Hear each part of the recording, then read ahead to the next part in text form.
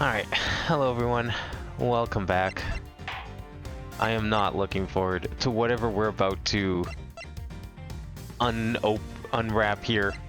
Like, it's even called the Very Big Circus. This is not something I should be looking forward to. I mean, on one hand I am, because I'm curious like who the fuck they decided to bring back for this.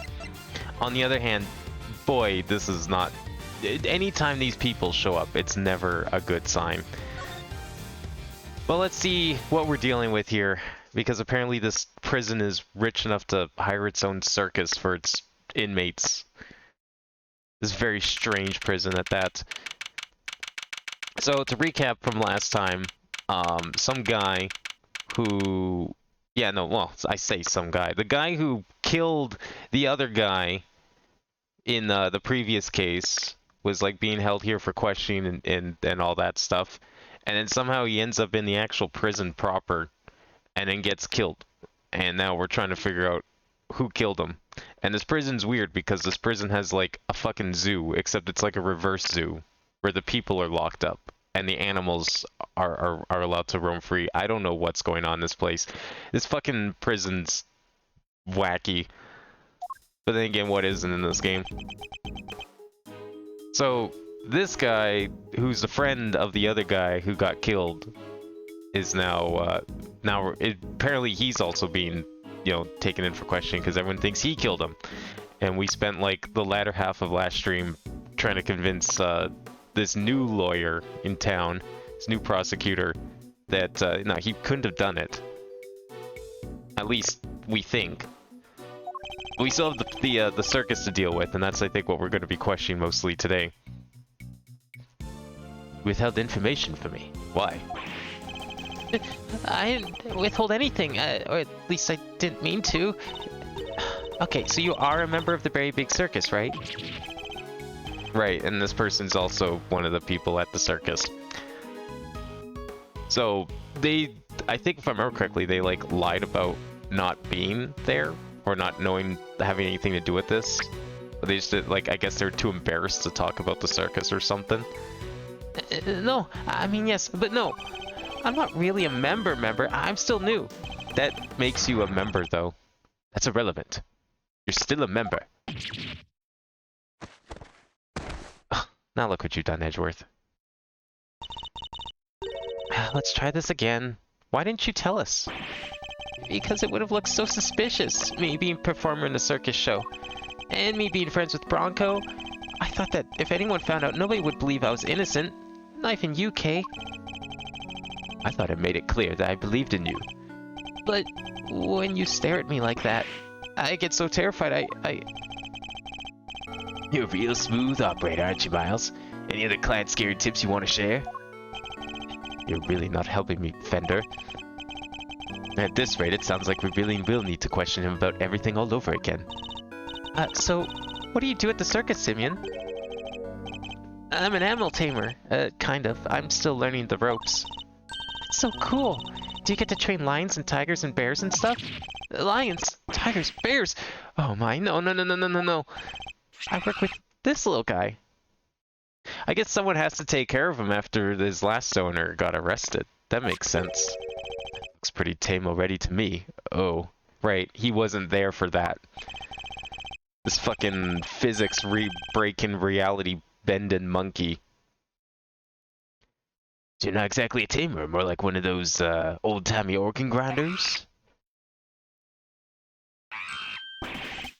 What is this, fucking Ratatouille? Oh, not now, money. I'm trying to... Oh, you little scamp. Okay, I was joking about the Ratatouille. I wasn't expecting it. Something tells me it's the organ grinder who's being monkeyed around. When we spoke to you before, you said you worked at a company. I was telling the truth. The circus really is a company. We all have titles and everything. The ringmaster's the CEO, and I guess you'd call me a gopher. I even have a line manager. She's head of the animal taming department. It's part of the showbiz division. She's such an inspiration. There isn't a creature in the world she couldn't convince to do her bidding. Even Miles here? I'd like to see somebody whip him into shape. I'm not some kind of creature, Fender.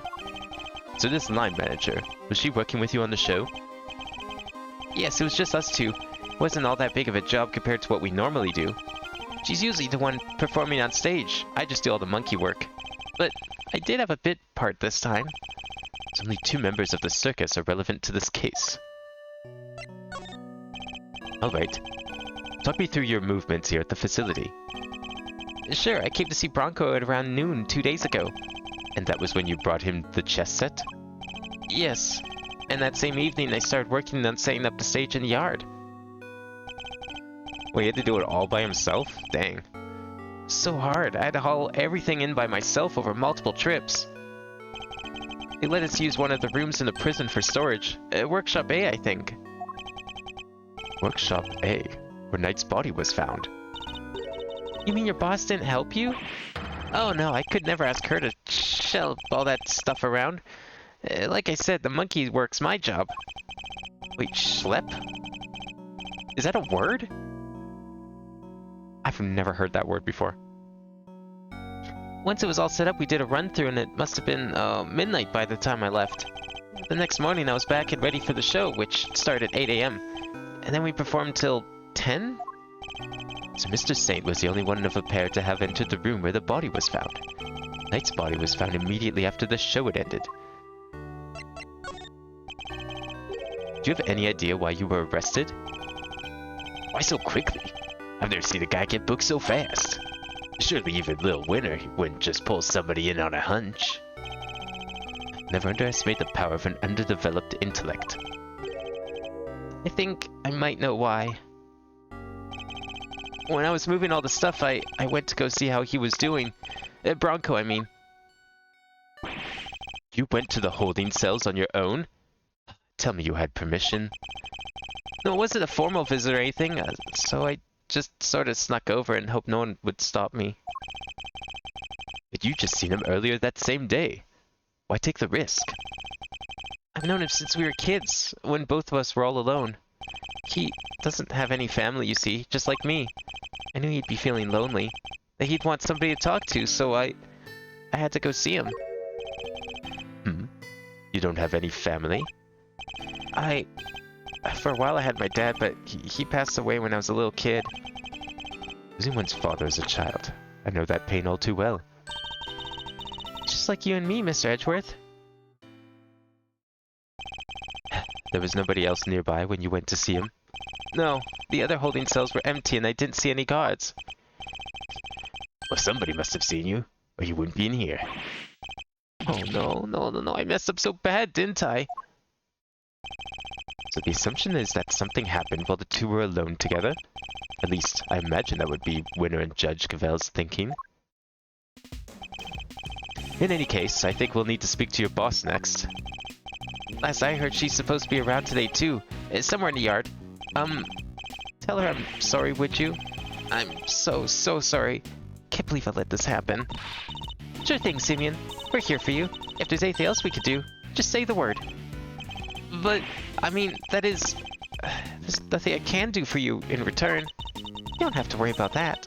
We're friends. We know what it's like to be in your shoes. We're all part of the same club after all. Right, Mr. Edgeworth? Fortunately, so, I'm afraid. Thank you for sharing such passionate details with us. Personal details with us. By the sound of it, you had little reason to kill Knight. If anything, you're the one most affected by his passing. And what's more, I simply don't believe a person as gentle as you is capable of murder. Rest assured, we believe in you. And we will get you out of here. Well, what do we have here? Gosh darn defense attorney, that's what. Bravo, big guy. Can't believe I'm saying it, but you even remind me of your old man for a moment there. I did? For the Book of Gregory, an attorney is a friend to the friendless. Simeon, me bucko, this guy'll suffer any hardship for your friendship. Things are gonna be simply, shiply amazing. I didn't realize Talk Like a Pirate Day had come early this year, Fender. That's just the thing. You never know when a pirate will strike next. Anyway, kid, you want some candy? No thanks, I don't like sweet stuff. Bummer. wouldn't mind a nice ship myself. A great thief's galleon for the dread pirate K. Yar, me hearties. We'll sail the seven seas together and claim the greatest treasure of all, the truth. If it meet timbers, you two will be the death of me. Come on, let's sail for the prison yard. With no sea shanties on the way, please. Where did the boat stuff, like, start? Like, he made one pun and now it's like everyone's starting it. Look, the shutter's open. That's the way out to the yard, I believe. Let's go take a look. Come on, what are you waiting for? Someone's excited.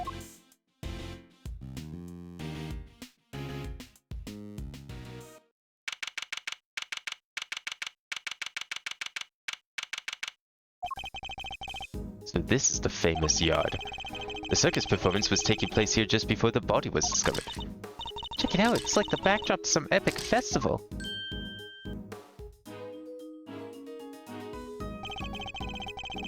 Most of the prisoners were assembled here when the body was discovered, which means that anyone who saw the show has an alibi. But we know there was only like, what, one person? At least that we know of, that wasn't at the show. Fucking saw it. That we interviewed last week. Oh. Okay. What the fuck? Why is there an elephant here? And why is she just... Why did she even do anything to it? Why would you just go over and, like, assault an elephant? Stop hitting me! Help, Mr. Edgeworth! Cease and desist, you beast! Yeah, that'll do it.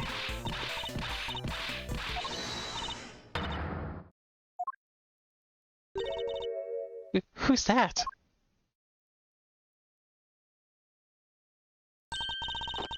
Oh, you found a new friend to play with. Good for you, girl. So she moved on to, like, elephants now instead of lions? I guess that's a little safer, but... I don't know. Elephants are pretty big. Play with? Your elephant nearly ate me! No way, she'd never do a thing like that. Zay doesn't even bite, at least not very often. So she does have a taste for human flesh. That's a little weird. An elephant enjoying human flesh. How'd you like meeting a real live elephant up close? Aren't you glad you did? Yeah, glad I didn't die. But you did have fun, right? Right? Hey there, sweet. Don't cry. She had a wonderful time, didn't you, Kay? Yeah, I'm sure she had a wonderful time getting fucking beat over the head. I mean, I should have seen Regina coming. But, like, why? Don't mislead the poor girl, Fender. She did? Oh, I'm so happy. Here, let me make it up to you. How about a hug? Keep your trunk to yourself. Oh, another new friend. Isn't this just the best day ever? Man, if she wasn't the ringleader's daughter, she would have been fired ages ago. I am Associate Defense Attorney Miles Edgeworth. Oh my gosh, I'm so sorry. I haven't even introduced myself. I'm Regina. It's so nice to meet you. I'm Kay, Great Thief Extraordinaire and Mr. Associate Defense Attorney's Great Associate. This self-introduction brought to you by the word convoluted. And your elephant's newest friend is Mr. Fender, the defense attorney. Oh, she's not just any elephant. That's Azaya, the Asian elephant. Zay stopped the second you told her to. You really have a way with animals, Regina. Well, I wouldn't be much of an animal tamer if I didn't. What? So you're Simeon's boss? That's right. Regina Berry, head of the Animal Taming Department, Showbiz Division, Berry Big Circus. Man, when did they get so formal with titles? Wasn't anything like that before. Thought everyone was just one big happy family. So lovely to meet all of you. Pleasure's all ours, mademoiselle. Name's Eddie Fender. I'm a bit of an ace attorney. So much for whipping me into shape. Yes, she's perfect. What are you muttering to yourself about, Kay? That positivity, that charisma, that energy. Regina, you make a perfect partner in crime for the Great Thief Yatagarasu. Great Thief? That sounds like fun. Animals and I have stolen the spotlight quite a bit in our time. That's one thing we don't want to steal. Gotta keep it on the down low, all stealthy ninja-like. But where's the fun in without a show? The down low sounds like it might get me down. Bummer. I think we got a fundamental difference of opinion going on here. It would indeed appear that negotiations have broken down. Maybe next time, Kay? Probably for the best. Well, Miss Edgeworth, let's get cracking. Too bad we can't see much of what's beyond that metal fence, though. I mean, would there even be anything beyond there?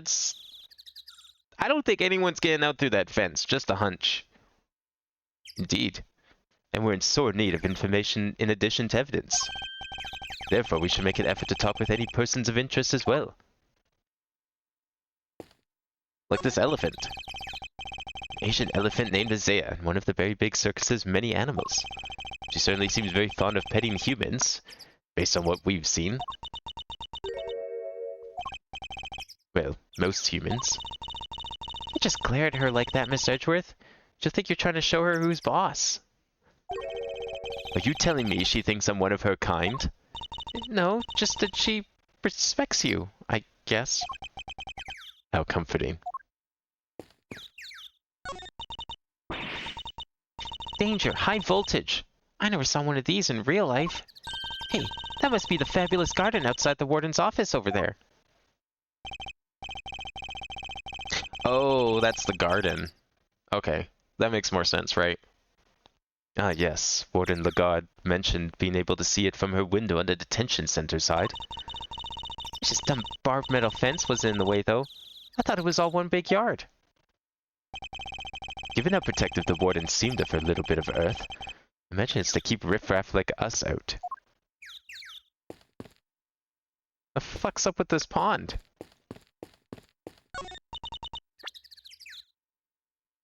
Hey! Who are you shouting at? Ponds like this usually have goldfish in them, right? I want to see if they'd come say hello. I only see water striders. Hey, water striders are cool. They can walk on water like ninjas. Whoosh. Man, I wish I could do that. So much for the goldfish. I don't think there's any fish left. The only thing there is bones. What the hell happened? This must be the stage for the show. Do you think people would be interested in a great thieving show? I'm sure the police would be very eager to attend. Probably be their favorite show. Why is he here? Hey Jack, how's it going? Simple, sturdily built well. I wonder if it was the work of the prisoners. Somebody's left a bunch of tools lying around. It's a long piece of rope and a pretty heavy looking weight. Let's see, it weighs 30 pounds. Oh, and there's some pulleys too. Okay, can you stop touching everything in sight? Oh, come on, it's not like I was gonna take anything. You're messing with the crime scene. Well, I don't know if this is the crime scene, but it might be the crime scene. What exactly were they being used for, I wonder? Keep missing mine chests? Well, I'm sure we'll probably get some mine chests today. There's got to be at least one more. I bet we're going to get to play some mine chests with Regina. That'll be a good time. Mr. Attorney, sir. How are you today, if I don't mind me asking? Today, we just talked to you earlier, Mr. Sod. Oh, heavens, I do apologize. Ever since I came to call this place home, I've been working on my interpersonal skills, you see. To be as annoying as possible. I'm currently helping out with the circus show stage teardown and cleanup. But if you have any need of me, I'll be utmost to help. I'm just chipping in and doing what I can, model prisoner that I am. Yes, and my stay in this prison has been see me reborn. The Frank Sod you saw before you is a changed man. Changed man? Who now targets the recently deceased? No, you misunderstand. That was just a moment of madness. Moment of madness? Ugh, you're a disgrace to all thieves everywhere.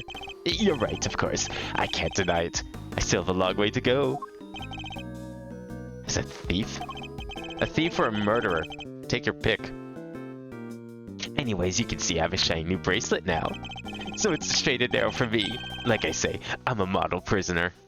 Right, except for the part where you just failed to mention that your bracelet was broken this whole time. And then took advantage of it. That a real model prisoner would need to keep telling me that. I'm doing everything I can to prepare for my eventual return to society. Isn't he in here for murder? What return to society? Yeah, you even skipped the show to focus on your training, didn't you? That's right. Only 2 inmates were absent, Sot and Canis. Why didn't you tell us about Mr. Canis sooner? Ah, that. Look, I don't think there's an inmate in this prison who'd talk about him if they didn't have to. He's, well, you could say he's the real one in charge around here. You didn't hear it from me, but, well, I guess it comes with being the fixer.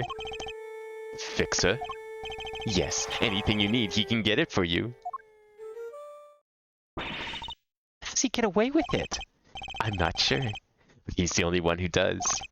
I heard he has a secret way of getting things into the facility. Imagine being the fixer affords Canis certain privileges. Not that I concern myself with such things anymore, of course. Right, because you're a model prisoner. I'm far more interested in perfecting my mud pack application technique. And what are these mud packs exactly? They're a special type of mud treatment, rich with minerals. It works wonders on their coats. I've been practicing on the animals here in the prison. I hope to treat them all eventually. Speaking of mud, that reminds me of a certain piece of evidence. Maybe I should try presenting it to him. Mud, you say? You mean like this glove? That's covered in mud? It's a rubber glove I dropped. Would you care to explain why it's so dirty? Oh, of course! That's mud from one of the pet treatments I've been practicing. I was giving one of the animals a mud pack right when the incident happened. I see. And around what time would this have been? Let's see. The show had already started, so around 9 AM perhaps? The thing is, the more mud I applied, the more in the zone I got. And the darker the animal's fur became. There's no trance quite like the trance one enters when one slathers an animal with thick black mud. Take that line out of context.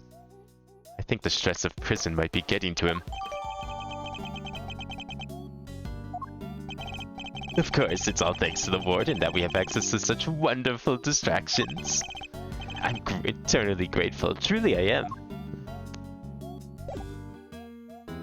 Is there another item we can present? Oh, maybe the tarp? It's also covered in mud. Oh, okay.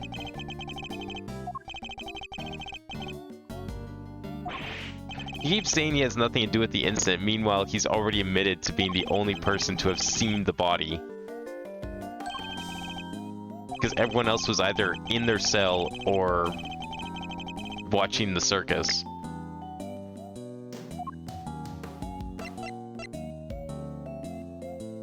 Maybe the rope? Nah, I doubt it. Is there any other evidence we have? Nothing from the prison area, anyway. Okay, we'll try the rope. Okay.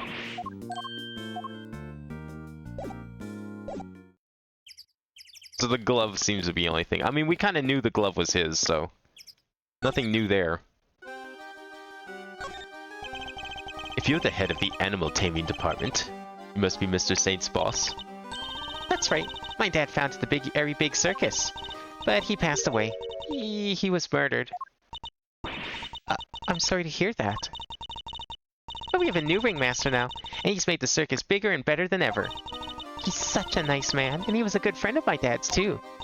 Wow, that's great. Lucky you. I know, right? It was his idea to set up departments like animal taming, magic, and ventriloquy. Only animal taming and ventriloquy have more than one person right now, though.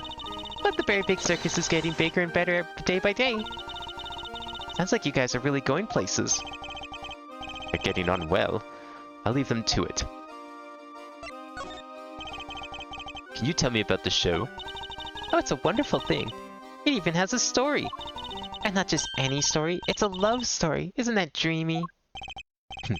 Sounds like a regular riot. So who's the star of the show? Let me guess. You? Oh, silly. That would be Isaiah. And she falls in love with none other than Regent the Tiger. It's a heart-rending saga of forbidden interspecies romance. Ooh, Nelly, I've heard of odd couples, but that takes the biscuit. And that's not all. There's a love triangle too. It's so romantic. That sounds pretty incredible, huh, Mr. Edgeworth? So the elephant is the heroine? I suppose there's a first time for everything. And, who's the third wheel? Oh, that would be the big old meanie who tries to tear our star-crossed lovers apart. Ooh, what animal do you think it is, Mr. Edgeworth? Given it's a circus, perhaps a lion? I think a raven would be cool, like a Yatagarasu. Nope, it's a sneaky monkey. That's certainly lowered the stakes. Oh, you mean money, right? Nope again. The role of the monkey is played by Simeon. What? That seems like a technicality, at best. Money's far too small to play against the Zayan Regent, silly. Anyway, the evil villain tries to tear Zayan Regent apart. Well, become the fated twosome. It's so exciting, isn't it? Wow, it sure is. So, Mr. Saint was more than just the literal helper he claims to be. Poor Simeon. It'd be terrible if he couldn't perform with us anymore. Is that a threat? Considering that he's working with a lion, actively? Without training, mind you. And considering she's in charge? Yeah, that's a big threat. Can you tell me about how you set things up for the performance? Oh, that's not really my area. Simeon took care of all the lifting and carrying. Such a sweetie. He offered to do everything by telling me to concentrate on the show. I did see him doing something near that well, though. A well? Recall seeing one behind the stage. We should examine it in more detail. You should have seen him moving those huge cages around all by himself. He's a total hero. Yeah, sounds like something he would do. Weeping all the while. Just going back and forth between the yard here and some sort of workshop with all the equipment. Prison gave us special permission to use it for storage. But he was the only one who went down there, so I don't know how much more than that. The workshop must be the one where Knight's body was found. I guess this confirms that Mr. Saint was the only performer to have gone to Workshop A. But this sucks. All we're getting is information that works against us. You have to help Simeon, Mr. Attorney. We're all counting on you. Just leave it to us. He may not look it, but Mr. Edgeworth knows how to get things done. And what exactly is he may not look it supposed to mean? Oh, you're back. Gina, cupcake! Oh, Warden Lagarde! I've been simply dying to sit you down for a chat, you exquisite little thing.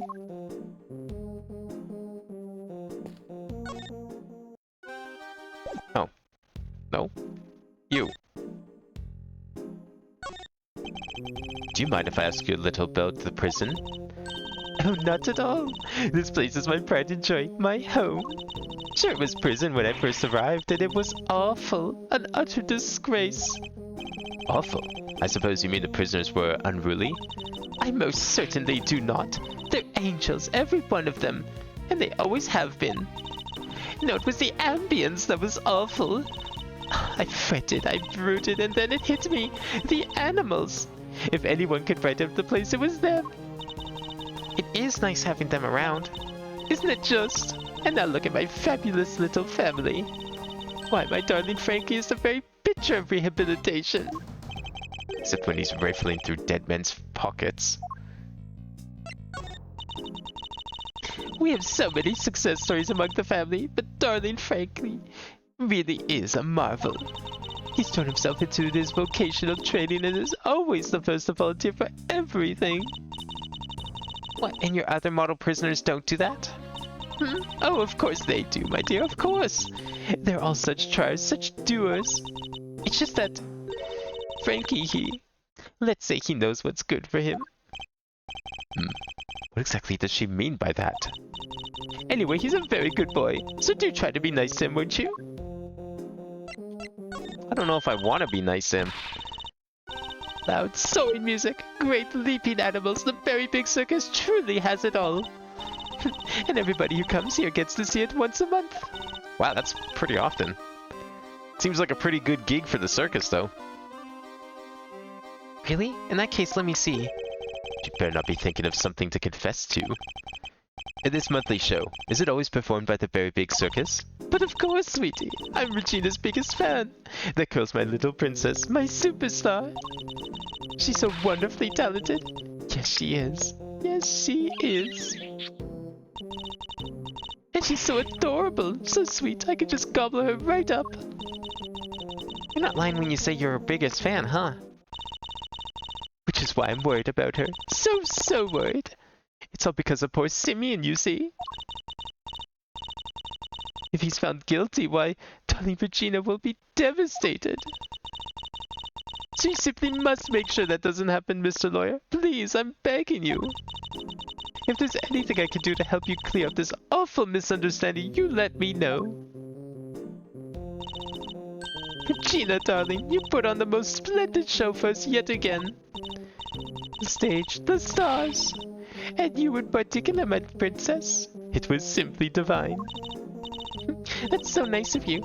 I hope everybody else who watched enjoyed it too. About that, dear, I'm afraid I have something awful to confess. There were some absences, you see. She must mean Connison saw it. We were 3 members short. Unbelievable, I know. How will you ever forgive me? Wait, 3? I'm sorry, but you're saying 3 inmates didn't attend the show? That's right, sweetie. I counted the seats myself. 1, 2, 3 no-shows. And I always make sure there are enough seats for everybody. But, Mr. Edgeworth, that's not right, is it? Indeed. As far as we were aware, Mr. Connison and Mr. Sart were the only ones not present. This doesn't add up. Who is the 3rd missing prisoner, and what were they doing? It seems we need to investigate further.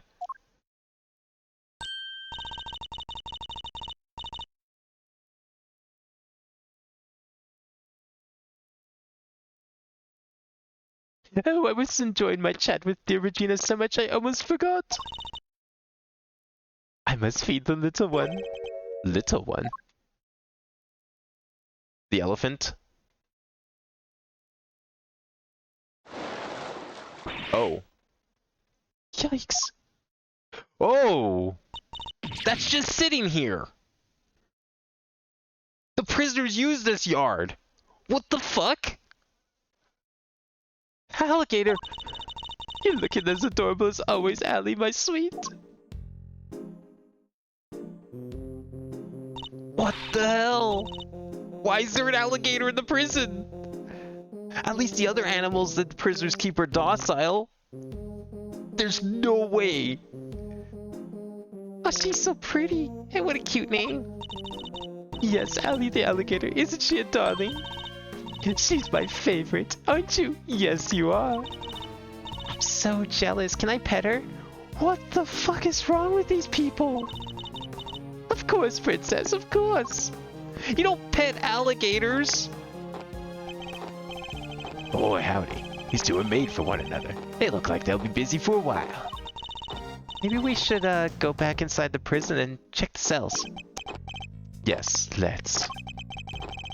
Perhaps we can find a clue there as to who our 3rd missing prisoner might be. Oh, I hate this already.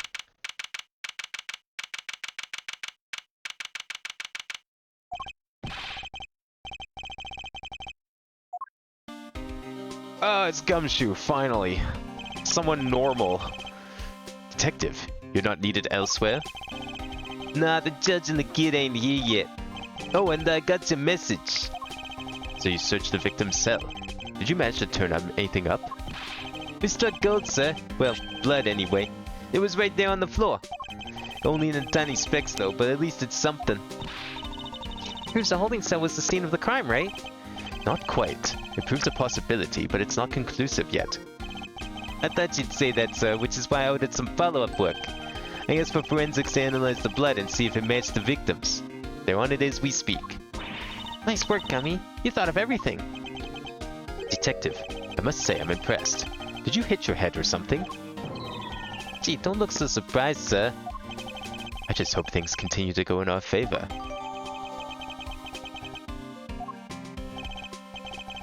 I mean, chances are pretty high, right? Like, how often would there be blood on the floor of a detention center cell? Alrighty, that's proof that the murder happened in the detention center. And for our next trick, we'll find out how that dog got over there. Don't worry, you can leave that one to me. Until the kid and his chaperone get here, we got the whole prison to ourselves. Which is why I brought my secret weapons along. Secret weapons? That's right. Few tools of the trade that helped me bust more than a few cases wide open. Behold, the 7 secret weapons of Dick Gumshoe, ace detective extraordinaire. Wait, 7? Didn't you used to only have 3? Well, I don't know about you crazy cats, but I'm sold. Miles? Very well, detective. We'll try using your secret weapons. You got it, sir. Let me run you through the list. Secret weapon number 1, my trusty old metal detector. If it's made of steel, silver, or scrap, this little guy right here will find it. So, detects metal. Very good, detective.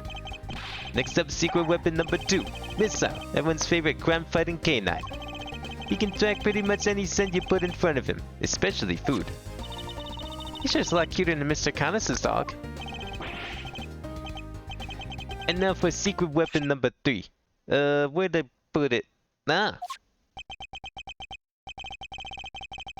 My one snapper short of a school, or is that a fishing rod? Don't tell me we're going fishing for clues. No? I mean, I just happen to have it with me is all. I see. Well, onwards and upwards, detective. Let's see what else you have. That's all she wrote, sir. Yummy, you're 4 secret weapons short of your so-called 7, and one of them was a fishing rod. Sorry, but that's all for today, okay? I'll show you the rest next time. Why do you think I call them secret? I can't just go around staring at everything at once, that's crazy. In that case, I suppose the 3 you've deigned to reveal to us will have to do for now. Oh wait, which one do you want to try, sir? What did we even use the last time we were given this option way back in the first game? Missile?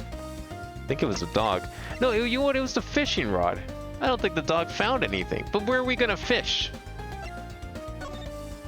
Actually, I know exactly where we're gonna go fish, and I hate the notion of it. Let's give that fishing rod a try.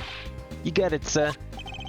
There's a pond in the prison yard. You may find something helpful lurking in the depths. Yes, sir. Leave it to me. Yeah, you know what? You go and see if you can fish up any clues, Gumshoe. Much appreciated. You know, maybe Edgeworth might even give him a raise if he's successful. What's the matter, detective? I'm not gonna believe this, sir, but had something big for a moment and then took off with the bait end of my fishing rod. There's a real whopper looking in those waters. Come to think of it, there's an alligator living in that pond. He just casually forgot. I probably shouldn't tell the detective that he nearly lost more than just his secret weapon. Looks like that fishing rod will be much use, sir. Let's try something else. Oh wait, which one you want to try?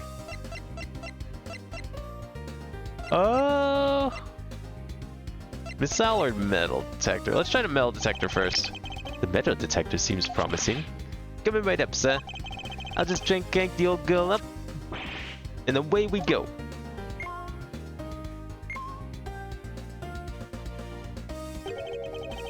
Is everything alright, detective? Uh-oh. Looks like I should have brought a spare battery. Classic Gumshoe. This isn't gonna be much help. Sorry, sir. Looks like the metal detector will have to wait. Let's try something else. Alright, which one do you want to try? Well, I guess the dog. You got it, sir. Hey, Missile! Here, boy! Oh, he really came! So what are we checking? We're trying to find out how Mr. Connors' good dog got to the holding cells in the first place. I suspect the same route was used to bring Knight's body back to the prison. So we give the pooch a sniff of the body. And he'll find that route for us.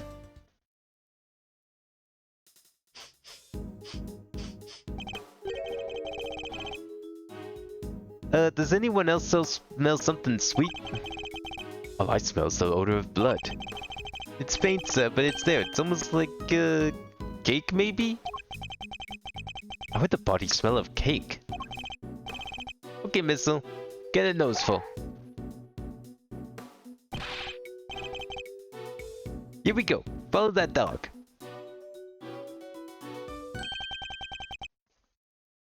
That's the way, too. He's headed for maximum security. Uh-oh, he's going in. Then we'll just have to follow after him.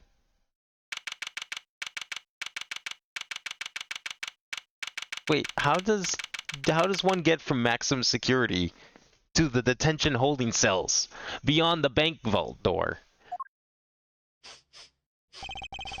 Also, where's Canis? This is Canis' cell, though the man himself is absent, it seems. Is he meeting with someone in the visitor's room? I didn't think people in maximum security would be allowed to have visitors. Do you think Missel's onto something? Shh. Looks like maybe he is.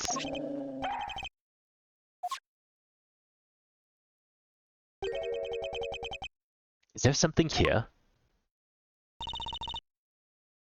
Let's get snooping, Mr. Edgeworth. What is here that wasn't here before? Is it the cookies that they smell? Tea and rice crackers. Oh, I guess they're rice crackers. Mr. Canis clearly doesn't lack for comforts. I'm surprised they didn't translate those to, like, cookies or something. I mean, what with, you know, ramen being turned into hamburgers and beef buns being turned into hot dogs? You could have easily just called those cookies. I would have known. I mean, heck, they even look like cookies.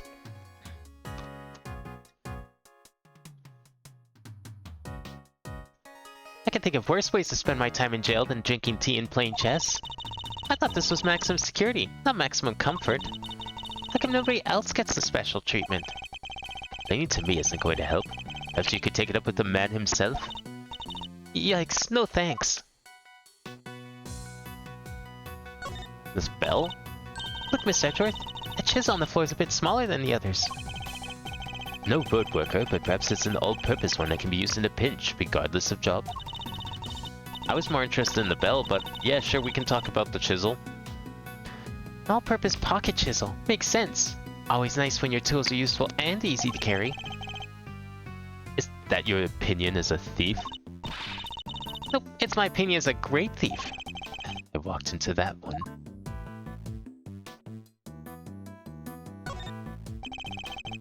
Mr. Canis' chess set, complete with his special dog piece. That's not a chess set, that's a whole chess table with legs. Looks like it might be worth something too. It's not inconceivable, some of them are. This was quite a nice one. I wonder if he made it himself. I never would have pegged Mr. Canis as a chess fan though. But with the whole Eastern aesthetic he's got going, I thought he'd be more into Go. I mean, shogi? Hello? It's not that either? Go, huh? Can you play? I can play Go Fish. We already tried that. It didn't work too well. Not the same thing, Kay. Not even close. Mr. Canis' chisels. Everyone a potential murder weapon. That reminds me of something. The furrows in your brow. When you frown, it looks like somebody took a chisel to your forehead. I have no idea what you mean. See? They're so deep. Don't tell me you don't see it, Mr. Wood Carving Face. You quite finished?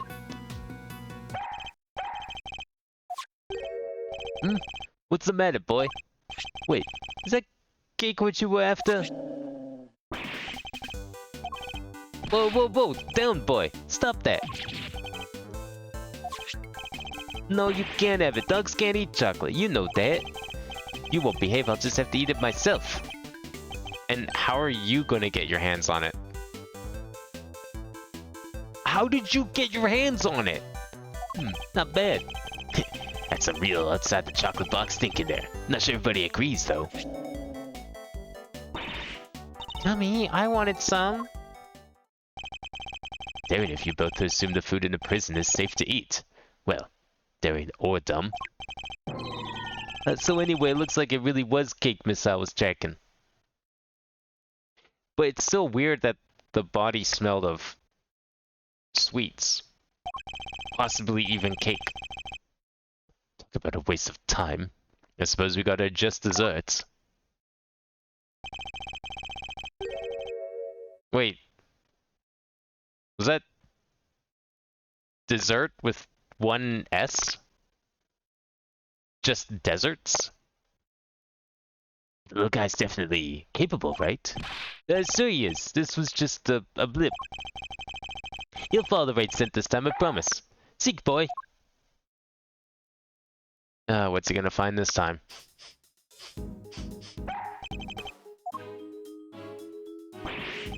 Ooh, I think he's onto something.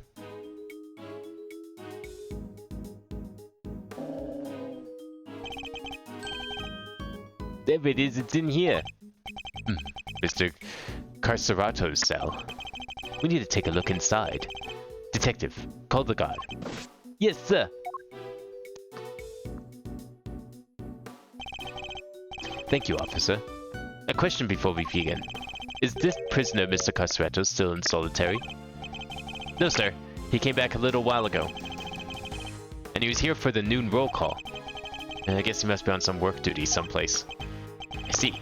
Now, if you'd be so kind as to open his cell. Yes, sir. Oh, wow.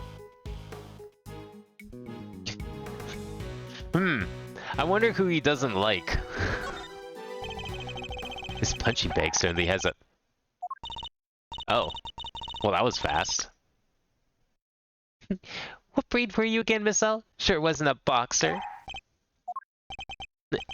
No way. No way indeed.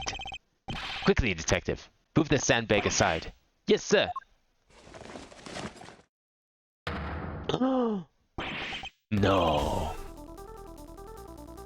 Oh, could this be? Whoa there, wait, Miss L. I'm going in too. Wait, stop. Sir, I'll go get her. Oh, that's tight. Should have eaten that cake. He's gone. Well, I'm not going in there. Guess we'll just have to wait. What, you don't want to get your suit dirty? You sure you don't want to go in there? Hello, Kay? Are you alright? You're not gonna believe this, but we're in the detention center. The detention center? That hole. It's a tunnel that leads right to Mr. Knight's cell. What? Don't go anywhere. I'm on my way. But we didn't see any holes. Unless it was under the bed.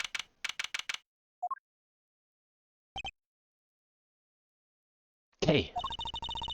Hey there, Miss Edgeworth. Guess you could say we made a breakthrough. Quite. At least I came out unscathed, I think. Sir, the floorboards under the bed were torn up. Oh, yeah, they definitely were. So that's how they did it. There's no doubt about it. This must be the bridge we've been looking for. The corridor connecting the detention center and the prison is locked down by heavy security doors. But with the help of this tunnel, it can be circumvented. That's almost impressive that he was able to, like, dig a hole straight to the detention center cell that he wanted. Without, like, any directions or anything. It was a sweet scent that started this whole search. Could it be the scent was in fact coming from Knight's body after all?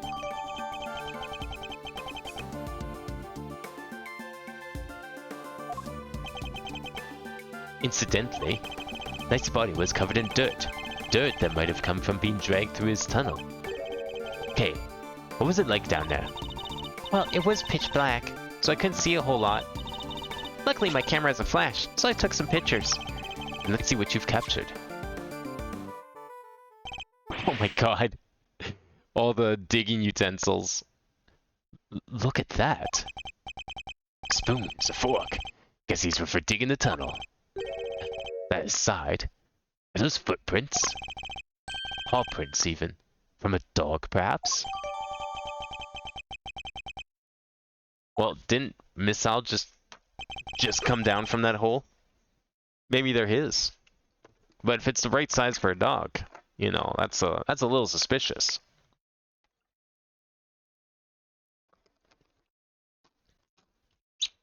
This is a vital piece of evidence. However, it begs something of a question. It does? Mr. Carceretto has certainly been making use of this tunnel, which means... Detective, we need to find out where Mr. Carceretto is, immediately. My suspicions are correct. Huh? Ah, nuts. The guards were alerted and they began searching for Mr. Carceretto right away. But after a thorough investigation of both the prison and the detention center, he was nowhere to be found. Uh-oh. We got an escape criminal on our hands. Well, have the police been notified? Yes, ma'am. We just finished liaising with them a moment ago. They've set up a cordon around the entire facility. Good. The first blemish on a prison's spotless reputation is always the ugliest. It won't happen again, ma'am. Rather different toward in regard to the one we've seen so far. Mr. Edgeworth, was it? I really can't thank you enough for finding that tunnel, darling. Sadly, it may have been too little too late. It seems he might have already left the building. I'd say that's unlikely, Warden. After all, there's a security gate at the exit to the detention center. You're not suggesting he simply walked through it? What's to say there was only the one tunnel, sweetie? I suppose that's true. Well, whatever the reason, this is no time to be standing around chit-chatting. Mr. Edgeworth, would you mind continuing with your investigation? It would be my pleasure. And you three can get back to your posts. Yes, ma'am.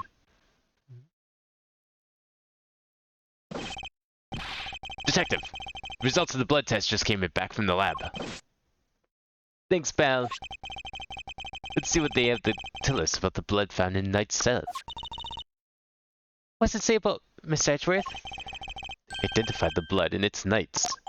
Well, there we go. I think that pretty much seals it. Man was attacked, possibly by the dog, in his cell, then dragged underground all the way to, whatever, the other guy's cell, Canis' cell.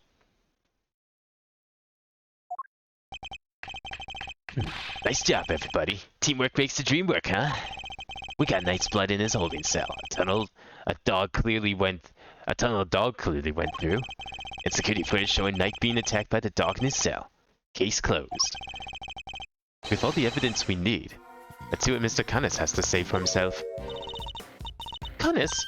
Oh, darlings, are you sure? Do be more careful around him, won't you? He's as well connected on the outside as he is in here. I suppose he would have to be. How else would the so-called fixer stay in business? The police have been trying to track down his accomplices for the longest time. Even I've had to lend them a hand myself, you know. So that's what this was all about. You still not talking, ma'am? Even with the evidence you borrowed from the precinct?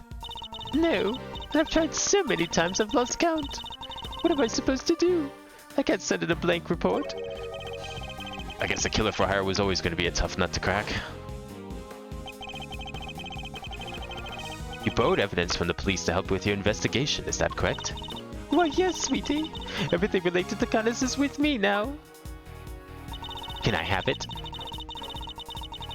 Heaven knows how many times I've called the secretive scoundrel into my office to talk to me. And no matter what I say or how much evidence I present him with, he simply won't say a word. A prison warden conducting interrogations himself? That's irregular, to say the least. Let your guard down and he'll devour you whole. Be careful, darlings. You have been warned. Ooh-wee. And here I thought things couldn't get any spicier. Is it time for mind chess? Or didn't we... No, we didn't do mind chess with Canis, I think. I don't think we did that already. We just interviewed him.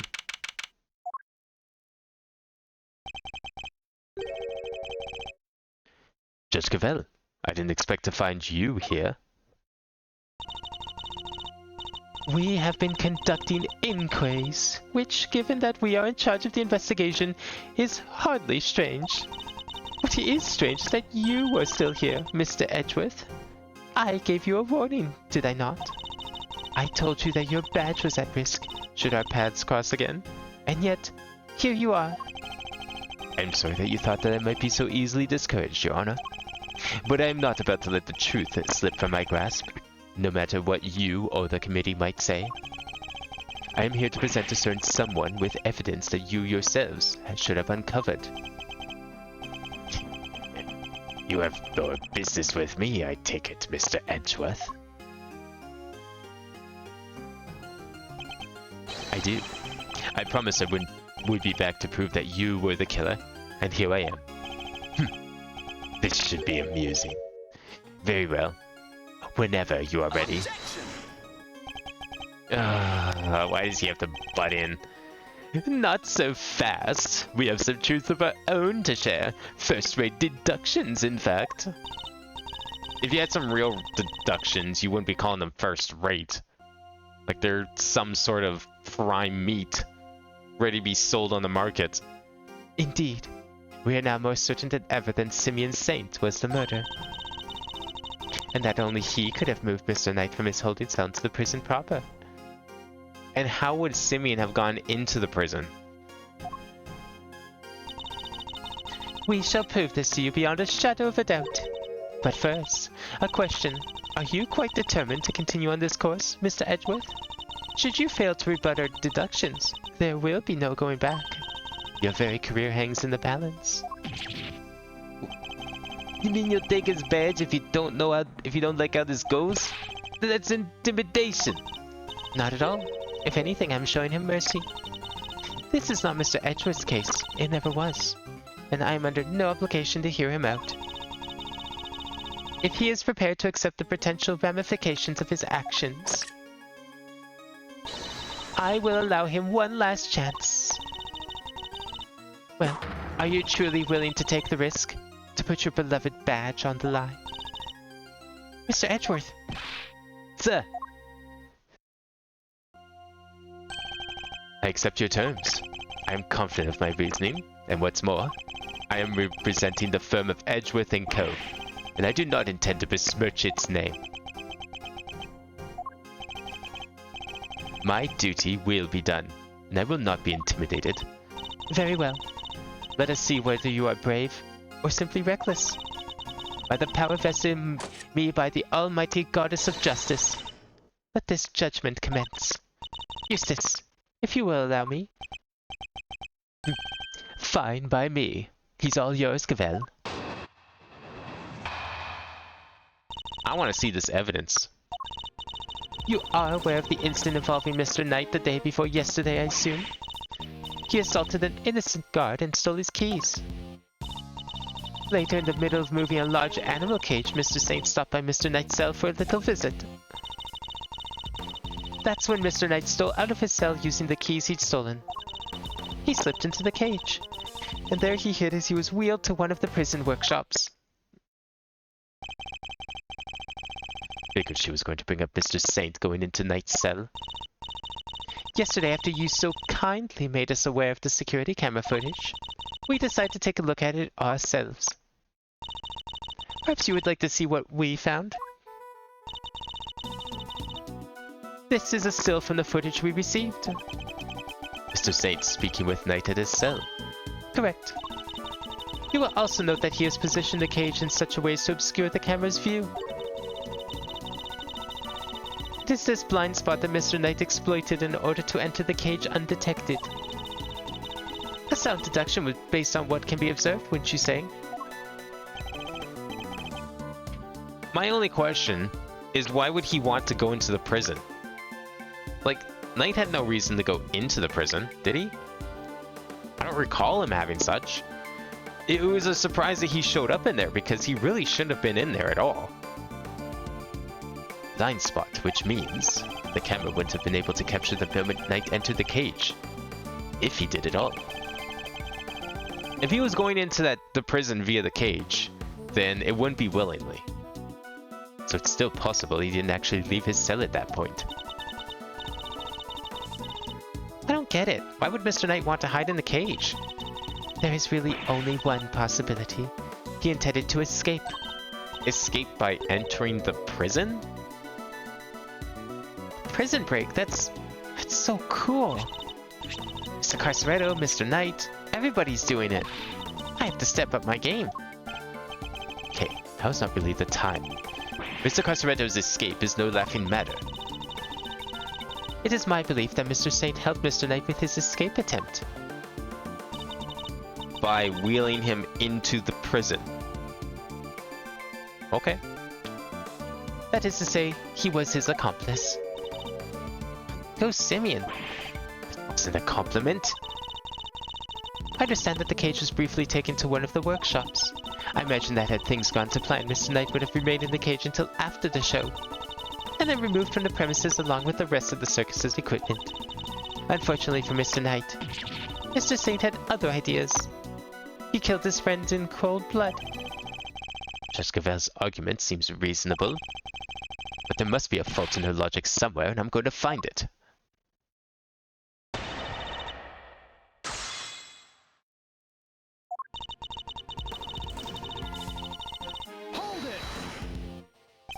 Your Honor, about this incident.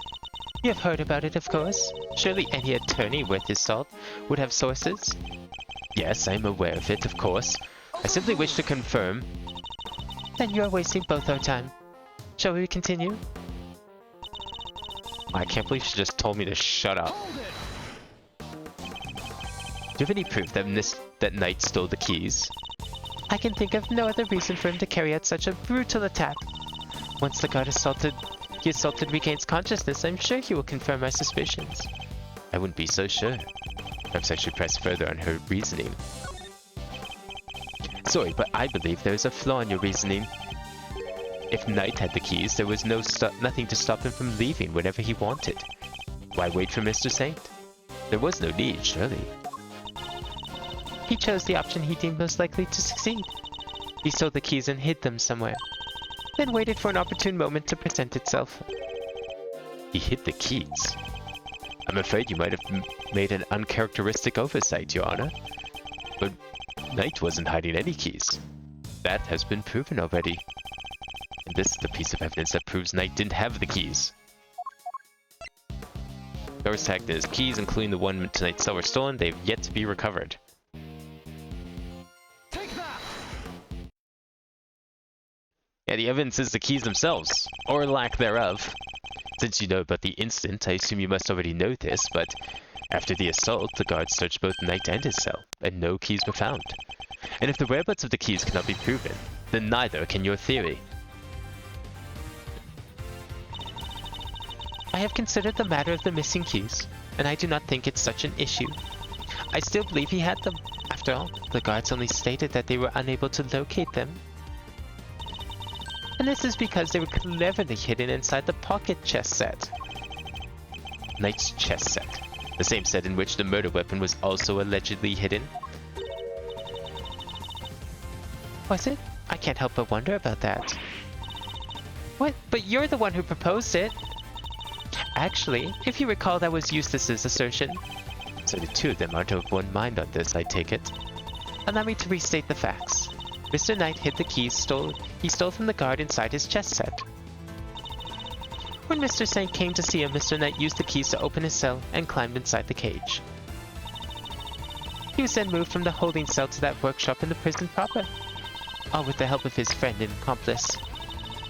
Had things gone according to plan, he would have been taken out of the facility after the show. But they did not. Instead, his accomplice murdered him while the show was taking place in the yard. And why would he have done that? What? Where's the motive? But Mr. Saint was a part of that performance. How would he even had time to commit the murder? How indeed? Allow me to explain. As you know, many stage performances follow a set narrative. Yesterday's show was one such example. She's done her homework, I see. The suspect played the role of the antagonist opposite the elephantine heroine of the show. In the later part of the performance, the heroine's love prevails and the villain is defeated. Its victory is depicted in a very unique manner, whereby the villain is sent flying from the stage by the heroine. He's sent flying by the elephant? Isn't that dangerous? Having been ejected from the stage in this manner, the villain no longer appears in the performance. In other words, the suspect did not appear on stage for a period of approximately 15 minutes. And you're saying the crime took place during that time? Yes, I'm afraid so. After all, it's more than a sufficient window, wouldn't you say? Perhaps, but I don't think the timeline lines up with such a theory. Committing the crime and returning to the stage in that short 15-minute window is only possible, assuming that the murder took place in the prison proper. But in fact, Your Honor, the real scene of the crime was Knight's cell. I seem to remember telling you that I would not accept that part of the security footage into evidence. Yeah, you're just moving the goalposts, lady. And you won't have to. I have proof of a different kind. Very well. Would you be so good as to present it? What proof do you have that the murder took place in the victim's holding cell?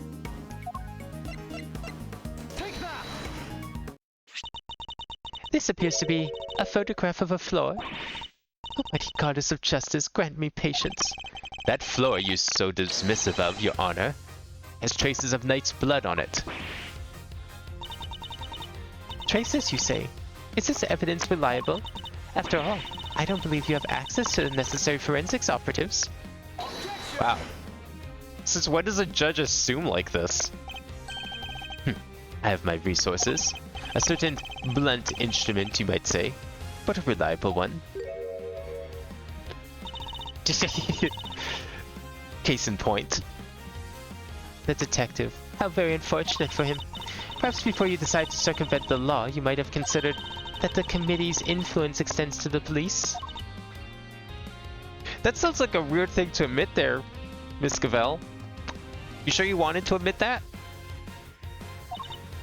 Oh no, that Gummy's badge is on the line too. Forgive me, Detective, I didn't mean to put you at risk as well. I will enter the fact that Mr. Knight's blood was found in the holding cell into evidence. However... Objection!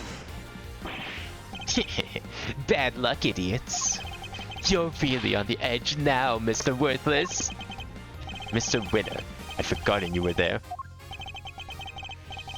I just butted in to tell you that your entire argument is one big inconsistency. You showed us camera footage of a dog killing Mr. Knight in his cell. Are you saying the mutt also wiped the blood up before it left the scene? You know what? He's got you there. Uh-oh. What other tricks can it do? A blood-wiping jog. You're a joke. You'd have wiped that blood up, wouldn't you, boy? Yes, Helmet. Yes, you would. What? That was one of the tricks I taught him before our work together was so rudely cut short. He's a very tiny boy, you know. Never misses a drop. I wouldn't do to leave any evidence after all. Wow. Gotta say, he's got you there. Saved by an assassin of all people. Jeez Louise, you could have just taught the little guy to shake hands. Oh, he does that marvelously too. Although the way I taught him to do it is somewhat unorthodox. First he bites down hard on the victim's hand. La la la la, I'm not listening. I see. Very well then, Mr. Edgeworth. It seems you may have gathered some evidence worth considering. You underestimate the... Wait, I'm not done yet. I just thought of something else. Overruled. Oh boy, somebody's taking no prisoners. Eustace, would you be so kind as to allow me? All yours, Gavel. Well, do you accept the truth now? The crime took place in Knight's holding cell, and the assassin's dog was the killer. My position is the same as it was yesterday. Until you can explain how the dog moved between the prison and the detention center, I cannot accept your theory into evidence. Oh, well, boy, do I got something just for you. I thought you might say that, which is also why I'd like to show you something else. This piece of evidence shows how the dog could freely travel between the prison and the detention center. Take that! This is... It's a secret passageway. It runs beneath the prison. What? Secret passage? It was dug by one Mr. Rocco Carceretto, escapee.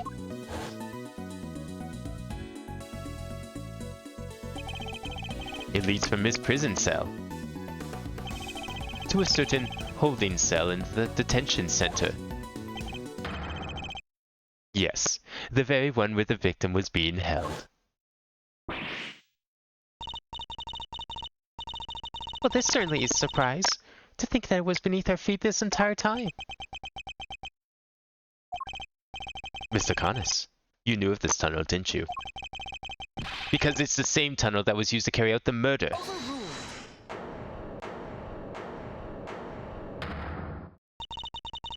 In the name of the goddess of justice, overruled. Mr. Edgeworth, you are out of line. How so, Your Honor? Evidence is everything, whether in a court of law or at the scene of an investigation. Isn't that your little catchphrase? Well, it just so happens I have some evidence of my own. Bronco Knight's autopsy report. God damn it! She hit us with the fucking autopsy report. His own trick used against him. His autopsy report? When did we get that? How do you not know you had it? The police handed it to me only a short while ago. The findings are still preliminary, but it has something of value to tell us nonetheless. The goddess of justice speaks to us through these pages, Mr. Edgeworth. Cause of death, stab wound to the throat, and the weapon is said to be a sharp blade of some sort. I mean, could that not just be like a dog's tooth? They're pretty sharp. They're blade-like. They eat raw meat. That sounds like a knife. Hey Duck, how's it going? Yeah, except they updated the autopsy report this time. We didn't have an autopsy report. We were never given such a report. And yet here she comes, waltzing in, laying us with the old autopsy report line, dancing all over our corpse of a failed testimony. Seems the victim was stabbed repeatedly in the same spot, resulting in an ugly wound. As such, the police have yet to identify the exact shape of the weapon, but its overall nature seems to be beyond question. It is a bladed metal instrument. And what makes you think it's metal? There's other kind of blades, you know. In light of this evidence, do you truly wish to continue with your flight of fancy? Or will you now claim that the dog used a knife instead? She does know dogs have teeth, right? That will be all. This court is adjourned. Wow, not even a chance to rebuttal? Okay. Sculpting chisel also fits? I mean, yeah. Maybe the dog knows how to use it. Apparently the dog knows how to clean up blood. So, why not, right? But the tunnel, the paw prints. What of them? Helmet is something of a wanderer. Perhaps he just happened across this tunnel one day. Although, I can say for certain, I myself cannot wander quite so freely. That would be quite a coincidence. I can't prove it's not the case either. She sure knows how to keep a secret, huh? Kinda wish she kicked us in the teeth a little earlier with that. She was baiting me, waiting for the perfect moment to crush me with that autopsy report. Just like he does. And I fell for it. Hook, line, and sinker. Doesn't feel so good when you're on the other side, does it, Edgeworth? You're a lead attorney for the defense, correct, Mr. Fender? This is the interim autopsy report in question. I do apologize for the delay. Wait, she's just gladly handing it over to the defense? If Phoenix ever gets the autopsy report for free, he has to, like, beg for it. Yeah, no sweat. Thanks for hooking us up. Interim report suggests that the cause of death was a stab wound to the neck inflicted by a sharp blade. Death was instant. Yep, this all checks out. Yep. Mr. Fender, a handshake is not necessary when receiving official court documents, you know. So please feel free to let go of my hand. It's not a holy relic, after all. I was just trying to be friendly, Your Honor. Had you lingered a moment longer, the goddess of justice would have spoken to you through my gavel. Alright, I got it. Dog used a knife. Clearly something hasn't played Gen 8 Pokemon. I haven't. Is that a thing in Gen 8? I actually have not played Gen 8 Pokemon. 3, 8, and 7. Those are the 3 I have not played yet. I guess technically 1 as well, but I've seen most of 1 in various forms, so I think I've indirectly played 1 at this point. Nice work, Gavel. Just like we planned it. I did only as you instructed, Eustace, but thank you. Wait, he was in charge the whole time? Sure, alright. That's one thing I won't believe. This report came from the police. I have no choice but to accept its legitimacy. But if the dog didn't kill Knight, then that takes Connors out of the running. Yeah, but surely the dog helped. The goddess of justice speaks to me, Mr. Edgeworth, and she is merciful. She tells me that you might yet keep your badge if you will finally abandon this fruitless quest. Well, what's that move, sir? I think she really means it this time. What do you think, detective? My answer remains the same, Judge Cavell. I will see my duty done, and I will not be intimidated. Even with how things stand, you still refuse to concede? This may very well be your last chance.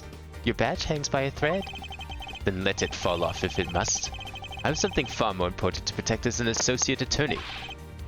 My client. The goddess of justice is no doubt saddened by your refusal to accept yet another offer of mercy. The main legend of Pokemon Sword is a wolf with a giant sword in the mouth. Oh. So it's fucking Okami or something? Attaboy, Miles. That's what I like to see. Looks like the defense never rests. It's really starting to mean something to you. Credit to your old man, though. He's the one who said it first. My father? In fact, I could swear I saw Gregory's spirit in you for a second there. You said you've changed since your days in Von Karma's shadow. I didn't believe you at first, but I'm starting to. Thank you, Fender. Alright, kids. This is where the rubber really hits the road. Put your thinking caps on. It's make or break time. If it's true that Knight was off with a bladed weapon, does our whole case really fall apart? A bladed weapon? Of course. There were 5 chisels in Connors' cell when we last looked. Former assassins certainly wouldn't struggle to commit murder with a tool like that. In which case, the weapon that killed Knight was... Have you quite finished? It would be in your best interest to concede.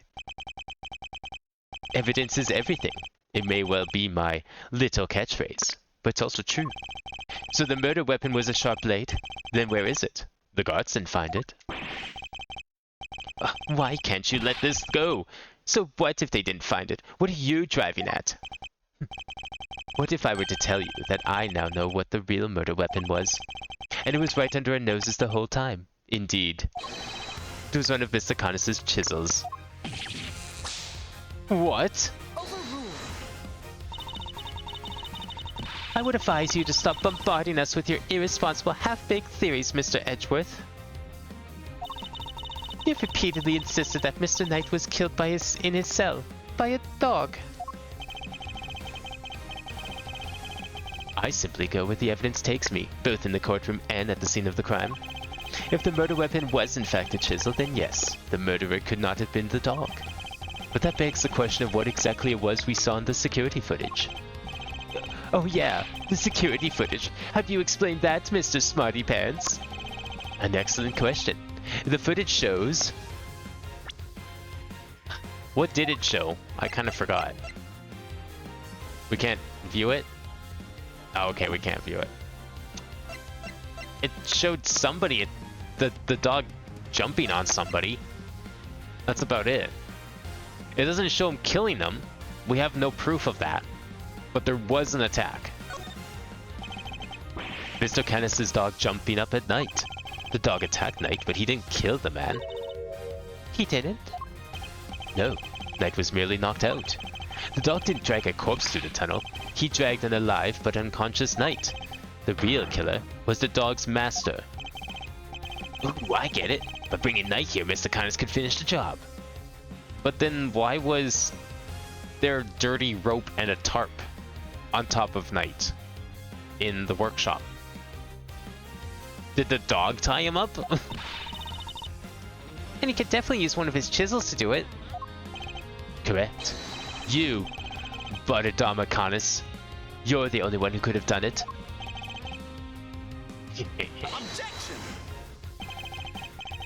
Hey, Mr. Edgeworth, you ever get this on your report card? Refuses to listen. Must learn to respect others. You asking me or confessing to what's on yours? We already searched Mr. Canis' cell from top to bottom. Right, Gavel?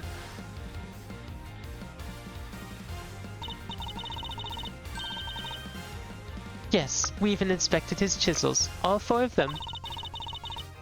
There wasn't a single speck of blood. Wait, 4? That's not right. Why, thank you, Your Honor. You have just confirmed my theory.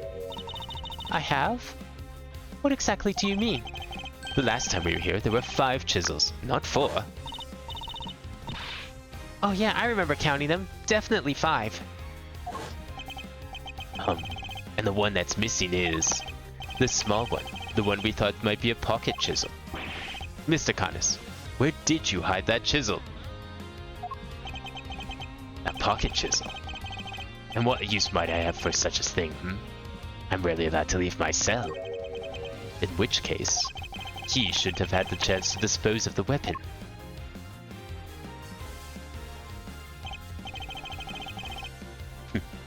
You've dug your own grave, Mr. Canis. You seem to have an idea where this missing chisel might be, Mr. Edgeworth. Would you enlighten us? For a man who can't leave his cell of his own volition, Canis can only hide in the chisel here. Take that! Mr. Canis is still a prisoner, despite the comfort he enjoys. He is rarely allowed out of his cell. He could have given the chisel to his dog to leave somewhere, but that would have been far from ideal. He would have no way of guaranteeing where it might end up. Intriguing. Do go on, Mr. Edgeworth. Furthermore, this room is the one place where a bladed instrument wouldn't raise an eyebrow. 4 chisels, 5 chisels, who's counting? A fact he took full advantage of. Ah, the old keep the incriminating evidence close routine. Classic. Objection! But I looked. I searched the whole cell myself, and there's just nowhere he could have hidden it. I'm certain that the murder weapon is here, and that the reason why no one has found it yet, because it was hidden in such an ingenious manner. Do enlighten us, Mr. Edgeworth. What was my ingenious plan? Miles, there must be a hiding spot he could have made use of. Think about when you came here previously. What are you missing? There's a bell on the chisel. Why was there a bell on the chisel? Because it was tied around the dog's neck! That's why! Let's get out of here. Come on.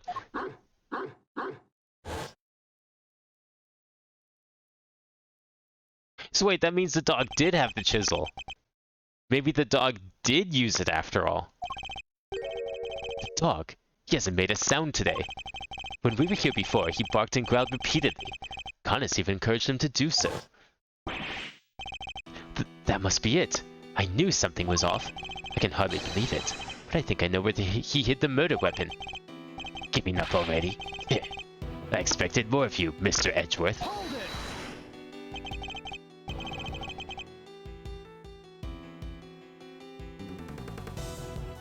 Now, why didn't you tell me we're on? What?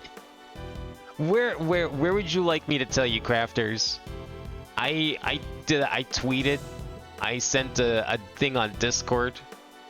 I mean, if there's another channel you people are using that you'd like a thing, do you have notifications on Twitch? DMs? I don't DM people. I'm sorry. But if you're in the Discord, you should have gotten a message. Maybe, do you have the tag? Perhaps you don't have the tag. I don't know if you have the tag or not on the Discord server.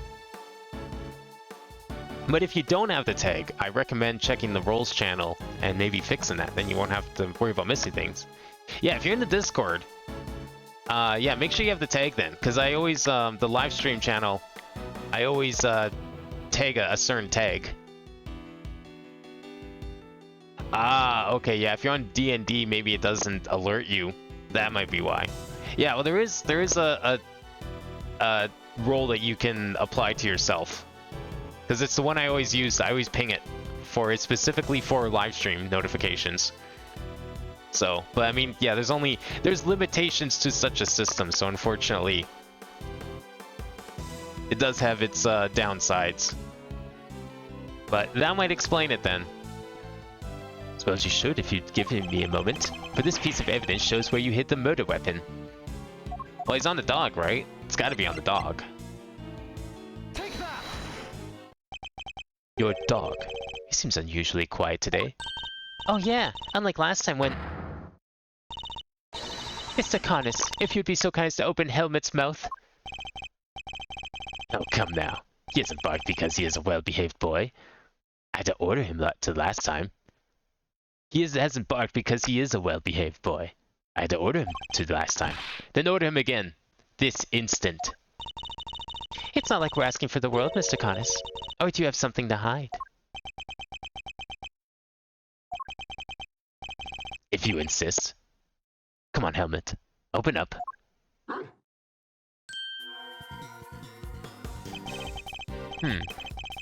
If he's willing to show the chisel, then it might not be the murder weapon, is it? You're just acting like Gumshoe. Oh. Well, shit, you got me there. What? A chisel in the dog's mouth? Why is there a chisel in the dog? Why did you word it like that? I thought he'd been strangely quiet. I guess his brain had finally caught up. Eustace, don't you be a good boy and call forensics. Tell them it's urgent. Okay, okay. Gumshoe's your favorite character besides Apollo? I'm looking forward to Apollo's game. We're very close to playing it after all. We've only got like, what, 3.5 cases left maybe? Probably a little less than that before we move on to Apollo. Because that's like uncharted territory for me, is anything beyond like game 3. Our findings are as follows. Traces of blood were detected on the chisel. What? Not such a half-baked theory after all, was it? Alright, so we're on the same page here. This is our murder weapon, yeah? The forensic evidence cannot be ignored. We have no choice but to concede that it is most likely the case. Contains traces of blood, but we haven't determined it's Knight's blood, but I mean, why else would there be blood on it, right? I think it's safe to assume it's his blood. Mr. Carnus, in light of the discovery of the murder weapon, the court demands that you explain yourself. We found the route that your dog took to the holding cells, and now we have the chisel. How do you propose to talk your way out of this one? You never fail to entertain, Mr. Edgeworth. Why does he always laugh like that, even when it's not funny?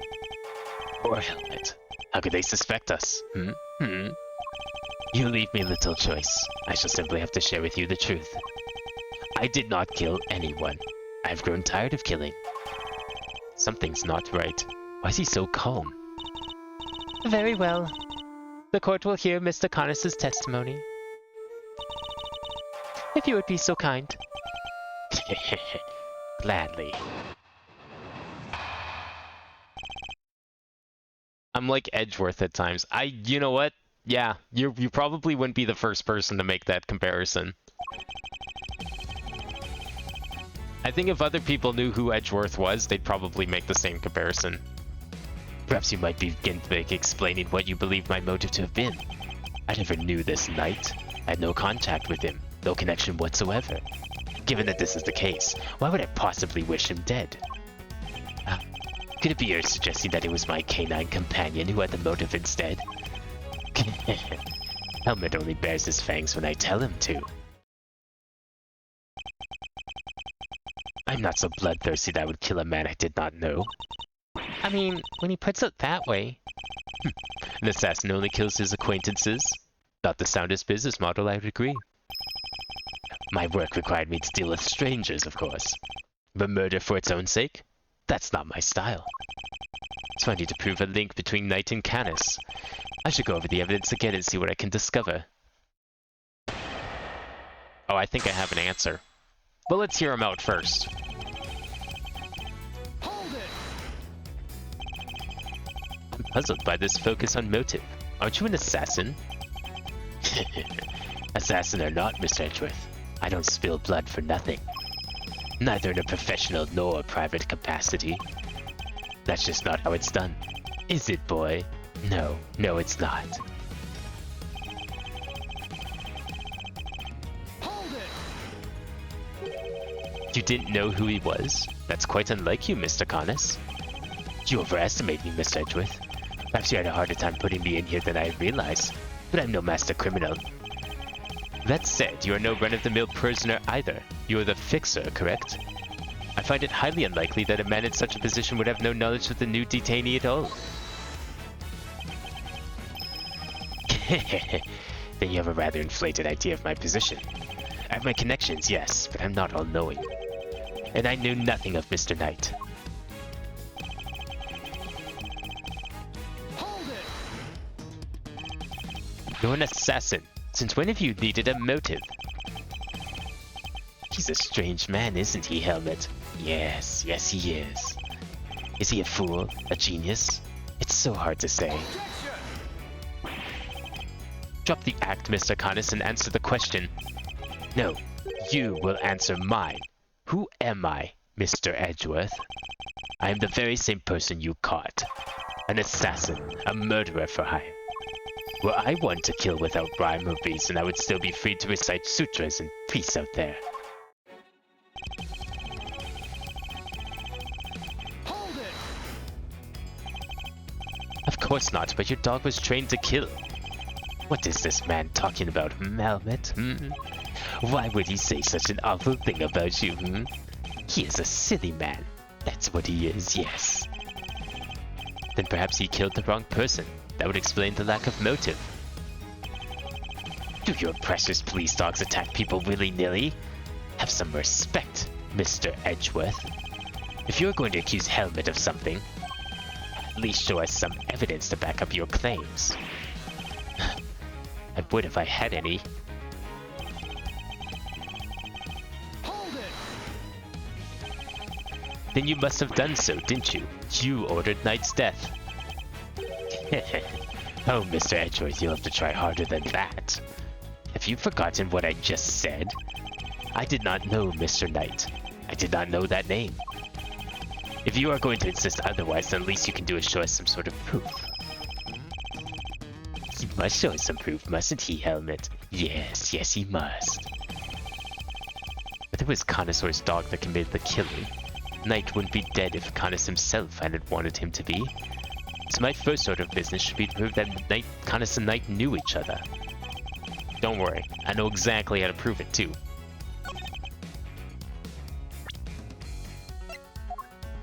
Perhaps you remember a little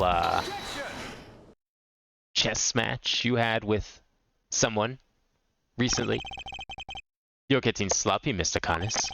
You may have trained your dog to clean up your mess, but some things still require human touch. We found this in the victim's room. It's a record of a game of correspondence chess. What's more, the game depicted matches against the game laid out on your board. What? The number of possible games has been calculated to be 10 to the power of 120. And that's on the low end. Wait, so that's 10 times 10, 120 times over, right? 100,000? I give up. I mean, what do you even call a number that big? Well, it's more than a Google, I'll give you that. A vanishingly unlikely coincidence, that's what. Now, tell us why you killed Knight. Unless, that is, you'd prefer to explain the coincidence.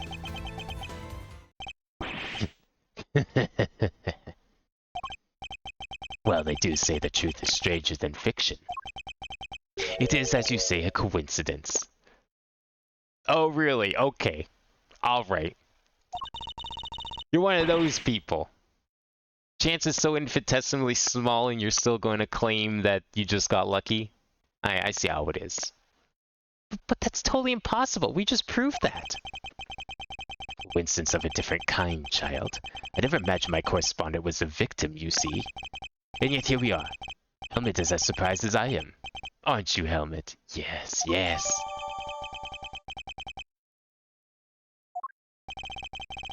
I suppose there is nothing for it but to finally tell the truth, boy. The other prisoners had all gone to the yard, you see. There was a show of some sort, I believe. Here I was, minding my own business, when in comes Helmet, dragging a corpse of all things.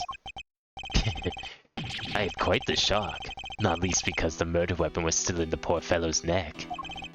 Of course, I was none too keen on becoming a suspect, so I had Helmet take the body to the workshop.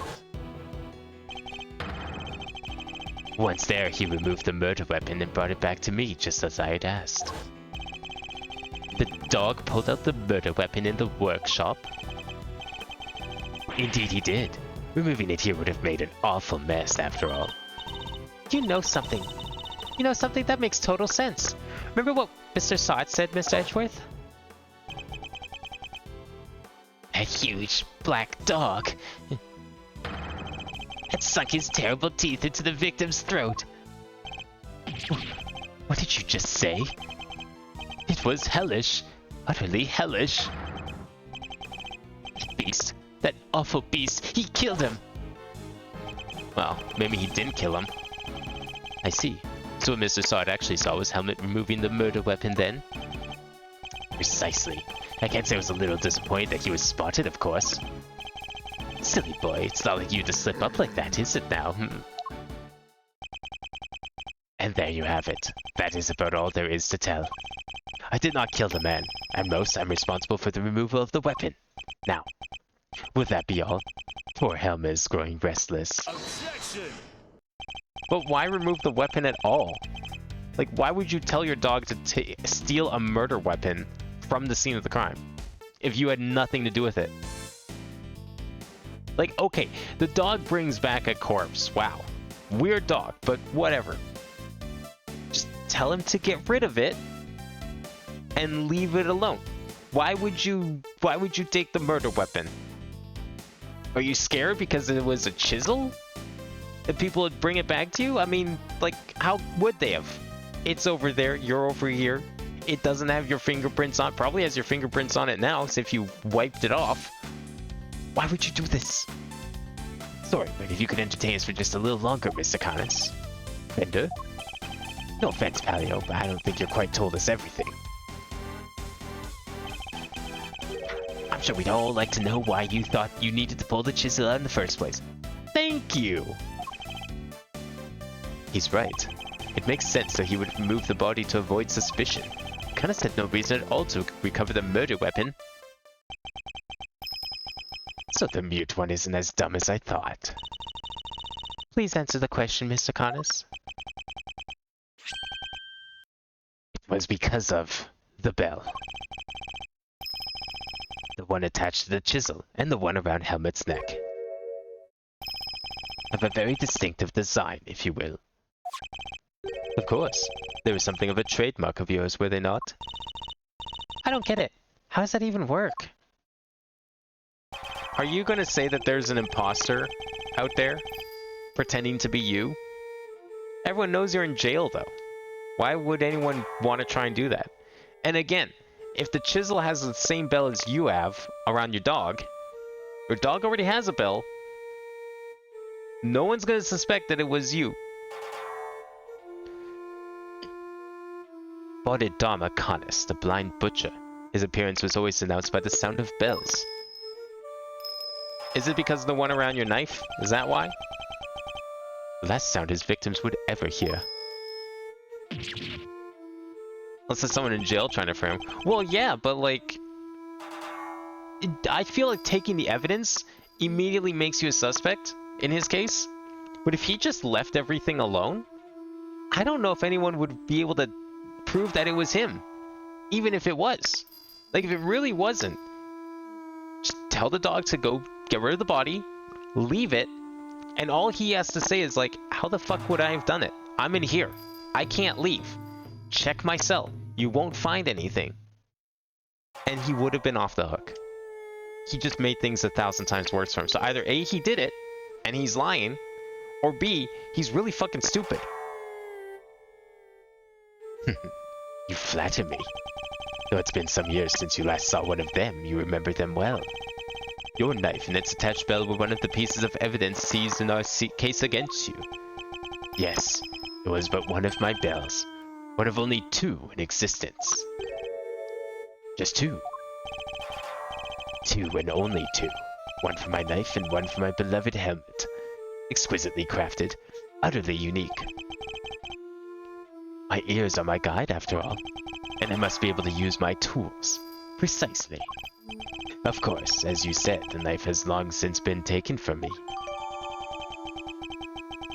Only 2 such bells exist. One's attached to Helmet the dog, the other to Kanis' knife, which was seized by the police during his arrest.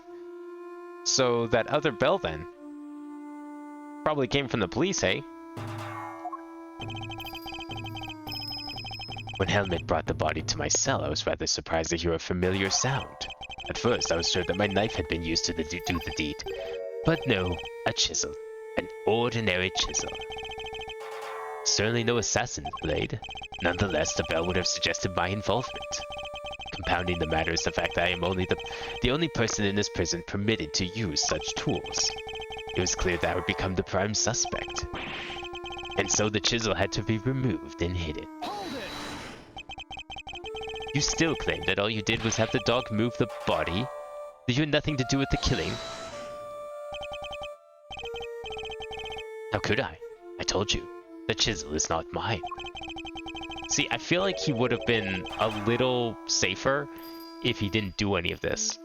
He's probably right. Probably would be a pretty important suspect. But the fact that he had the chisel in his cell, like, that doesn't help him. You need not take my word, Mr. Edgeworth. Why don't I have it checked for fingerprints? There we go. That's what we need. We need to see some fingerprints. Eustace! Huh? Me? But I don't know how to check for fingerprints. Get forensics. Oh, right. Sure thing.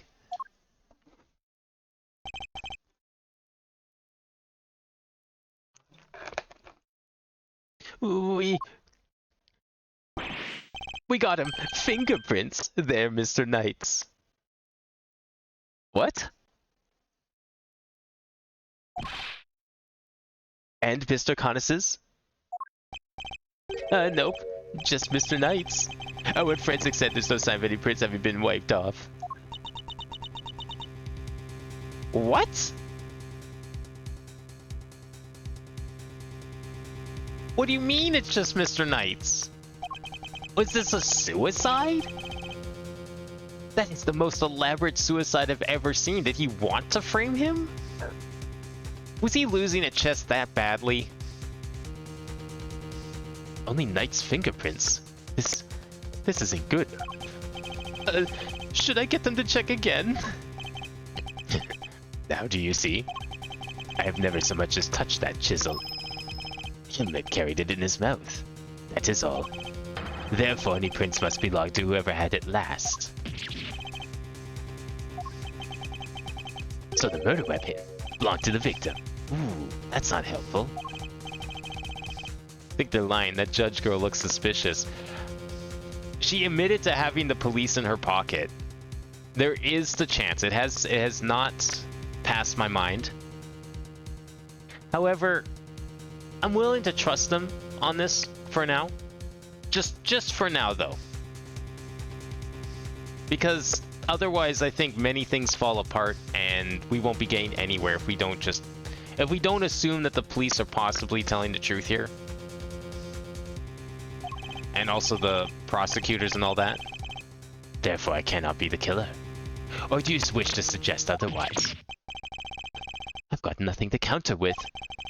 But what could this mean? Is he not the killer after all? Is he actually telling the truth? No, he can't be. I'm sure this goes without saying, Mr. Edgeworth. But if you do not find a solution to your current predicament, and quickly, I will have little choice but to relieve you of your badge. Even my patience has a limit, and I will not tolerate you throwing this investigation into chaos. You've done it now, sir. She's serious. I hate to admit it, but the fingerprints turn everything on its head. Without more evidence, I'm back to square one. Wait, something doesn't add up. A few things, actually. What would Mr. Knight have needed a chisel for? You can do a lot with a chisel, child. Break out of prison, for one. Alright, then how do you get it in here? There's no way the guards would let him bring a super sharp tool in with him, right, Mr. Edgeworth?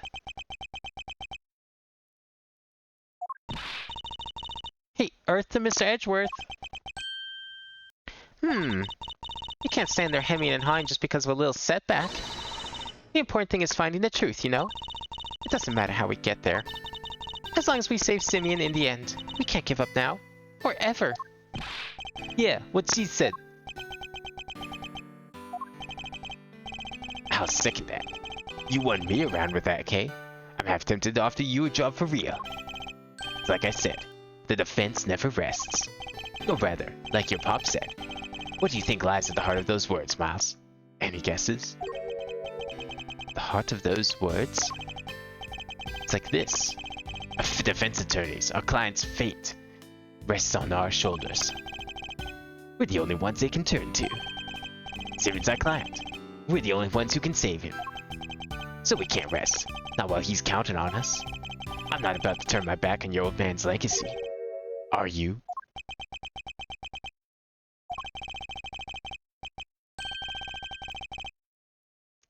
I'm an associate with the defense now. No, I'm an associate with my father's firm.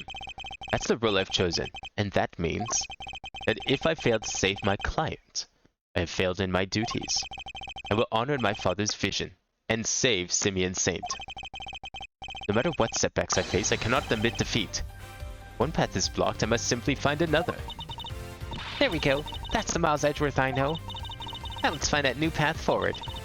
We can start by trying to figure out how Mr. Knight brought that chisel into the prison. Right. How would Mr. Knight have managed to bring a chisel in here?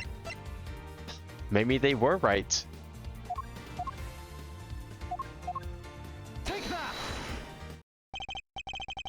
Usually, it wouldn't be possible to bring a metal object into this facility undetected. Because of the security gates, right? Correct. But we already know that checks at one of the gates haven't been entirely thorough as of late. Namely, the gate with the entrance to the detention center. That gate is only used to scan people. Any items they bring into the facility are only subjected to a cursory check. Are you telling me that the chess set wasn't put through the metal detector? It should have been. Alas, it seems the guards have grown a little lax in that regard of late.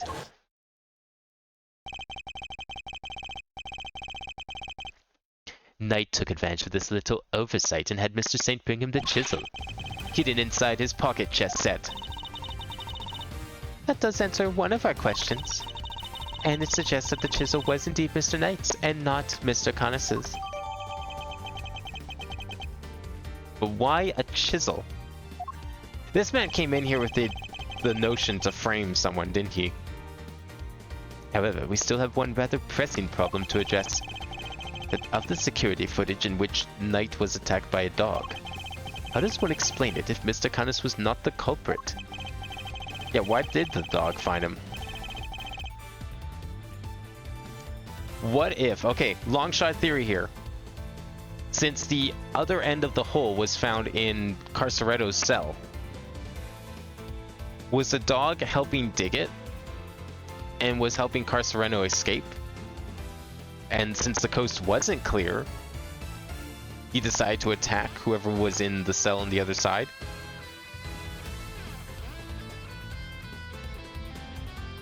I think that could work. I'm trying to think if there's any reason why that wouldn't be the case. What if Knight was just... the body getting dragged in was just an unfortunate circumstance, you know?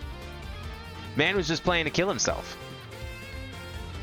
Then, how do you explain that his prints on not being on the murder weapon? That was a real three-piper. The court too finds itself wanting for a satisfactory explanation. Wait, sir. I think it might be time to show you another one of my secret weapons. Introducing secret weapon number 4, Lil V. What sort of name is that, detective? I came up with it myself, sir.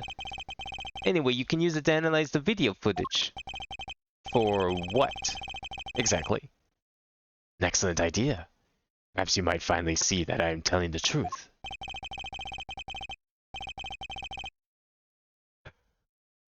Who knows if there's anything to be found, but it has to be worth a try. Alright. Want me to talk you through how to use it, sir? Seeing as I'm not exactly familiar with the video analysis techniques, perhaps I should hear him out. If you could run me through its functions, detective, that would be most appreciated. Yes, sir. So basically, you just gotta do what you always do. Examine anything that catches your eye. And I can examine things with X, I see. Next up, see these controls at the bottom of the screen? The panels on the left and right let you rewind or fast forward. And you can use the middle one to pause. Get used to those, and you're golden, sir. Seems I can also press R to fast forward or L to rewind the footage. And I can press A to pause. Didn't we do something like this in... was it the last game? I think it might have been. When the video's paused, you can go to the previous frame with L or the next frame with R. Or just use the same control panels I showed you earlier. Lastly, I'd better explain how to zoom in. Just line up the old cursor with the area you want to take a closer look at. And use the panel at the bottom right, and Lil V will do the rest. Got those 2 expanding arrows right on it. Can't miss it, sir. It would appear I can zoom by pressing Y too.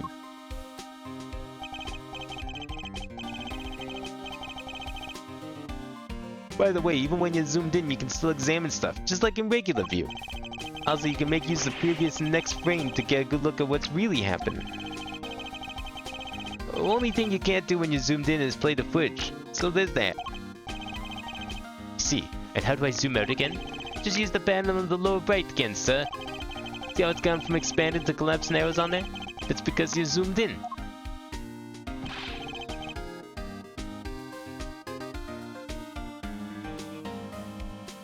That about sums it up. Now let's fire Lil V up for real. Remember, just examine anything that catches your eye and you'll do fine.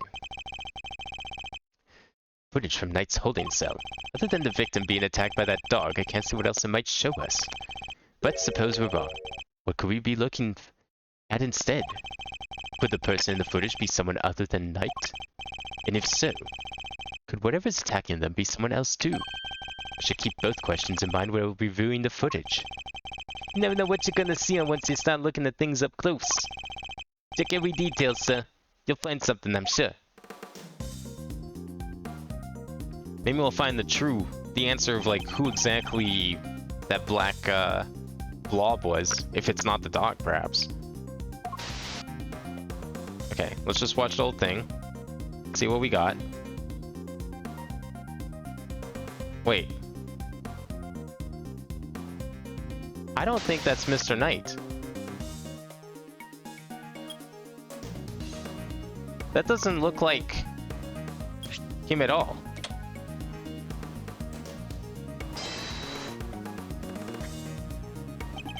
I must be seeing things. Let's take another look. Really? That's nothing? That doesn't look like Mr. Knight. That looks like one of the guard uniforms. Alright. Well, at least it's free.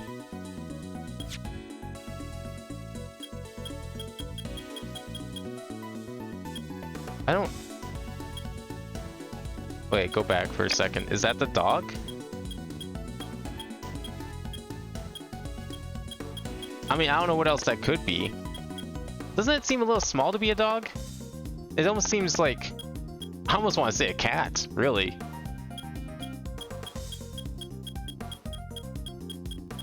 But there's like nothing else here. Well, let's take a look. Yeah, that ain't no dog I've ever seen. Sir, look. I suspect we may have made a critical error of judgment. What we're looking at here is no dog. This animal is...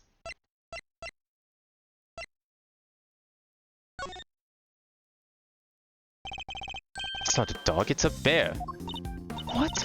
So the paw prints from the photo I took were not canine, but ursine.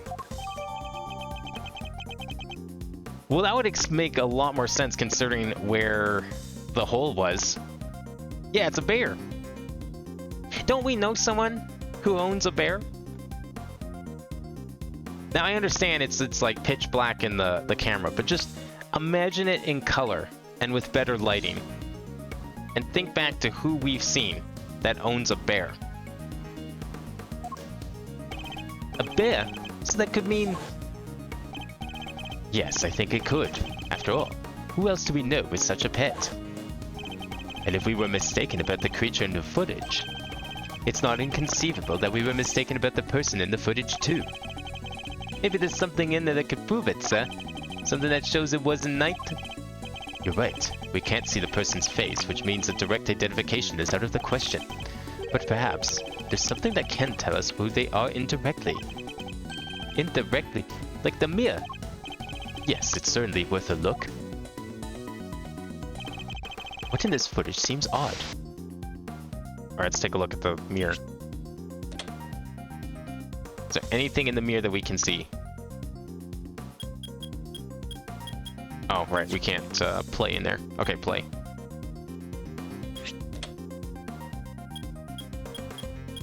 Oh, you can barely make anything out in the mirror.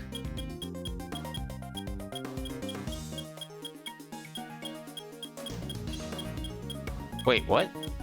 The hell's that? What's this, like, long thing coming off of him? Is that the shirt?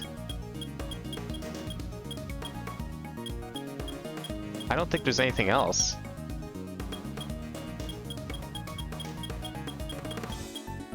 Yeah, it's gotta be the shirt or something, right?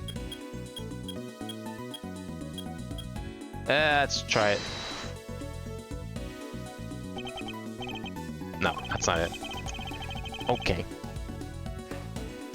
Do we know someone who has a bear? Oh yeah, I don't know. Yeah, maybe you weren't here last week. We do. We do actually know someone with a bear, yeah. The boxer guy who was in the cell where we found the other end of the hole that leads to the detention center cell. The hole that explains how something that shouldn't be in the prison got into the prison without going through the door. I haven't been paying attention. I've just been having this on the background as I lose in Marvel Rifles. I mean, fair enough. Fair enough. This game does a good job of, like, reminding you of details, which is great for me as someone who's only playing this, like, a little bit of a time once a week. It's great that the game's keeping track of things, because even I forget things sometimes, too.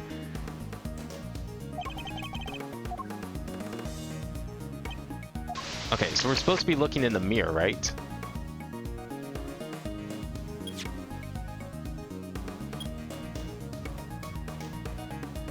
Oh, there we go. That's what we're looking for. We didn't go far enough over. Oh, come on, give us a face! Come on, it's so close to a face! Can we see a face, or are we just gonna get a hat? I mean, the hat certainly helps. That's a guard, 100%. I'm looking. Oh, they're gone. Okay, never mind.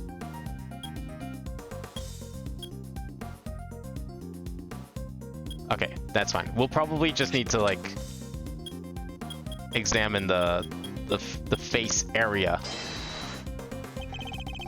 The figure is reflected in the mirror here too. Hmm? Is that a hat? Say, doesn't that look like that's the gods wear, sir? Ah, jeez. Is that what I think it is? Have been any reports of one of the animals attacking a guard recently? Not that I heard of. This may not be a guard at all, but somebody dressed as one. Perhaps this might shed a little light on the matter of the hat. Take that! So, no guards have reported being attacked by an animal as far as we know.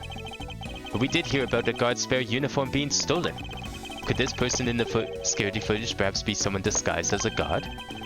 Someone attempting to escape without being noticed? Guard disguise? I guess it might work. Yeah, but the person who is trying to escape, or that we know of has escaped. Well, no, he was here yesterday though. So who else has escaped? There are 3 people absent from the circus show the other day. We know of 2 of them, Connus and Frank, but we didn't know there was a 3rd. That 3rd could be another escapee. Possibly an escapee that wasn't Carceretto? Wait, weren't we just talking about someone? We were indeed. Someone who seems to have successfully made his escape. But he was here the other day.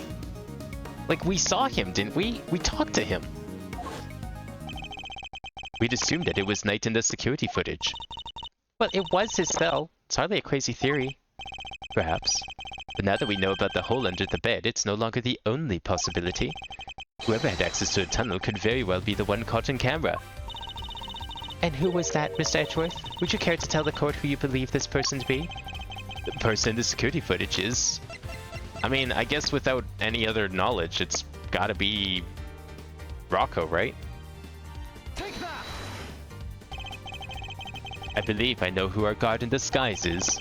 It is none other than Rocco Carcerato, the prisoner who recently escaped from this facility. But why was he attacked by his own bear? Confident it was him because he was assigned a polar bear cub as his companion. But the bear in the video is all black. Indeed, and we have evidence that explains why. The evidence that explains the polar bear's dark fur is... well, I mean, it's because it's dirty, right? The tunnel, probably? Take that! Yeah, crawl through the tunnel. It's probably all dirty. Well, yeah. Why not? It's dirt. Didn't she get covered in dirt when she crawled through the tunnel? Okay. Oh, okay, Eustace will tell us. Never mind. Okay, Mr. Carceretto's bear. Mr. Side could have given it one of his treatments, right? Oh, maybe, yeah. Okay. That makes sense. Okay, then it's probably the glove then. Take that! Recall, if you will, Mr. Frank Sod's testimony.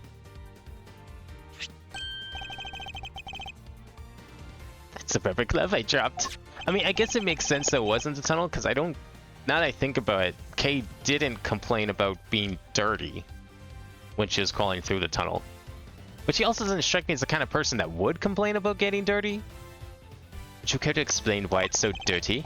Oh, of course. That's mud from one of the pet treatments I've been practicing. I was giving the animals a mud pack right when the incident happened. I see. Around what time would this have been? Let's see. The show had already started, so around 9 AM perhaps. The thing is, the more mud I applied, the more in the zone I got, and the darker the animal's fur became. There's no trance quite like the trance one enters when one slathers an animal with thick black mud. While the circus performance was underway, he was giving one of the animals a mud pack treatment. That animal could have been... Indeed, our polar bear. Mr. Edgeworth, your latest assertion simply introduces yet another contradiction. The footage from the security camera... I fully understand, Your Honor, and your doubts are entirely justified. Mr. Sard mentioned applying the mud pack while the circus performance was underway. And this does indeed introduce a new contradiction concerning the security footage. It does? Yes. Let's put it this way. When would you expect the footage to have been recorded, Kay? If it was taken right after he applied the mud pack treatment, it should have been around 9 AM. In which case, something isn't quite right about the footage. Really? And what's that? Well, this will be an easy one. I don't even have to move the tape. Take that! That is most certainly not a 9. Mr. Sod said he administered the treatment around 9 AM, in which case the security footage should also show a time of around 9. However, the timestamp says 6:42 AM. On the day of the murder, the prisoners all went out to the yard to watch the circus. All except 3. Mr. Connors, who remained in his cell in maximum security, Mr. Sod, who was administering a mud pack treatment in the workshop, and Rocco Carcerato, who had been awaiting that precise moment to put his escape plan into action. I believe he entrusted the bear to Mr. Sod before entering the tunnel.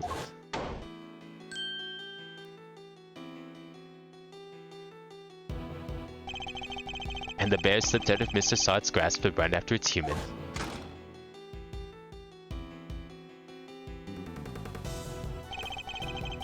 Mr. Sod would have then left the workshop to pursue the bear, at which point he saw Mr. Connors' dog retrieving the murder weapon from Knight's body. It all fits perfectly, except for the security footage, which should have been recorded from around 9 AM. However, the timestamp is 3 hours off. But why would the timestamp be wrong? Detective, I would like you to have the security camera examined. Right away, please.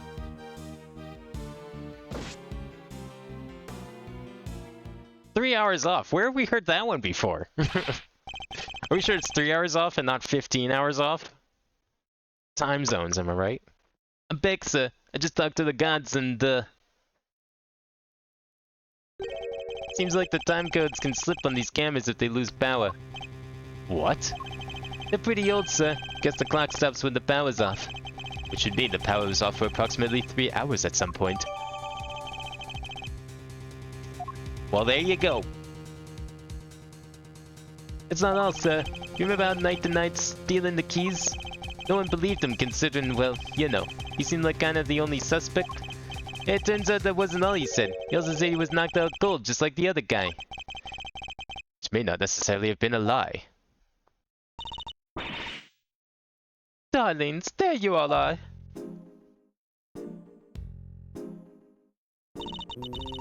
How goes the investigation? Is there anything I can do to help this along? Actually, there might be something we can do for you, Warden Lagarde.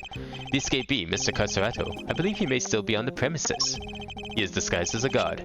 Here is the proof, should you need it. We're reasonably certain that the person captured on this tape is our man. And if I'm correct, he might even be right here in this room with us right now.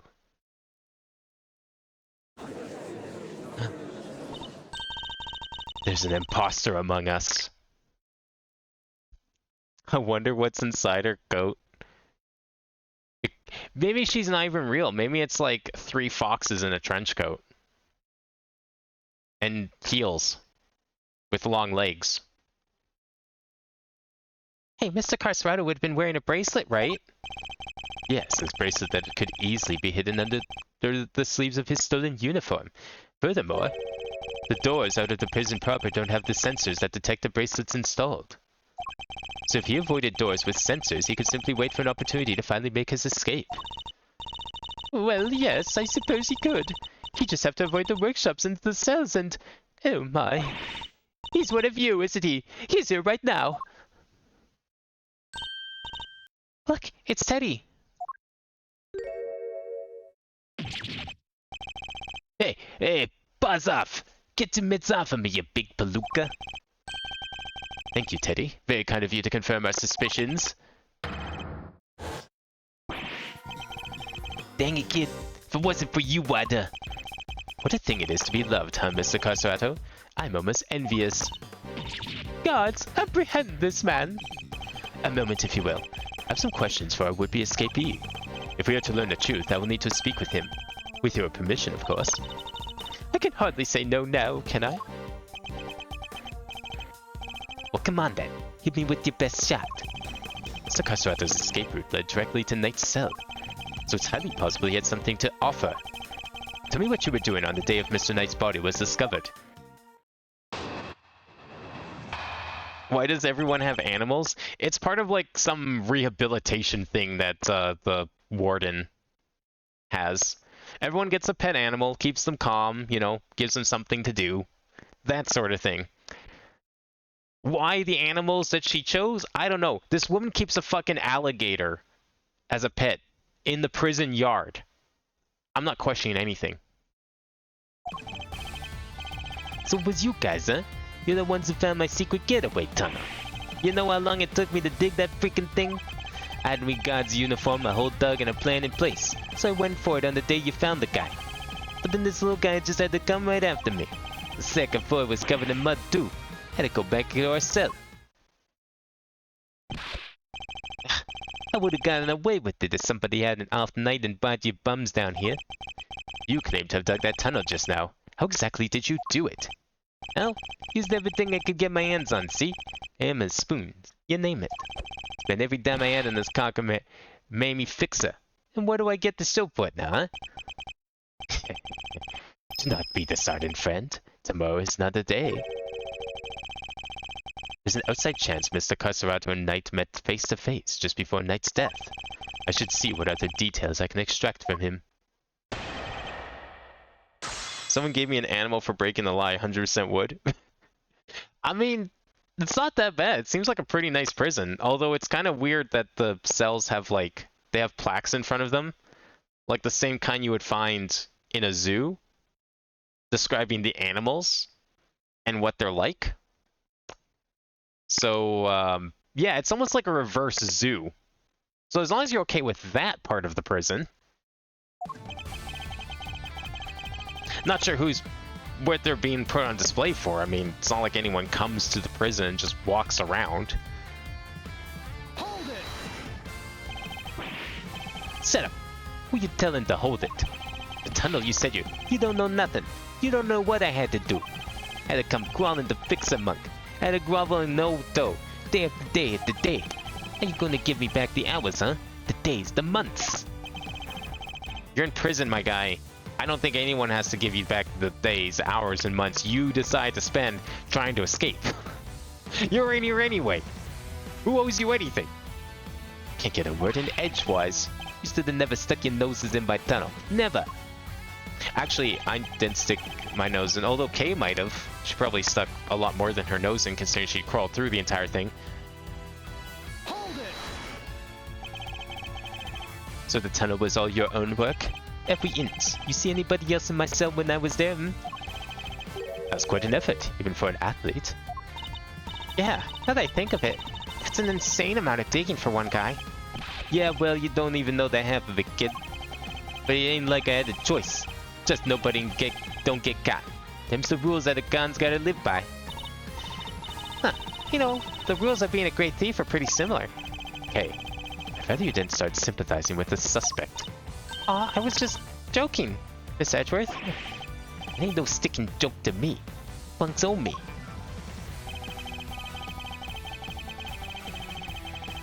Hold it! The uniform, was that from the fixer too? Huh? So it was. Heard he had something on one of the guards. And the guy swept it from a pal's locker. And you were wearing it when you were crawling through the tunnel? Nope, but it got dirt on it. Had to hold on to it till I got to the holding cell. But once I was out of there and all dressed up, opening the cell door should have been a piece of cake. Here we go, I thinks. Freedom beckons. And then the furball here jumps on me. Which would be the moment captured on camera.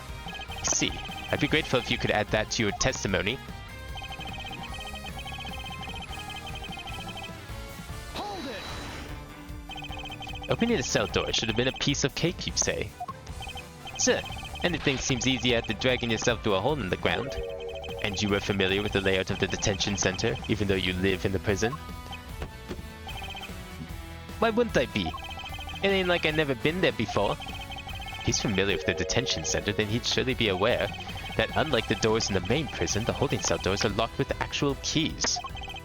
And I'm sure Mr. Carcerato would have needed that particular piece of evidence to make his escape.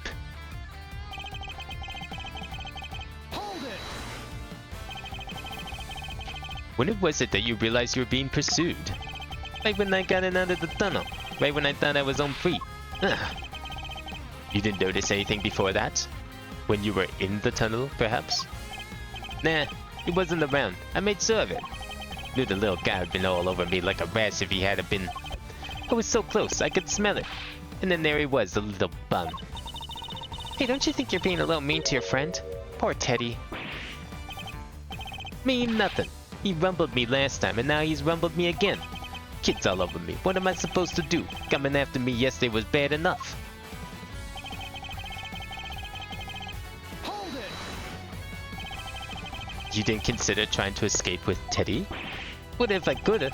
Well, that mother would've given us away. Chances to break out of the slammer don't exactly grow on trees, pal. When one comes along, you gotta do it right. What about the ones who loves him most? It's almost tragic. There's an outside chance Mr. Carcerado and Knight met face to face just before his murder. I should listen carefully to each of his statements and look over the evidence we have. Okay, well, the new one's, as usual, the one to go for. Once I was out of that tunnel and dressed up, opening the cell should have been a piece of cake. Did he have the key? Guard was attacked and his keys, including the one to Knight's cell, were stolen. They've yet to be recovered. So where's the keys? You claimed that leaving the holding cell would have been a piece of cake, as you put it. Yeah, you got a problem with that? Because we can make it a problem if you catch my drift. Even once you had reached Knight's cell, you still had another door to contend with. How exactly did you plan on opening it? Mr. Carcerado, I posit that leaving the cell would have been a piece of cake, only because you had the key. I don't got no stinking key. I didn't need one. It was a piece of cake because the door was open. I walked right out. Yes, I suppose Knight's cell was vacant by that point. There would have been no reason to lock it, and it was indeed unlocked when I went to examine it for myself. So perhaps when you'd finally succeeded today, it truly was unlocked because it was after the murder. But you had attempted to escape previously. Yeah, the security footage shows when you tried and failed because Teddy caught you.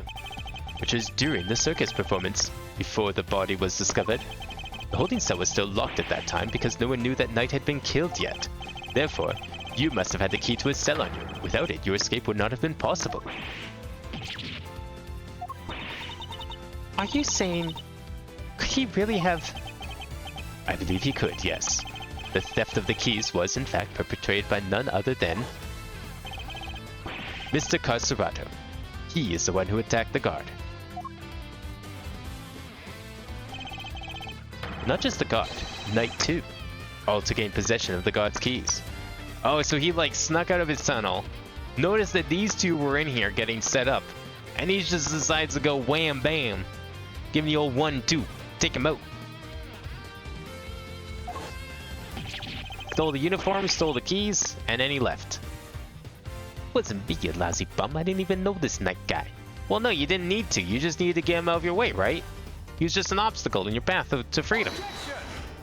Why would you need to know him? After you stole the keys, you went back to your cell to avoid suspicion. And then you waited for the perfect moment to escape. A moment when the prison would be almost deserted. That's right. The moment of the show. Just before the discovery of the body. Unlucky for you, that particular attempt was thwarted by your furry friend. Tezu, huh? You got proof, genius? This ain't your win yet. Nuh-uh. Knight knocked the guard out for the count, and everybody knows it. Don't play games with me. Knight was as much a victim as the guard in this case. As a matter of fact, I have proof that Knight had been attacked in his cell. Proof that Knight had been attacked in his cell. I'm trying to remember what that proof was.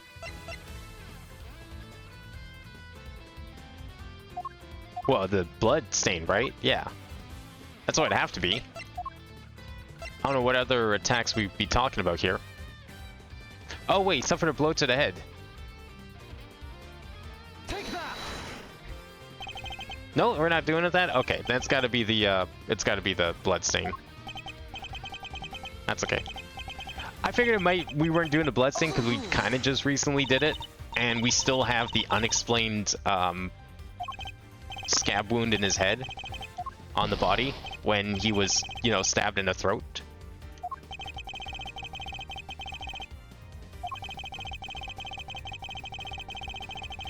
So it's gotta be the blood, right?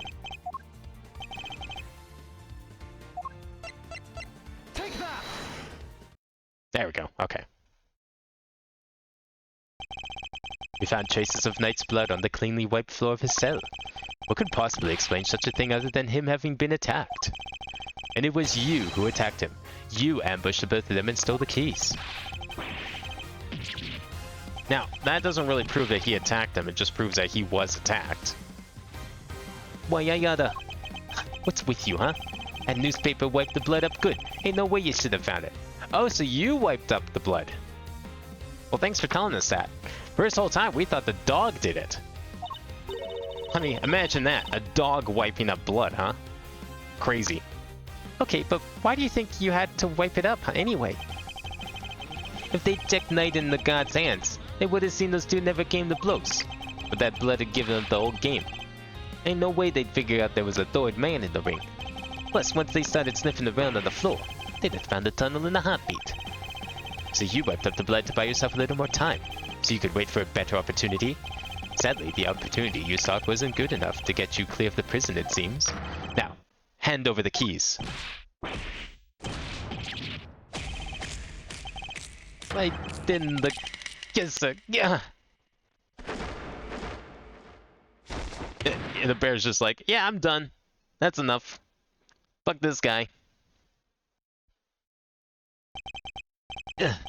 KO'd by a lousy stinking bum. Fine, you want the keys here. Hope you choke on them. Overruled. Wait a moment. If Mr. Carcerato had the keys... Indeed, Your Honor. Your theory relies on Knight having used the keys he allegedly stole to escape his cell. That was the only way he could have been able to enter Mr. Saint's cage and be moved to the workshop. Unfortunately for you, we now know that theory cannot possibly be true. Unfortunate. Real sorry for ya. Guess this changes things up a bit, yeah? Now only the only person who could have moved Knight's body is the one person who knew about that tunnel. No. God, freaking... Mr. Casaretto, you're under arrest. Come quietly now, pal. Wait, you got the wrong guy. I didn't do nothing. Alright, fine. I knocked those two chumps out, and I stole the keys. But after that, I went right back to my cell and waited for my moment. Next time I went to Knight's cell, there was nobody around. And I mean no body. Plus, his body was found in the workshop. You think I just magicked my way in there or something? I couldn't even have gotten out of my cell. Indeed, you only had the key to Knight's cell. You could have left your own cell back in the prison. But Mr. Carnus's dog could. It was not you, but Helmet who moved the body from your cell to the workshop. I get it now. You're saying he wasn't the only con in this conspiracy. Indeed. One can easily imagine that Mr. Carcerato and Mr. Carnus might have worked together. Mr. Carcerato could have killed Knight and dragged him back to his cell. And then Mr. Carnus's dog took him from there to the workshop. There are no restrictions on the animal's movements within the prison. Movement between the detention center and the prison proper, however, is tightly controlled. There was only one possible route, and only you could have taken advantage of it, Mr. Carcerato. How can you be so sure, huh? Maybe there's more of him and you just don't know. Something tells me that digging even a single tunnel was arduous enough. Got that right. You tried skipping more than one hole in the dirt with a spoon. Lucky for me, I didn't have the dirt, dig the whole way. Somebody already did a bunch of the work for me. What? You didn't dig the entire tunnel yourself? Nope. Found it when they put me in that cell. What? Ran all the way from there to the well in the yard already. Even looked down the well to check it from there. It was the same tunnel, right? I just made good on what somebody else had already started. Okay, so you only did most of the work. What was the original tunnel for? Who knows? You're the one with all the answers, pal. Maybe somebody else tried to break out?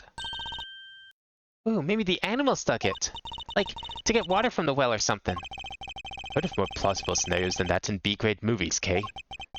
Well, that kid, ain't no water to be had down there. Though, come to think of it, smell. Yeah, I smell kinda nice down there. Nice? Yeah, I don't know, smelled sorta like dessert, I guess. Sweet scent? That sounds very familiar. Where did we come across a sweet scent before? Take that! Detective Gumshoe noticed a sweet smell when we were examining Knight's body. With the help of a police dog, we followed the scent of the body and traced its route back through the prison. And that, Mr. Carcerado, was how we found your tunnel. Could that same sweet scent be what you noticed coming from the well? Very clever, Mr. Edgeworth. You mean to suggest that this is evidence of the body having been moved through the tunnel? I do. Furthermore, Mr. Carcerado, you're the only person who could have done it. Nobody else had access. You have our thanks, Mr. Carcerado. Truly. Finally the truth comes into view. Unburden yourself. It is time. Confess your role in this tragic incident. What? You ain't pinning this on me. I'm glad to see we're finally in agreement, Your Honor. Ah, if only we were, Mr. Edgeworth. Mr. Carcerado may have been an accomplice, but not of Mr. Connus. No. He was working with Mr. Knight. Hold it! What do you mean? I do not believe that he moved Mr. Knight's body. Instead, I believe that he lent Mr. Knight the use of the keys he stole. You gotta be kidding me. Granted, it seems likely that he attacked Mr. Knight, but that doesn't necessarily mean that Mr. Knight was knocked unconscious as a result. And what if he wasn't? What if he and Mr. Carcerado had reached a certain agreement? What kind of agreement exactly? Mr. Knight was plotting an escape for which he required a means of leaving his cell. And here was that precise means in the forms of the keys Mr. Carcerado had just stolen from the guard. Mr. Carcerado himself would need to pass through Mr. Knight's cell in order to effect his own escape. Mr. Knight needed only to shout and alert the guards, and Mr. Carcerado's plans would be ruined. And so, the two struck a deal. Lady, the only striking I do is with my fists. I like how even this guy is like saying, no, you're fucking stupid, lady. Like, when even the criminals are disagreeing with your theory, I think it's time to rethink your theory. My, you still deny it? So, we're agreeing that we still disagree? Mr. Knight had Mr. Carcerado unlock his cell so that when Mr. Saint arrived he could escape into the cage. Mr. Saint was then able to move him into the prison proper, just as planned.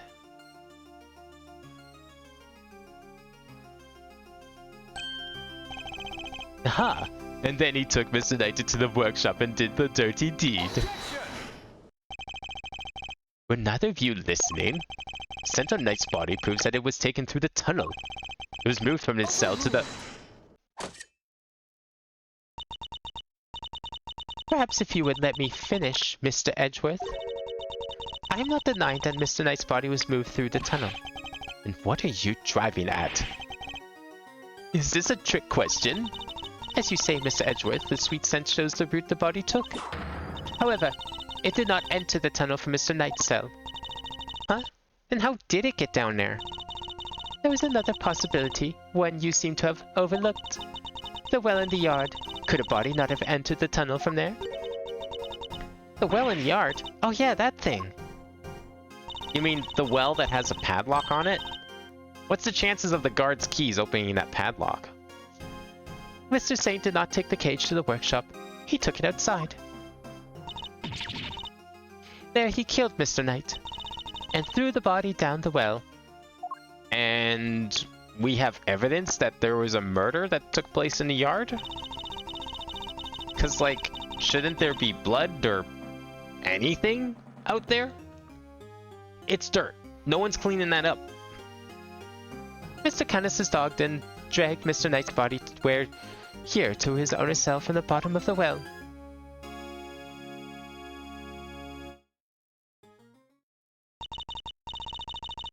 On that note, I would ask to recall something. What was happening in the yard at the approximate time of the body's discovery? The circus show, right? Regina and Simeon were performing for everyone. Wait, Simeon? Indeed. And so you see how it must have been him who disposed of the body. Judge Gavel is truly a formidable opponent. She's just bringing everyone into this. She so effortlessly adjusted her theory to fit the facts. I propose that Mr. Knight was taken to the yard, not the workshop. And as we have established, Mr. Saint was off stage for 15 minutes. Ample time to throw the body down the well, I'm sure you will agree. Your deduction is impressive, Your Honor.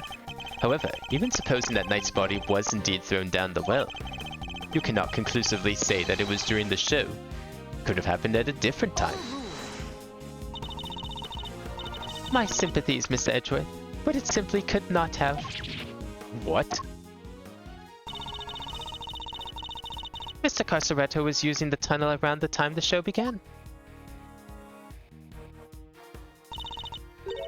Mr. Carceretto, did you happen to trip over a corpse while you were down there? No. Place was clean. If the body had been at the bottom of the well before the show began, Mr. Carceretto would have seen it. However, he saw no such thing.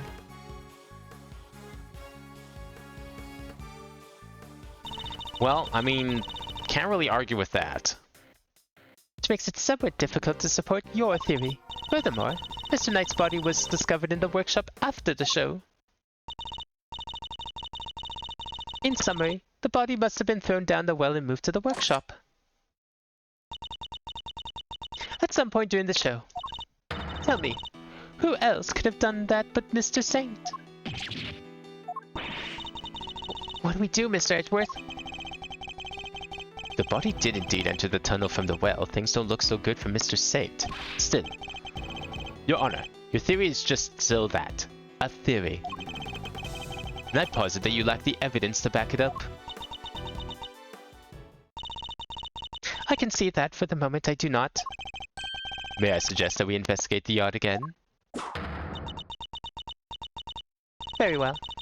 May the gods of justice go with you. What, you're not coming? This is your theory after all. Why is it my job to disprove your theory?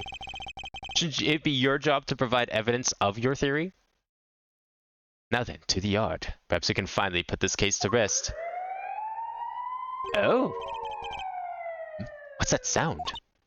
Yikes, is there a fire? Somebody else escape? Should we escape down too?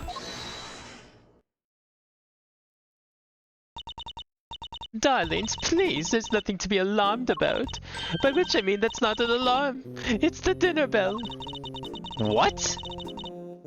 Although I suppose it's rather alarming if you aren't used to it. Certainly scared the heck out of me. I'm so sorry, sweet pea. I hope you can forgive us. Alright, you two. Back to your posts. Chop chop! What kind of dinner does she serve everyone? I mean, considering how fancy this prison is otherwise, I wonder if she has, like, fancy dinners for everyone. Or does everyone still get the same prison slop? And as for you, Rocco Carcerato, it's time you went back to your room. Fine. I get the pizza. Come on, Teddy. We're out of here. Warden Lagarde, we'd like to take one more look around the yard now. Oh, darlings, don't you have homes of your own to go to? Visiting hours are over, I'm afraid. Tomorrow, No. It's imperative that we investigate it right away. I think we've had quite enough excitement for one day, don't you? Murderers, escapees. So eventful. Why is she suddenly, like, covering things up now? That's a little suspicious. It's times our guests went home to Betty Pies, isn't it? Yes, yes it is. Come on now, darling. Don't make me bore you with all that I'm the warden, this is an order nonsense. Warden Lagarde is right. Her word is law here, and we must respect her wishes. Mr. Edgeworth, your investigation of the yard will have to wait until tomorrow. You may keep your badge for now. The matter of your standing can wait. I bid you all good day.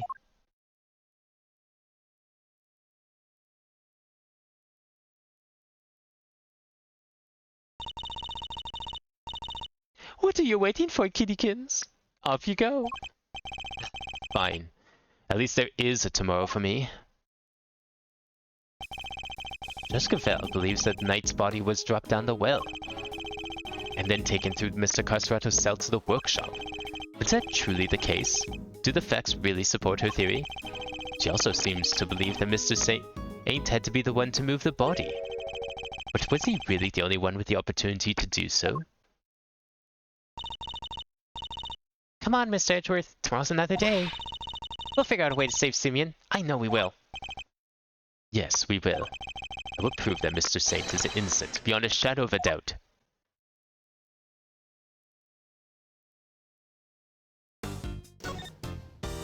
This is probably the final bit then, isn't it?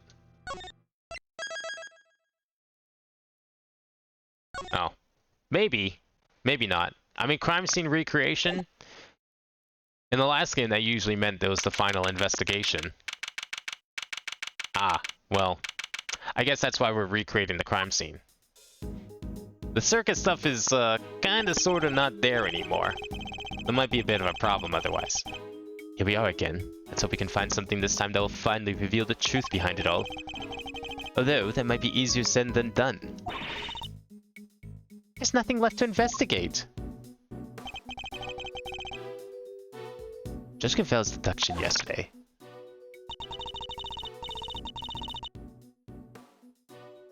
There is another possibility, one you seem to have overlooked. The well in the yard. Could a body not have entered the tunnel from there? In summary, the body must have been thrown down the well and moved to the workshop. At some point during the show. Tell me, who else could have done that but Mr. Saint? Had Knight's body really been thrown down the well? The answer to that question must surely show us the way forward.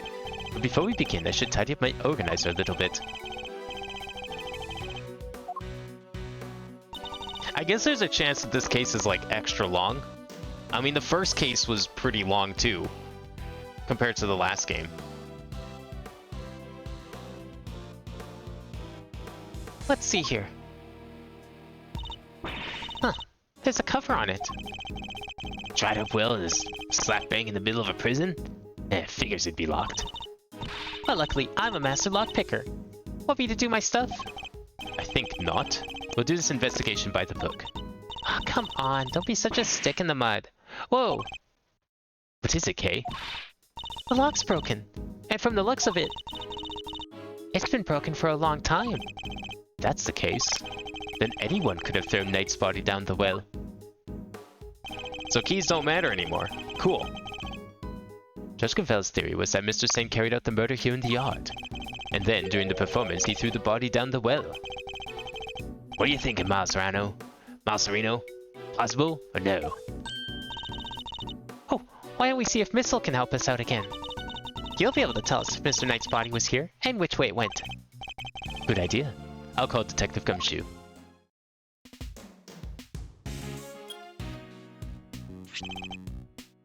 Gumshoe speaking. Detective, I need your assistance. Come to the prison yard and bring Missile with you. You bet, sir. Gumshoe's 7 secret weapons to the rescue again, huh? Fairly sure Missile belongs to the precinct. I'd also like you to bring one of our witnesses. Call the Very Big Circus and ask Mr. Regina Berry to come down here with you. Yes, sir. I'll be there before you know it.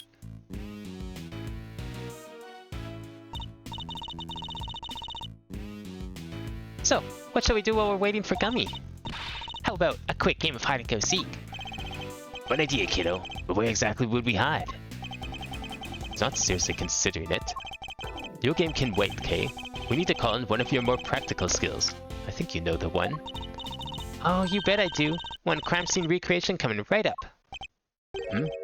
Say what now? Let me show you. Introducing a great thief's great secret weapon, Little Thief.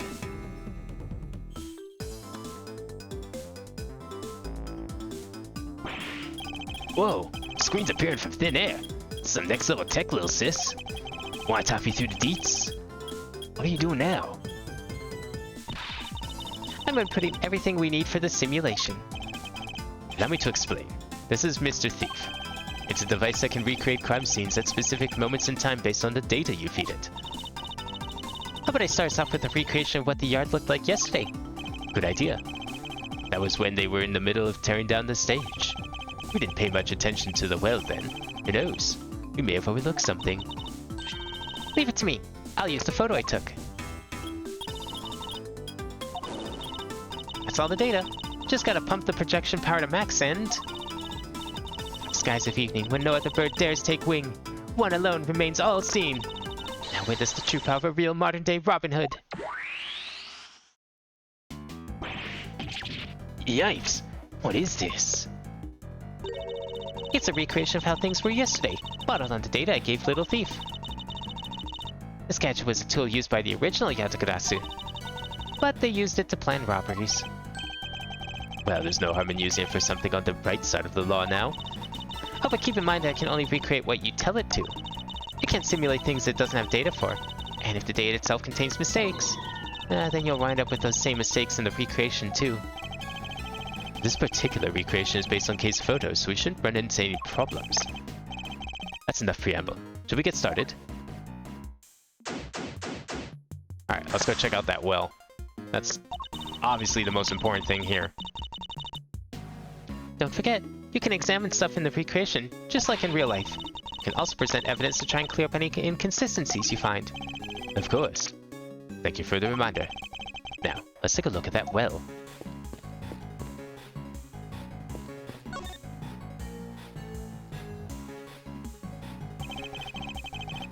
We should examine this area carefully. We just hold the clue we need. What's this rope? There's a sturdy-looking hemp rope lying on the ground. Kinda reminds me of the ropes we used for playing tug-of-war in school. The answer is no, Kay. What? I didn't even say anything yet. Also, this rope's fake. I don't know how you're playing tug-of-war with it. See, it also has a metal stake attached to it at one end. Oh yeah, looks like something you'd use to put up a tent. There was no tent, was there? In which case, what was it used for?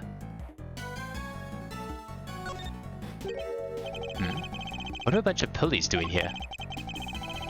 They don't seem to be well pulleys for lifting buckets. It's a metal weight of some kind. Looks like it weighs... The projection makes it a little tricky to read. Do you remember how heavy it was, Kay? Sure, it was 30 pounds. What does anyone need with such a heavy weight for anyway? Doesn't seem related to the circus show at any rate. The well was behind the stage, which means there aren't that many people who could have thrown Knight's body down it during the show. This is looking worse and worse for Mr. Saint. So what do you think all the stuff around the well was used for?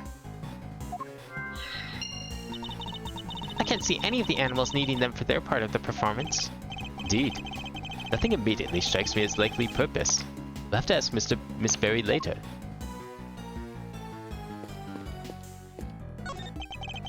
These chairs must have been used for the audience. Wow, I pity whoever had to put them all away. Really? Why? You've clearly never had to fold up a bunch of boring chairs before, huh? Not personally. I've told other people to do it though. And you think those people liked it? Come on, Mr. Edgeworth, you gotta roll up your sleeves and help out once in a while. I'll consider it. Yes, this is where the circus show stage stood. Do you think people would be interested in a great thieving show? I'm sure the police would be very eager to attend. A wicker basket, or rather a cart given the wheels. Hey, would it be fun to hop in and race down a hill? He didn't say no!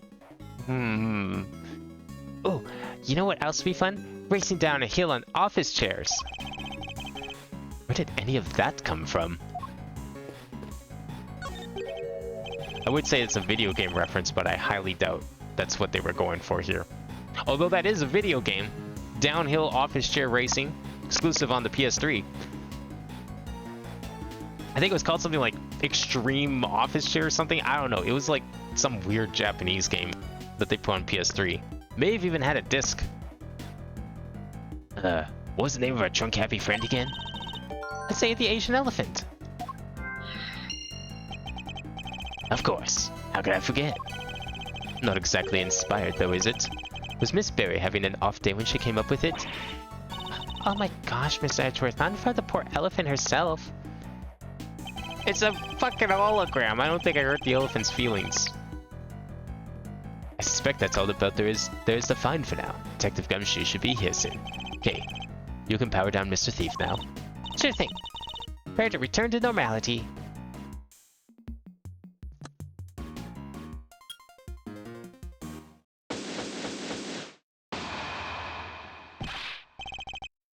Sorry, sir. Came as quick as I could. Speak of the devil. Ah, detective. That was indeed impressively quick. You know me, sir. Never did like to keep you waiting. Thanks for coming all this way too, Regina. No problem. You seem way more fun than rehearsal, so I ditched them for today. It is very much appreciated. Alright, detective. Let's get started with Miss Al. Yes, sir. Hey, Miss Al, over here. What's the matter? Come on, boy. Come on. What's wrong with him? Looks like he's scared of something, sir. Nah, I don't think it's the alligator. That'd be crazy. The alligator! Guess he's not a fan, sir. Well, I doubt he'll be much help to us like this. Any other bright ideas, Malzerano? Yes, actually. Miss Berry, would you mind lending us a hand? Oh, I'd love to. Just tell me what you need. Do you want me to teach Allie some tricks? I don't doubt she could do it, but nothing quite like that. I'd simply like an account of what the yard looked like during the show. I like where this is going. You're thinking of using Little Thief again, am I right? If you'd be so kind.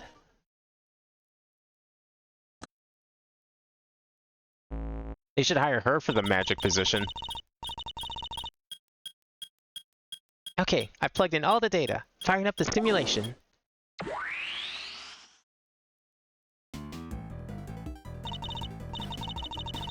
Here you go. This is what the yard looked like during the show.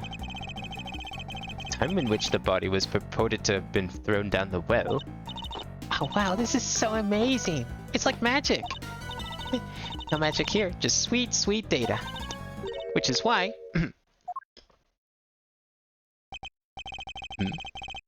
The area behind the stage is missing. Yeah, Regina said she wasn't involved in getting the stage set up. So we don't have any data on what it was like back there. No data, no simulation, huh? Brutal. So sorry, you guys. It's all because I let Simeon do everything by himself. Oh, no. It's my frilly associate's fault. Objection, Fender. Anyway, we've got a fresh simulation now. But we still have the other data, too. I can switch back whenever you want. The recreation of them taking down the stage. So we can examine the scene both during and after the show. And switch between the two at will. Switch between recreations by using X to talk with K.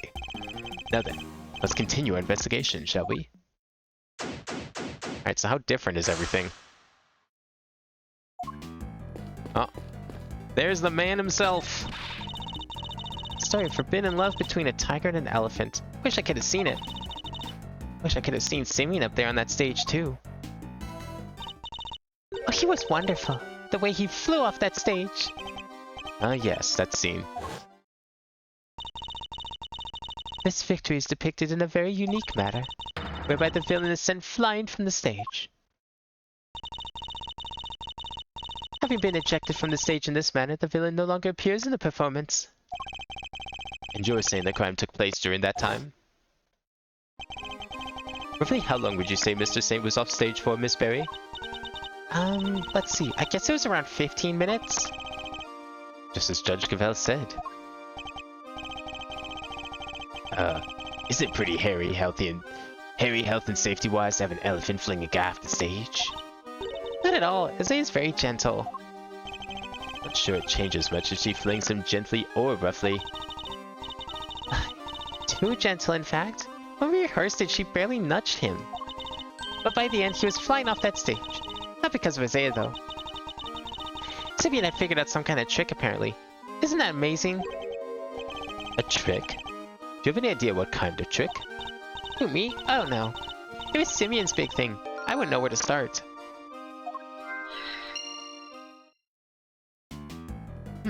Okay.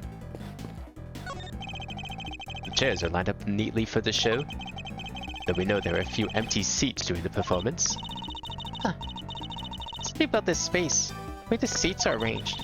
Reminds me of a karaoke contest I entered as a kid. You entered a karaoke contest? I sure did, and I came in second. In the depths of night when no other bird dares to take flight, one alone soars to shine the light of righteousness on the world's plight. Tell me you didn't actually sing that. I sure did. She did well to take second place. Or perhaps stole is more apt? Or is it more that she failed to steal first place? I'm overthinking this. The basket was empty in the other recreation. Oh yeah. But it was definitely empty in the photo I took too. Oops, sorry. I made a mistake when I was filling you in earlier. Oh? That basket's for holding Isaiah's food, but on the morning of the show, all the apples that were in it had vanished. Poof. I totally forgot to mention it. Sorry. Disappearing apples. I should make a note of this. Who ate that many apples? That's a lot of apples. Ain't gonna eat that many apples. Maybe it was the crocodile, alligator, whatever. It's a pen that held Isaiah the Asian elephant. Now empty as the lady herself is on stage. I wonder how they got her in here in the first place. What do you mean? Well, the entrance to the yard is people-sized. And there's like a gazillion megawatts pumping through that fence. Kinda risky, no? Not if one turned off the electricity. Yeah, but all the prisoners would escape. Through an entrance blocked by an elephant? I think not. But it's not even an entrance. Right? Because, like, I thought this was an enclosed space. Yeah. That's not even an entrance. Look at that. The yard, that fence is that left part of the yard. The only way into that yard, part of the yard, aside from the actual yard, is the warden's office. Which I think we can all safely assume is also people-sized.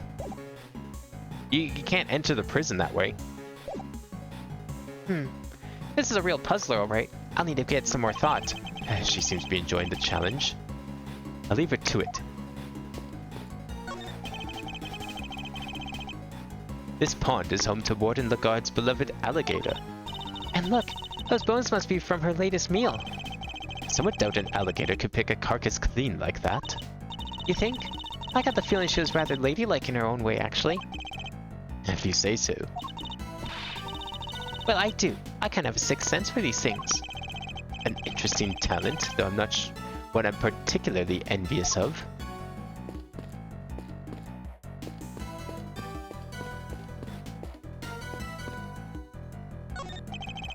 It would appear that we're missing some data for this point in time. Yep. That's about the size of it. Gotta go steal us some data. I don't steal data, Kay. I use logic and deduction to get what I need. Well, I'm more of an act first, think later gal. Please don't add to my workload with your recklessness. I would hate to have to order your arrest. Well, I think it's logic time, speaking of which.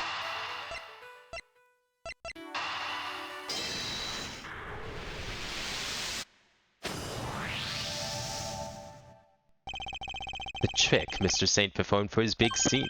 Could it have been something to do with all those items we found by the well? Okay, I'd like to have another look at the equipment around the well from yesterday. Can you have Mr. Thief bring up the recreation from when they were tearing down the stage? You got it.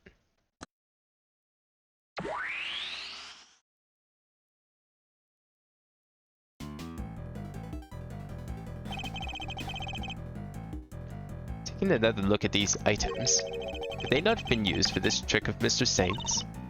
Sounds plausible enough. Hey, I could maybe add it to the simulation. Good idea. Please go and ask Mr. Saint for the details. Roger that. I'll be right back. Fastest interrogation ever. I'm back, and he told me exactly how he did it. Excellent. Well, how does it work? He said you used a pulley at the top of the well to suspend a heavy weight from a rope, and lowered it down into that well. The other end of the rope was through 2 more pulleys, and was tied around his body. I see.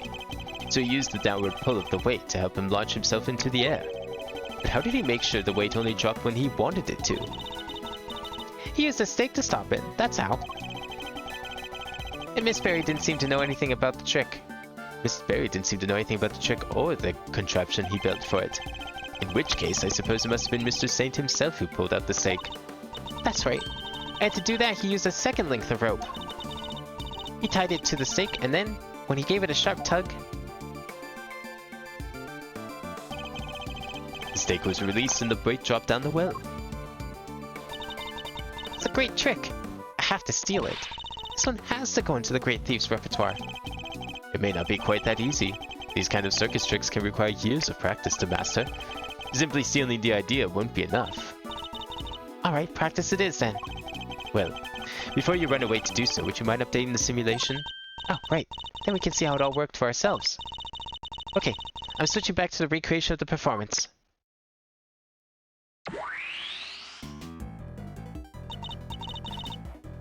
And now to add in the data. Little Thief should be able to reproduce the trick now.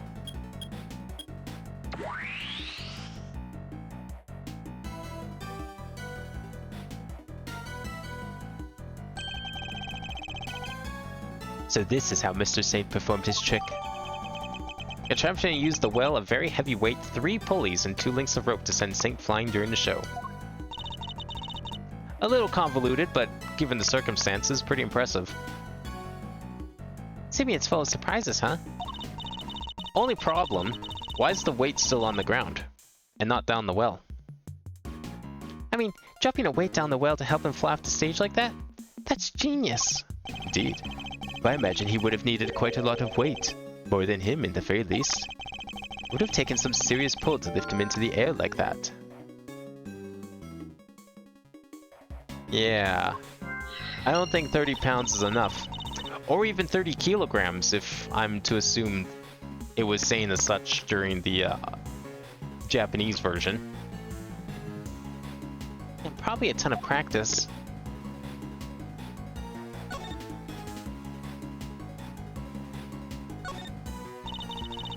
That's one heavy weight. Kind of makes you think how much this must all be weighing on Simeon.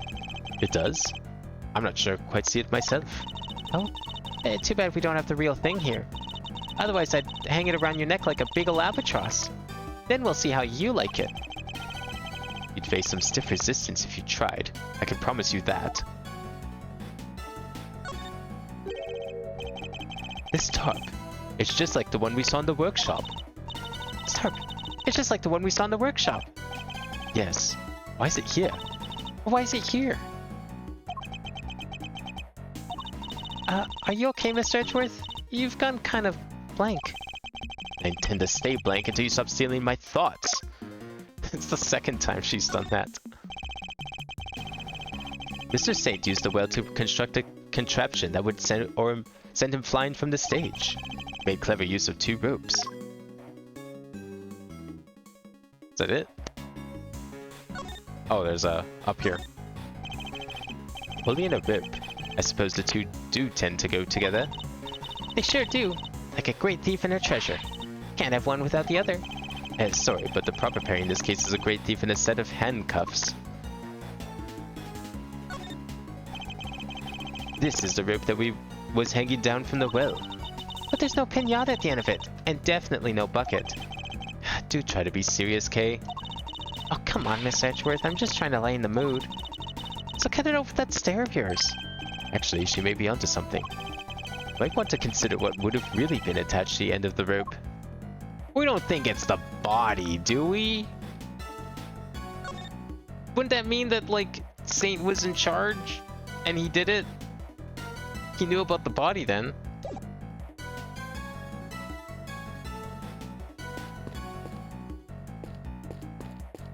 It's time for more deductions, most likely. 30-pound weight, Pulling force. I don't know if 30 pounds is going to be enough. Wait, doesn't that seem odd to you? No? You haven't noticed, Detective? There's something strange about the weight we found. Well, how there's only one? Maybe? Because, like, what's at the bottom of the well if it's sitting up here on the ground? Or how heavy it is. I really don't believe 30 pounds is going to yank a guy into the air. The one weight on its own wouldn't be heavy enough. A single 30-pound weight couldn't have lifted Mr. Saint off the ground. Oh yeah. In which case, could there perhaps been some weights missing? Sounds like a job for my 7 secret weapons, sir. Should the need to use them arise, I suppose I could speak with him then. I want to know what the other 3 weapons are.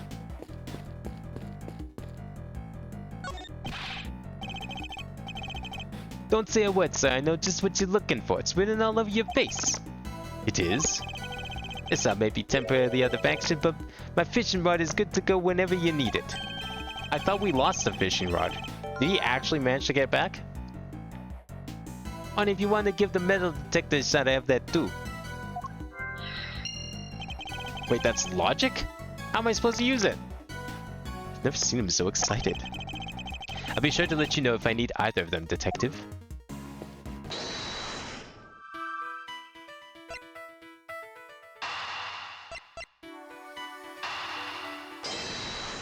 A bit of a crapshoot, but okay. Didn't think so. For some reason, I thought maybe they were using the apples to yank Saint off the ground.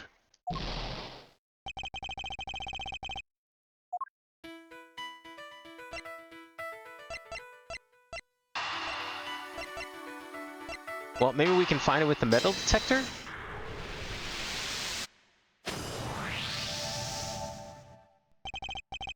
Detective, I have need of one of your secret weapons.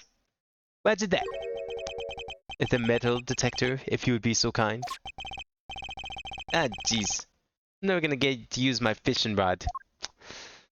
It's okay, one of these days we'll have an aquatic case to solve. I hear one of the games on the 3DS has a dolphin. Maybe that's when we get to finally use the fishing rod. So before we get started, let me run you through how this metal detector works, sir. It's simple enough. It uses this sound and this gauge to tell you how close you are to something made of metal. The closer you get, the more strongly it will react. When it starts going wild like this, just give me the order to examine the spot where I'm standing. Then what do we got here? Oh, the fence. Anyway, that's how it all works. You tell me where you want me to look, sir, and I'll get right on it. Yo, we get to play as Gumshoe? Oh. Nothing metal here. What could this be? So I'm picking up something over here. Let's take a little look-see, huh? I found these little guys in the grass. What? That thing's huge. How is that hiding in the grass? It's the same as the weight found by the well. They must be from Mr. Saint's trick. Someone hide these here on purpose? Okay, new theory. Someone swapped the weights with the body. I don't know why they would do that. That seems really convoluted, but this is Phoenix Wright. I count 4 altogether, sir. So, combined with the 5th, that's 150 pounds. That's a little more reasonable. Now, if that was in kilos, like I assume that it originally was, that'd be closer to 300 pounds, which actually would be plenty of weight, I would think, to yank a guy into the air. See, 150 pounds doesn't feel believable, but 150 kilos definitely does. That'd be more than heavy enough to send him flying. So somebody hid several of the same weights as the one by the well. But why? And why over here? Yes, nice work, me. You might want to move. Alligator! That thing nearly gave me a heart attack. Huh? What's the matter, detective? It's a metal detector, sir. It's reacting to the alligator. What? How? You sure it's not just responding to the weights we just found? No, sir. I'm sure this is something different. And I'm sure it's coming from the alligator. And she's gone. What are you laughing at? You gonna go dive down and grab the alligator? We scared that big snapper good. I don't think that's it, Kay.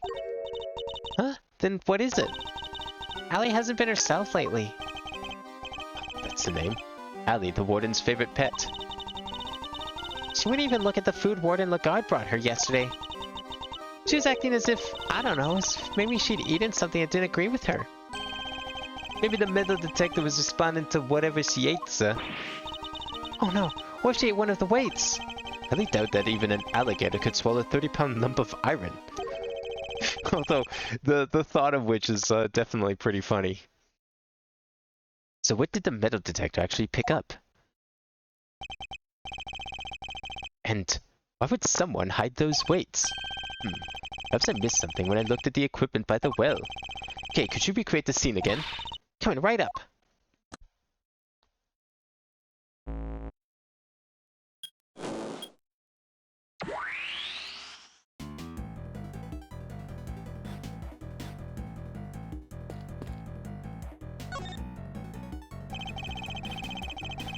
Okay, so what else is weird?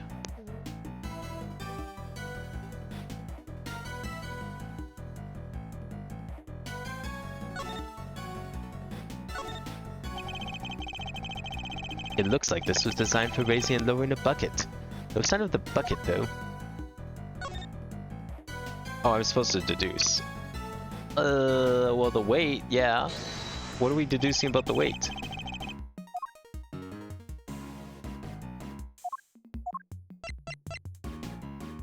Two pulleys and 2 lengths of rope send Saint flying during the show.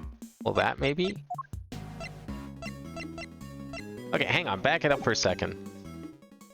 What am I looking at for here? History.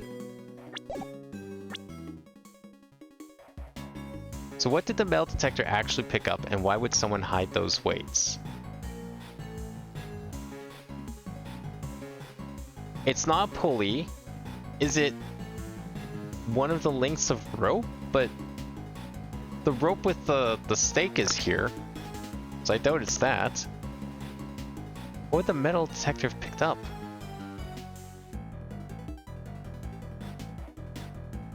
Oh, I guess it could have been one of the pulleys.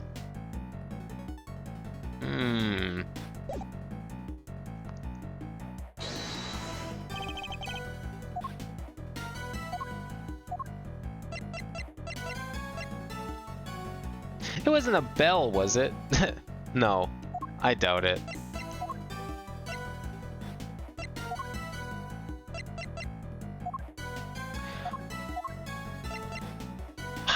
I don't know. We don't have any evidence for the... Can I not do any more logic first?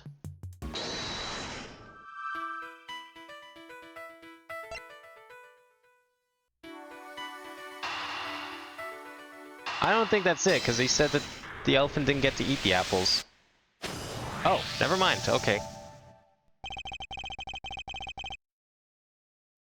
The apples in the basket were likely eaten by Isaiah. Really? That's strange. I made sure to put the car where a trunk couldn't reach them. Are you sure about that? Oh, yes. It was still full of apples the night before the show. We must consider the possibility the cart was moved to somewhere within Isaiah's reach. A large basket full of apples could have been moved by the wind. Couldn't have been moved by the wind. Which likely means somebody moved it for a reason. So before the show had even started, the cart had been moved and its apples eaten. Yes, that seems to be the most probable timeline. Let's update the recreation, Kay. Will do. I'll add that into the simulation of the performance then. Let me just change back to that recreation first. Updating based on what Regina told us now.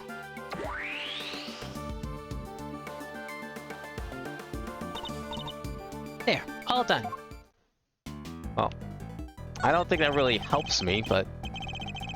Little wonder it smelled of animals. It was being used but for the elephant. Told to say his apples, right?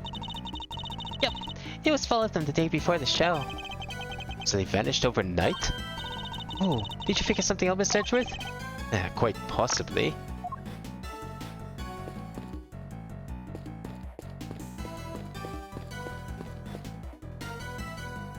So I'm supposed to deduce something here, eh?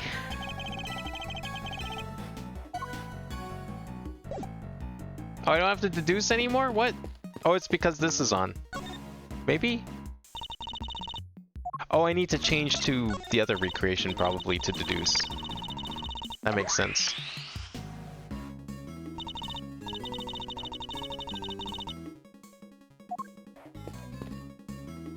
Okay, so we're supposed to figure out what the alligator would have swallowed. We have one piece of rope here, but it has to be metallic. What metal item did it swallow? Probably not the weights. Maybe a pulley, except there's two pulleys here.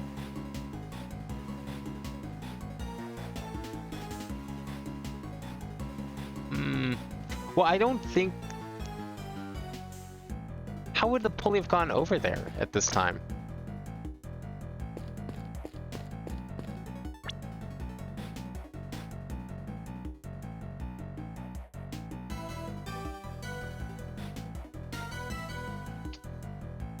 Do I have the dialogue still? Okay. Highly don't even alligator could swallow a 30-pound lump of iron. So what did the metal detector actually pick up? And why would someone hide the weights? Perhaps I missed something when I looked at the equipment by the well. Okay.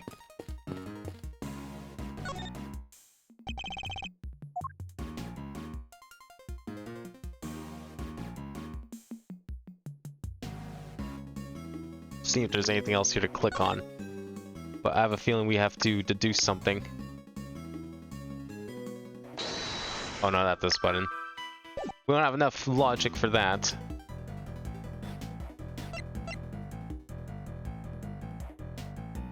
Okay, well there's that.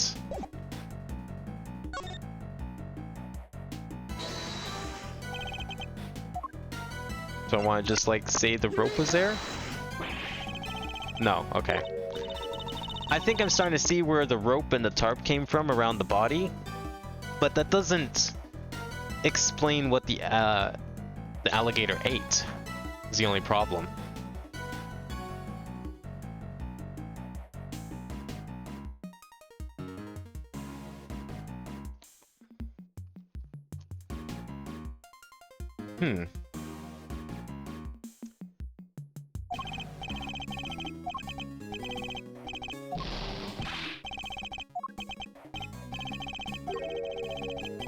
Contraption. If I'm not matching things, it's missing something. Yeah, what would it be missing? Okay. Let's take a look at the description of the contraption again. Contraption uses the well, a very heavy weight, 3 pulleys, and 2 links of rope to send Saint flying to a show. Well, a piece of rope is missing, but rope's not magnetic. A metal detector's not going to pick it up. There's a tarp, but that's also, again, probably not it. The stake is there.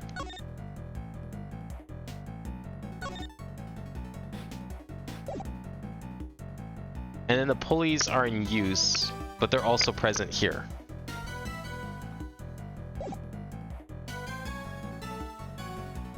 Well, okay. Are we saying that it's... I don't think this is it. That would be really stupid because there's a third pulley right there in the shot, but... No, okay.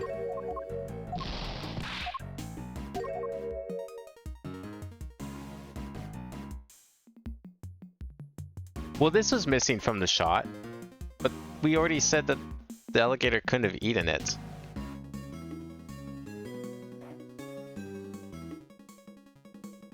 Are we sure this lock's broken? That lock doesn't look broken, but maybe I'm just overthinking it. Now, you know what? The last time I thought a piece of evidence in Phoenix Wright, I got things wrong.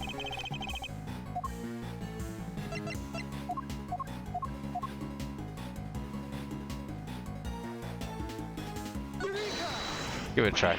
No.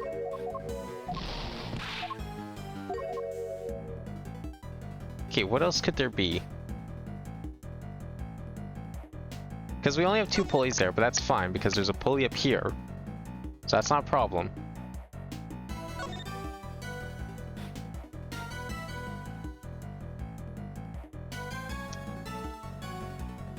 Take a look more at the evidence again. A bracelet? Nah, there's no need for a bracelet. I don't know of anything else.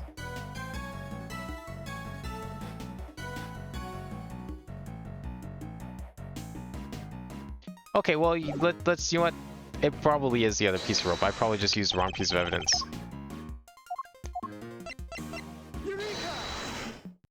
Yeah, okay, that was it. But that's not magnetic. Think about the 2 recreations, the one during the performance and the one we're looking at right now.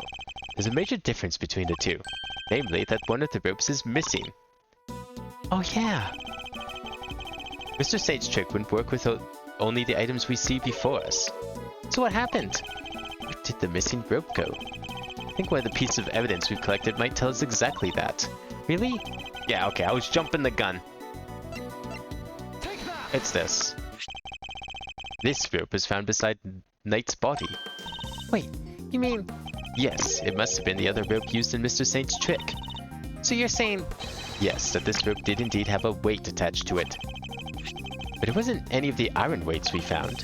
Those were hidden in the bushes and replaced with something else. What was it, Mr. Edgeworth? Oh, come on, I'm dying here. Think about what the rope we found in the workshop was related to. Do that and you'll soon figure out the answer. The weight dropped down in the well in place of the iron weights was... It can only have been Knight's body that was dropped down the well. What? Mr. Knight was the weight? Yes, somebody first swapped out the weights used for Mr. Saint's trick. How did they manage that? Was there not people there, like, setting things up? I guess we're just helping Gavel, like, prove her theory that it's Saint, aren't we? Then Mr. Saint used the contraption to make his exit from the stage. Because he was the only one there setting things up, after all. When he let the rope around his body loose, both the rope and Knight's body fell to the bottom of the well. That rope was never used to restrain Knight. It was used to suspend his body halfway down the well. From this, we can easily see why most of the weights were hidden. But what about the tarp? It wasn't used to restrain him, maybe it was just used to... Oh, you know what? They probably just used a tarp as a sling to put the body in then. So that no one would realize they've been replaced with the body. Precisely. We can further deduce that they were hidden by the killer. Whoa there, gang. Wasn't poor old Bronco stabbed in the neck? Would there be blood everywhere, including down the well? Oh, the killer thought of that, which is why they used this. Oh, right, the tarp was also covered in blood. Take that! This tarp was found with the body. I think it's likely that Knight's corpse was wrapped in it. Ooh, another piece of puzzle falls into place. It's all coming together now. Love it. But all we're doing is proving that the body did go down the well. Which means we're helping to prove that Simeon was the killer. No, not quite. But what about what Judge Gavel said yesterday?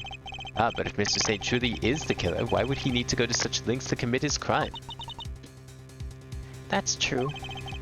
Knight's body fell down the well and Mr. Saint and his contraption used his contraption during the show. Therefore, it reveals nothing about where the real killer actually was, or what they were doing at the time. It's only designed to throw suspicion on those who were not at the show. Yeah, I guess we did suspect Mr. Canis right away, huh? That was the killer's goal, to make us think that the crime took place during the show. In other words, they used the well contraption to construct an alibi. Miss Berry, when exactly did Mr. Saint put his contraption together? It would have been the day before the show. The night before, actually. Yes, we started getting ready for the show at around 9 p.m. And I think we finished around midnight. In which case, the killer must have switched the weights out for the body after that point. That's lots of time. It's like 12 whole hours.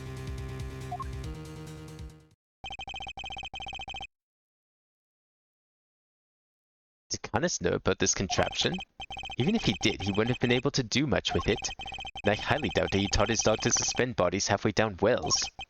Which means Canis isn't the killer. The classic red herring that they wanted you to think. So now what?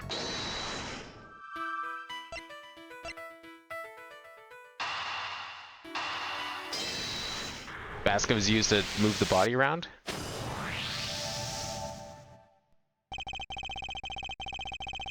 The basket was moved the night before the circus performance, and we've deduced that the weights were switched out for a body around the same time. Hard to chalk that up to coincidence, huh? Then the next question we should be asking is, why was the cart moved? I think I can hazard a guess. The cart would have been blocking that door, which can only mean that somebody needed to open it. Now, let's see what's... You're really trying to break in there? Huh, great, it's locked. Let me ask a guard for help. Hey, Mr. Guard! Wow. She's not trying to break down the door, she's actually asking for the proper authorities to come open the door? Yes, miss? What can I do for you? That was fast. Guard, where's the key for this door? Oh, the warden keeps hold of that. I'll go ask her for it. Warden Lagarde is the only one with the key?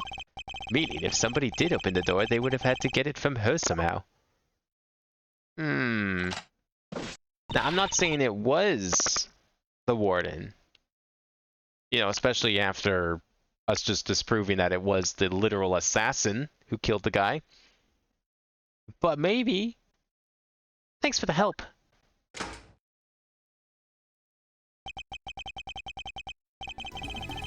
Look at all these breakers. They must control the electricity for the whole prison. So we're thinking somebody got in here the night before the show, right? But why? What were they trying to do? Well, I doubt they came here by mistake thinking it was a break room. They must have come here to tamper with the switches. Did they turn off... Did they turn off the power or to something? Turned off... Did they turn off the power to something? I don't think that's proper English. Come to think of it, wasn't there something that lost power? What might have lost power had a breaker been flipped? Door sensors. Security gates, but I think this is just for the prison, so I don't think it's that. Take that! Yes, if this had lost power, there would have been serious trouble. And how would that have worked exactly? Don't let your preconceptions hold you back, Kay. You need to think outside the box. That's the key to coming up with ideas you'd have never imagined otherwise. Sadly, I don't think... That's actually... If anything, I'd say it's thinking inside the box. Very deep inside the box. That's such an obvious answer. Electrical devices connected to this board would lose power if their breaker was flipped. Wasn't one of our pieces of evidence affected in just such a way?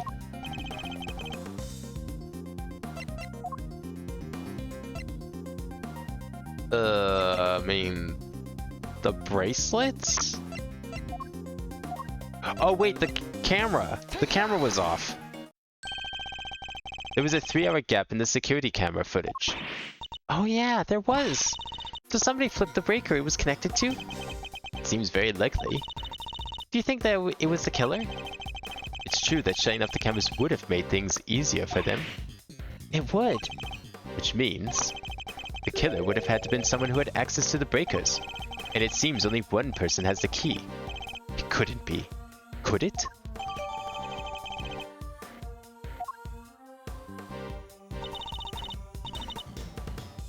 Alright, little thief. Your work here is done.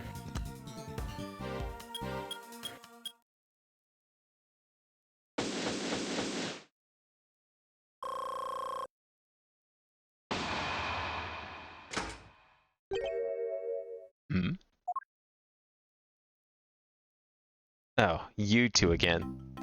It's okay, we got lots of new evidence now. I'm sure we can disprove whatever theories they throw at us this time. First on the scene, the early bird wins the worm. Good morning, Mr. Winner. You! How did you get here before me? Good morning, Miss Edgeworth. I see you've made an early start. And I see you've made a late one, Judge Cavell. This is not my only case. I'm a very busy woman.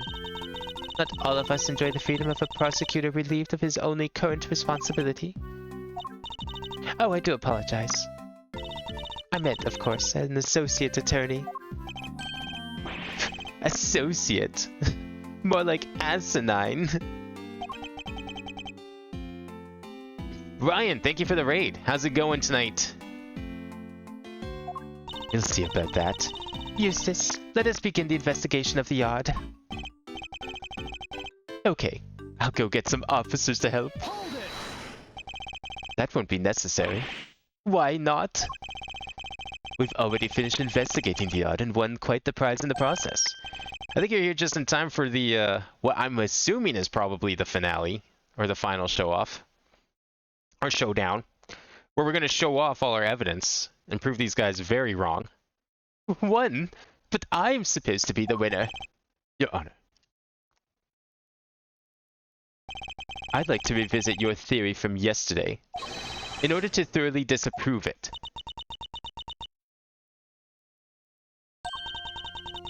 I would caution you to choose your words carefully, Mr. Edgeworth. As I'm sure you remember, your badge is in my hands. It's time for Edgeworth's cockiness to finally come to use. How could I forget? You've told me several dozen times already. Perhaps you'd care to try a different threat. You have been warned repeatedly, yes, and each time my words seem to have fallen on deaf ears. Allow me to make this crystal clear. The committee cannot and will not tolerate insubordination.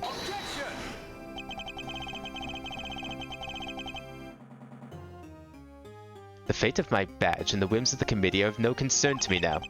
The only thing that concerns me is proving Simeon Saint's innocence. Interesting. And spoken like a true defense attorney. In that case, I shall be equally uncompromising. In the name of the goddess of justice, I will strike down your case without mercy. And when I am done, your career as a prosecutor will be over as well. I hope you do not come to regret this.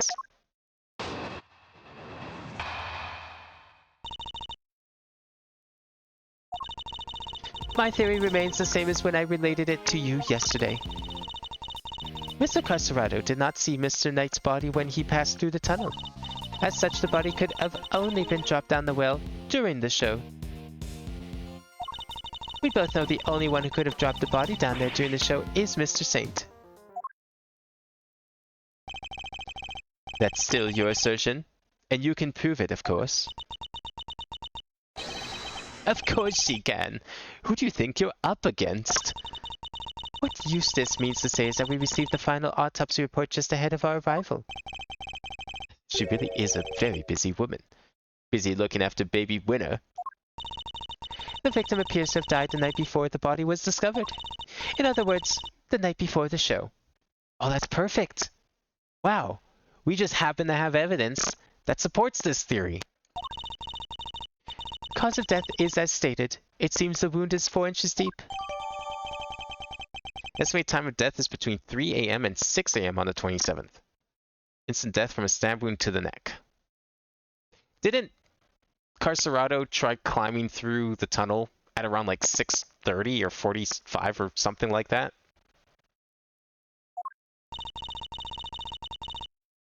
I mean, I guess it could have been him. Simeon Saint was off stage for a period of 15 minutes. That was plenty of time for him to throw the victim's body down the well. Judge Cavell hasn't investigated the yard yet, which means... I fear there may be something of a flaw with your theory, Your Honor. You seem very confident of that. But do you have any evidence to prove it? Yes, I think I just might.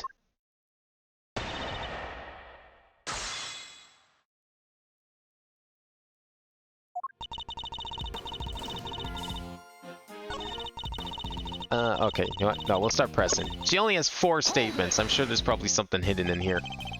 That theory being that Mr. Saint was the killer. You're certainly clinging to it rather stubbornly. And you are certainly clinging rather stubbornly to the idea that Mr. Saint wasn't the killer. Do you have any conclusive proof that he wasn't? Any idea who the real killer might be? I'd like to see what evidence you yourself have first. I am an emissary of the goddess of justice. My words are her words. But her words are wasted on you, I see. You would challenge me if I said the sky was blue. Is this a court or a cult? I don't know, given that image that they showed us of the committee, I think it's the latter. If you truly mean to refute the word of the divine, then come, show me your evidence. Hold it! Isn't it possible that Mr. Carceretto simply failed to notice the body? Assistant to the Associate Attorney, you've been through the secret passage, have you not? Oh, how'd you know? I noticed mud on you yesterday. On that charming key in your hair, to be precise. That's incredible. You could be a great thief with eyes like that. Answer me truthfully, in the name of the goddess. Would you, or would you not have noticed a body had one been present? Well, you know, I guess I would have. It's not that big of a tunnel. It'd be pretty hard not to. There you have it. Mr. Carceretto did not see a body, which means there was no body there to see.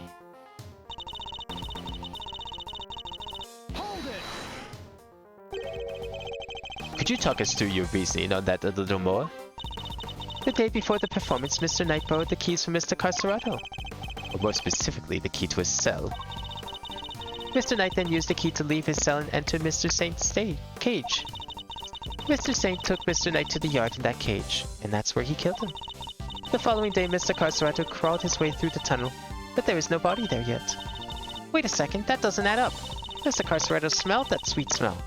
So Mr. Knight must have been in the tunnel already. No, his body did not pass through the tunnel until sometime after Mr. Carceretto had crawled through it. Mr. Carceretto used the tunnel right around the time the show was starting. The body was discovered just after the performance ended. Ah, see, that's where she might be wrong. Because we have some evidence that supports another theory that we came up with the other day. From which you've deduced that the body could only have been thrown down the well during the show. Yes, and who the culprit must be. Hold it! Are you sure about that? Could nobody else have done it? I understand that Miss Berry was on stage for the entire performance. Most of the prisoners were watching the show, and those who were not have plausible alibis. What about the guards? They too were watching the show, as was the warden. How can you be so sure? A guard could easily have approached the well unnoticed. None of the guards left their post during the show. I have checked this for myself, you know. I took statements from each and every one of them. She's thorough, I'll give her that. Are you finally ready to accept the truth? That the killer could only have been Simeon Saint? Judge Cavell hasn't carried out a full investigation of the yard yet. Which means we've got the advantage for a change. We should review the evidence we've gathered during the investigation of the yard. Okay, such the body could have only been dropped down the well during the show. Well, I think we want to present it here. Is it this? No. Is it going to be this?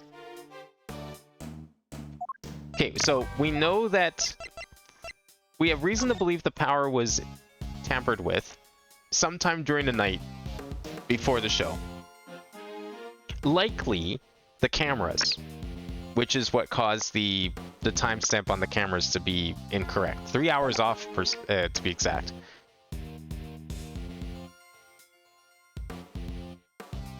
So he crawled through the tunnel around 9 a.m. which is before the show, right? Oh no, that was right when the show was going on. But right, yeah, he would have...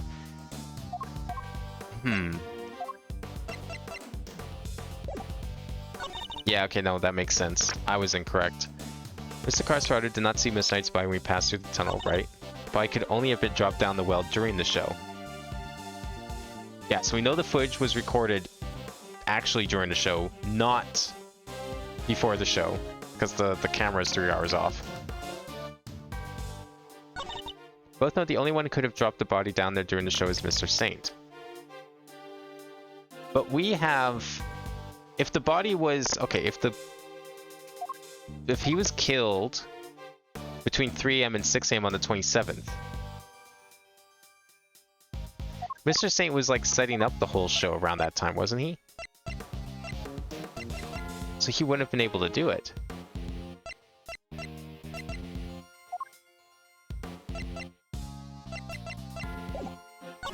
Let me go back here for a second.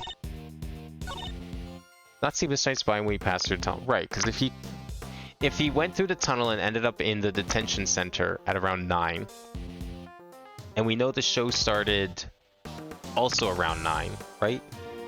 Do we have anything in evidence that like talks about the show and when it was?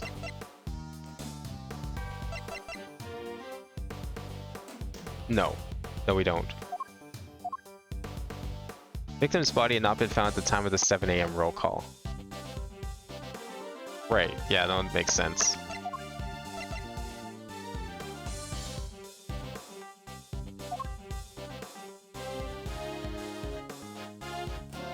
Seven, noon, and 9.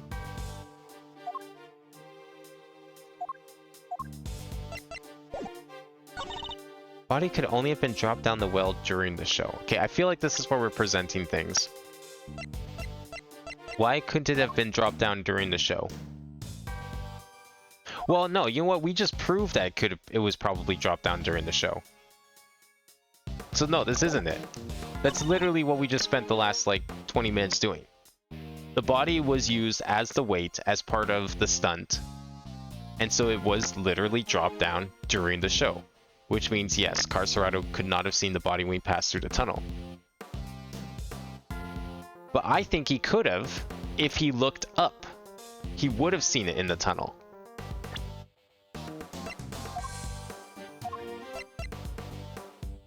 So how do we put that into here?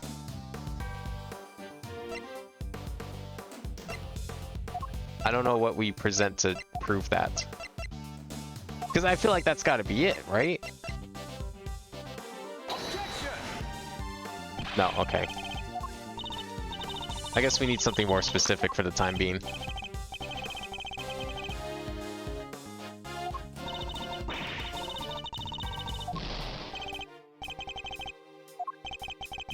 Gonna have to be more careful. Yeah. Okay. Did not see Mr. Knight's body when he passed her down. I feel like we're catching her on technicality here, and the fact that the tunnel goes up because it connects to the well, but maybe not. I don't think we have that yet. They tampered with the night before the body was found. But like, yeah, the theory. He did not see the body. Okay, fair. Body could have only been dropped down the well during the show. Well, yeah, that's our theory too now, is that the body was dropped down during the show because it was literally used as part of the show. Well, then the only one who could have dropped the body down there during the show is Mr. Saint. Well, no, because he was on... Well, actually, yeah, he did. Shit. He's literally the one that did it. So what are we presenting then? It's got to be this one, because these are true statements. We have proved as such. The body had to been dropped down during the show, and Mr. Saint would have been the one to do it in that case, because he was holding the rope that would have started the stunt.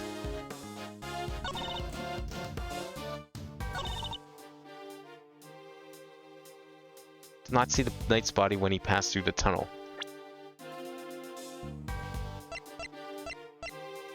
He wouldn't have seen it, like, hanging there or something?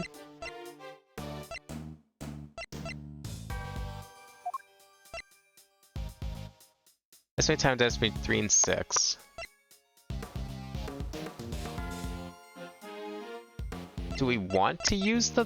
But what does this have to do with anything right now?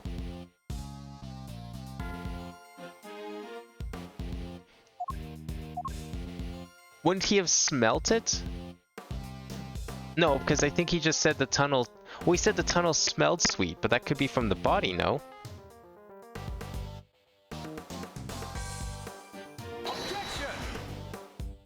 No.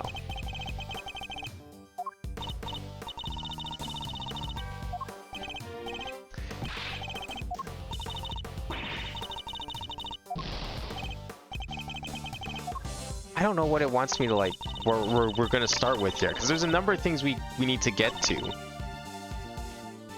Such the body could have only been dropped down the well during the show. Maybe this is the right part of the testimony, but that doesn't make sense. This isn't a contradiction. We're agreeing with this fact.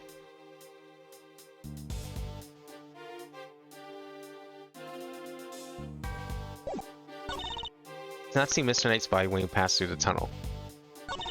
Unless we're using this one because of the time. Because she's saying this because of the potential time. Yeah, reasoning for that one. Day before the performance, Mr. Knight borrowed the keys from Mr. Carcerado, right? Mr. Knight then used the key to leave his cell and enter Mr. Saint's cage. So that would have been before the show. Mr. Saint took Knight to the art in that cage, and that's where he killed him. Following day, Mr. Carcerado crawled his way through the tunnel, but there was no body there yet. Mr. Carcerado smelled that sweet smell, so Mr. Knight must have been in the tunnel already. Did I try presenting...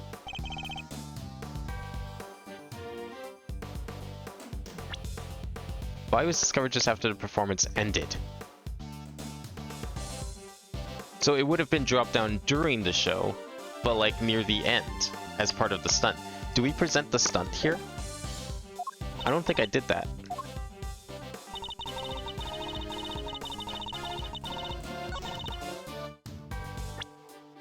Did I do that? I guess I did. God damn it, it feels like that's gotta be the answer though. Cause like, the stunt is why he's down there and why Carcerado would have missed the body. Because if he crawled through during the show, before the final stunt happened, then of course he wouldn't have seen the body. Oh, but then he would have had to crawl back during the show as well. Which, no, that's not the case. Okay, can I check the camera footage? No, I can't check the camera footage anymore. Because the camera footage, I think, said like 9:45 or something. Or, well, 6:45, but actually 9. So, the show is from 9 to 10. I think it was from 9 to 10. The show is from 9 to 10. And then the last 15 minutes of the show, Saint wasn't on stage because of the stunt. So he does the stunt, he's off the stage.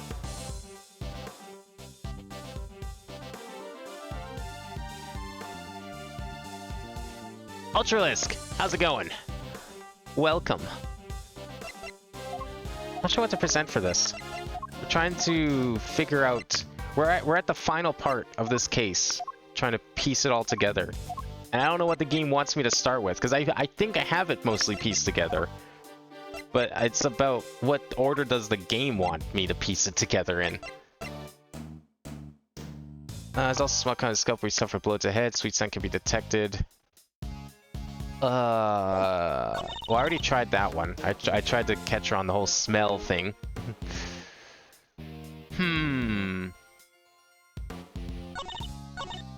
We both know the only one who could have dropped the body down there during the show is Mr. Saint. Now, are we talking about literally? Because yes, Mr. Saint pulled the cable, the rope that did it, but he didn't set it up.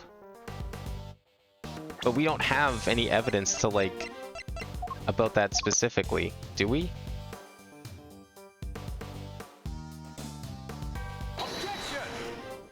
No, it's not that. I was thinking we were gonna go with, well, someone was in the power room tampering with things, so maybe it was them. But no.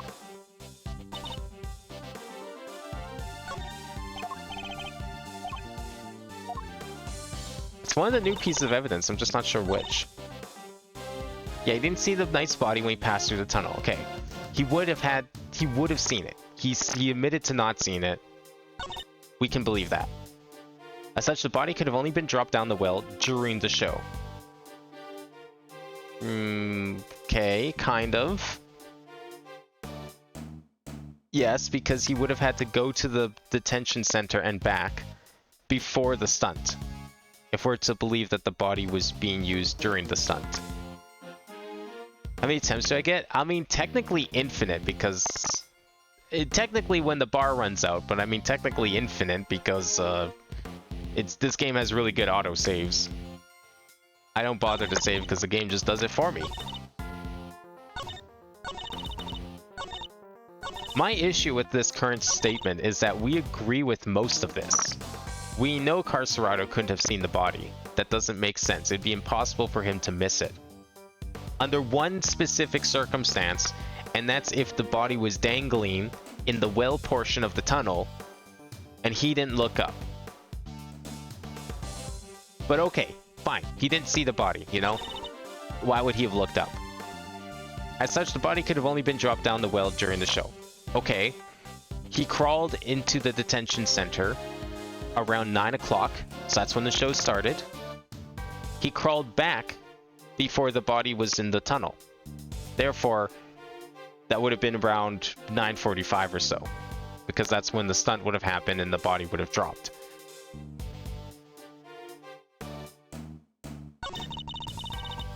Both know the only one who could have dropped the body down there during the show is Mr. Saint.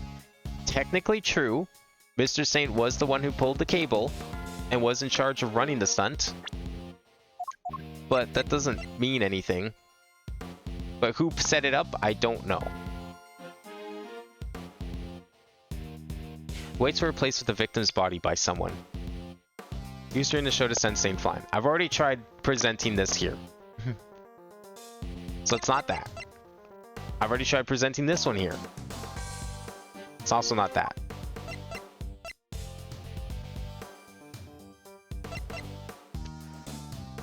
I don't think we can present the footage because she seems to be like dismissing the footage for the most part still. And this is footage of the detention center, so like it doesn't prove anything with the body. Such bracelet was not working at the time of the incident, cannot be detected by the sensors. Yeah, that's unrelated. That was old.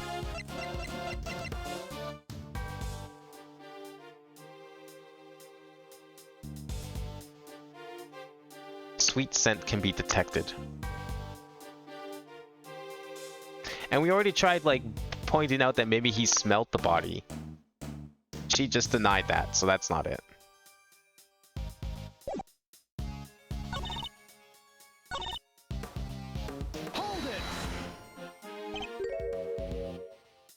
Yeah, possibly failed to notice the body, so, choosing the passage. Right, but like, maybe could have smelled the body because it's hanging above him in the well. And I think he does mention as such, but I don't think that really, I have no way of like really bringing that up here.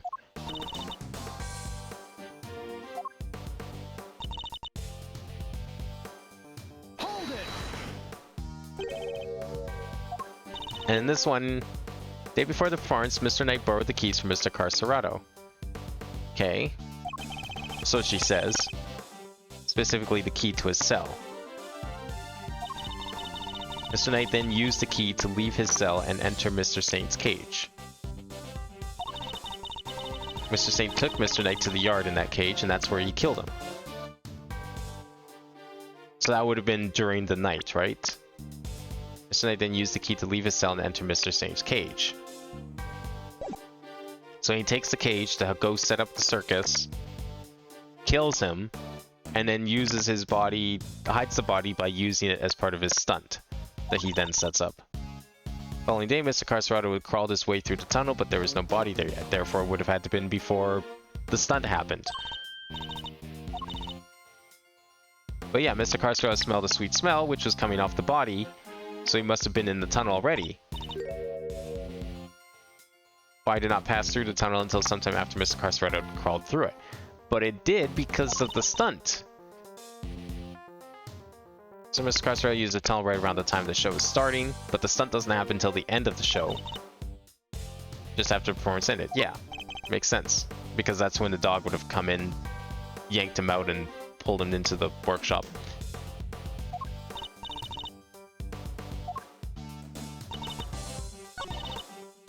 Body could have only been dropped down the well during the show. Okay, well, if it was used as part of the stunt, no. But that's also not it.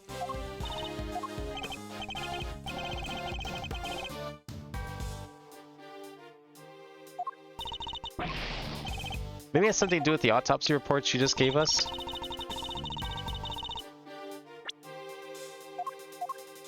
Like, I don't think this is it, but... Estimated time of death is between 3 a.m. and 6 a.m. on the 27th. We've only been dropped down the well during the show. So he's just hanging on to the body until then?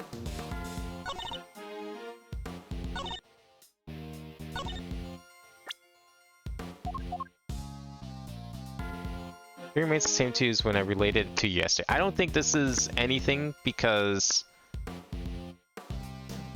I mean, I don't remember exactly what she said yesterday, but I don't think that had anything to do with this. I think that first statement is just nothing. It's going to be one of these three statements. Mr. Carcerado did not see Mr. Knight's body when he passed through the tunnel. Right? It shouldn't have been in there yet. Between 3 a.m. and 6 a.m. on the 27th. It has nothing to do with the camera. The camera was not at 6 a.m. The camera is at 9 a.m. because the camera is 3 hours off.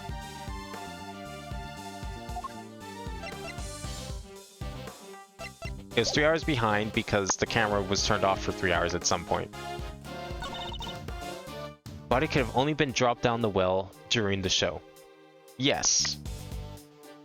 That makes sense. It most likely was because we've pretty much determined that the body was used as part of the stunt. It was used as the weight during the stunt. So yes, it would have been dropped down during the show.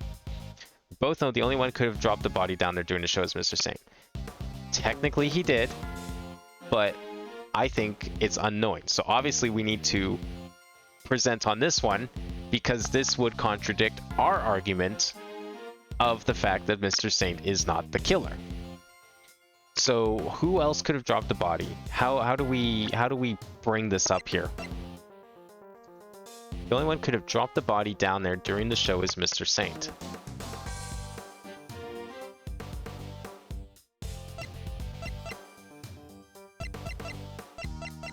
Well, no, because he was performing, so how could he have been down there? I mean, he set it up, yes, but... Oh yeah, I already tried this on there.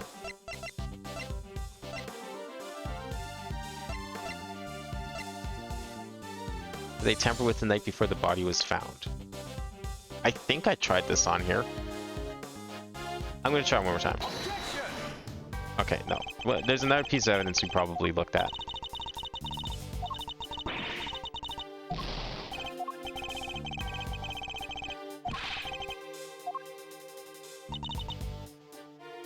Okay. What else do we have to present here? That's kind of new. Sweet scent. Probably not. We don't have anything related to the well itself.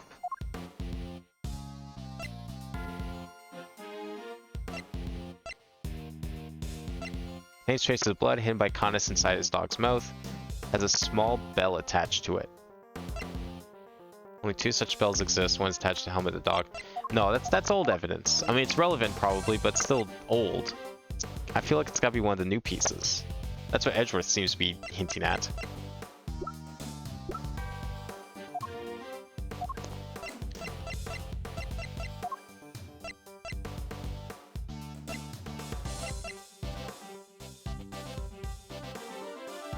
Both of them, the only one who could have dropped the body down there during the show is Mr. Saint.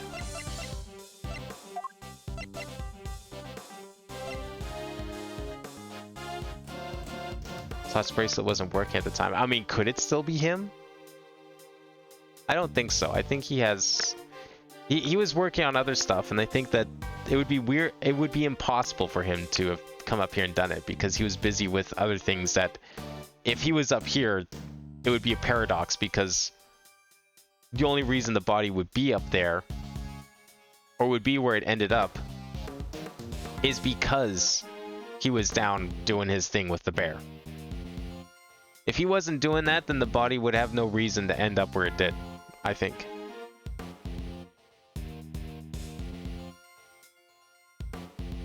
Because he wouldn't have seen the body. He wouldn't have been there to witness it. So his whole testimony would fall apart if that was the case.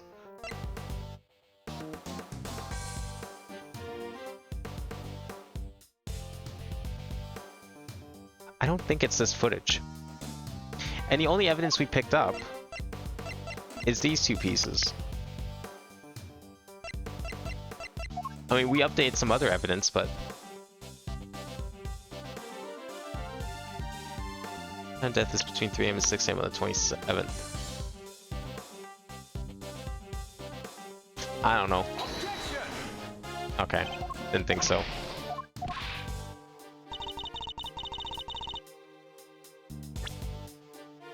I might just look this one up because I'm drawing a blank on like how the game wants me to approach this. Because Mr. Saint is during the show, so yes, he did technically drop the body down the well, but he doesn't necessarily know it was him.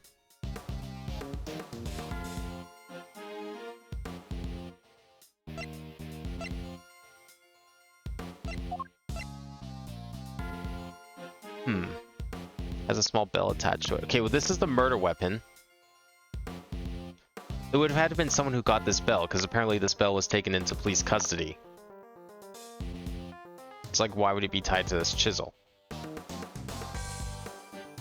Except for whoever killed him.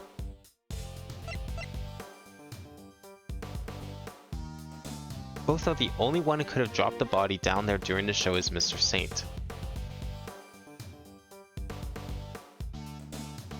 I don't think that's true, but I don't know what else we can put.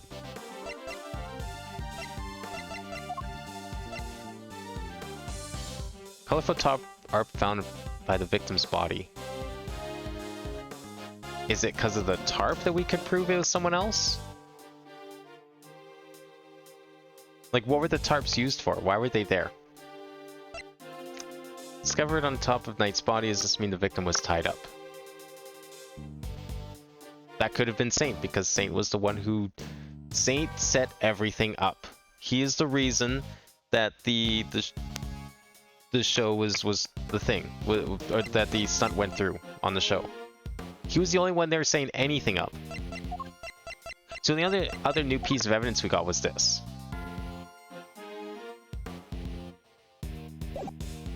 Is it one of these others? Body could have only been dropped down the well during the show, okay?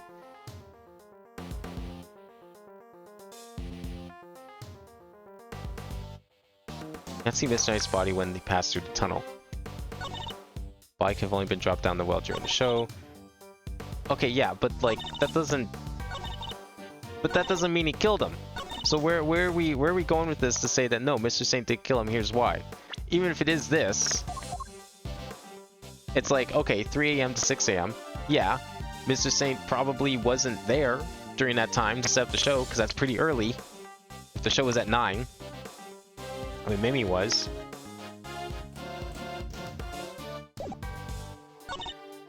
Body could have only been dropped down the well during the show. Is it here? No. I'm gonna try the second one. Just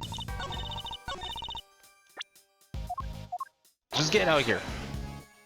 Okay, didn't think so.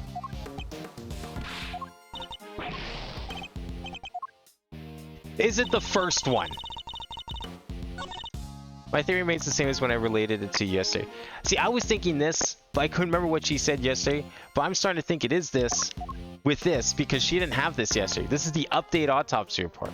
What if this is like some sick joke about like a meme, reversing the meme of like Edgeworth presenting the autopsy report to disprove someone else's theory?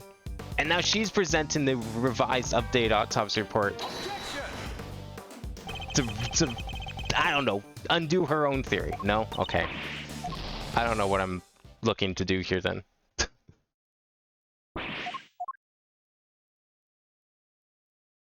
It's gotta be the fourth one. I feel like it's gotta be the fourth one. But I'm gonna look it up because I don't know. I'm actually like legit stumped on where this would be.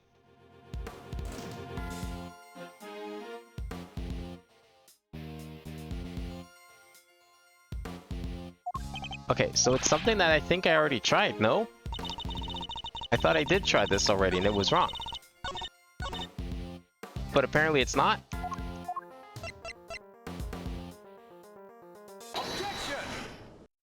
I thought I did that. Did I not present that on the fourth thing? Because that's exactly what I was thinking. I guess I didn't. Well, no wonder I was stumped. I somehow hallucinated myself doing the correct thing already and thinking it was wrong. Well, there you go. Sorry, Your Honor, but there's something else you're going to have to take into account. The well in the yard was rigged up to create a certain unique contraption. Yeah, I'd be okay with these games like... Maybe I should start taking notes on which statements I've been presenting, which evidence on or something, because clearly I'm forgetting. A contraption? Go on. You will recall that Mr. Saint was sent flying from the stage by the elephant? I do. Just before he was to be absent for some time. He was only able to fly through the air thanks to a weighted rope he tied around himself. Dropping the weighted end down the well allowed him to complete the trick. Wait, wouldn't that send him flying as soon as he set foot on stage? It's simple, really. He kept the weight from falling down using a stake to keep the rope in place. With his second rope, he was able to pull the stake free, thereby controlling when the weight was dropped. We found evidence to suggest the original weight was replaced with Knight's body. This was done by the real killer in order to create an alibi. The estimated time of death tells us that the murder took place early in the morning. The killer could have tampered with the contraption in the time between the murder and the show. Objection! You're saying that Mr. Saint himself set up this contraption up, right? Well then, who do you think the number one most likely person to have used it to dispose of a body, Even you must see how this looks. If Mr. Saint was the killer, he could have simply done as Judge Cavell theorized, without those extra steps. Miss Berry. Yes? Does anyone else know how Mr. Saint's trick works? Well, let's see. We had to get the prison's approval on what we were going to perform, so I don't think Simeon's the only one who knows. And there you have it. Interesting. You've certainly been diligent in your investigation, and yet I fail to comprehend your actions still. Why do you not work to do what is right? Is what I'm doing wrong? If so, who is it that deems it so? How can you not grasp even that? How can you not see that what you're doing is wrong at this very moment? You are a prosecutor, and yet you aid the defense. This flies in the face of common sense. You're breaking every rule in the book. Well, it's not his first time. I think only of what is right and just and act as I see fit in each situation I'm confronted with. This is the path I've chosen, and whether you can comprehend that choice is immaterial. But if you mean to stand in my way, I will fight back with all I can bring to bear. Perhaps the goddess of justice is testing me. Very well. If it is her that we must fight, then I shall end this once and for all. Listen well, Mr. Edgeworth, for there is another reason why only Mr. Saint can be the killer. Very curious what that reason could be. She's pretty confident for someone who hasn't had time to investigate the yard yet. If the body was moved from the yard to the workshop, then Mr. Knight must have first been brought here to the yard from his cell. The only person who had the opportunity to do that is Simeon Saint, and thus he remains the only plausible suspect. Mr. Saint took a cage with him to Mr. Knight's cell. But why would he do that? Why take such an unwieldy object all the way to the holding cells? Yeah, it is pretty sus. Yeah, how did he get here? Like, that's fine, Saint probably didn't do it. There is evidence that suggests that someone else could have done it, but we don't really know who yet. But we've all met Mr. Saint. That's exactly the kind of thing he would do. It's entirely plausible that he took the cage with him out of absent-mindedness and nothing else. It may be plausible, but it is no more or less plausible than him having helped Mr. Knight to escape. Need some real solid evidence if I'm going to get her to budge.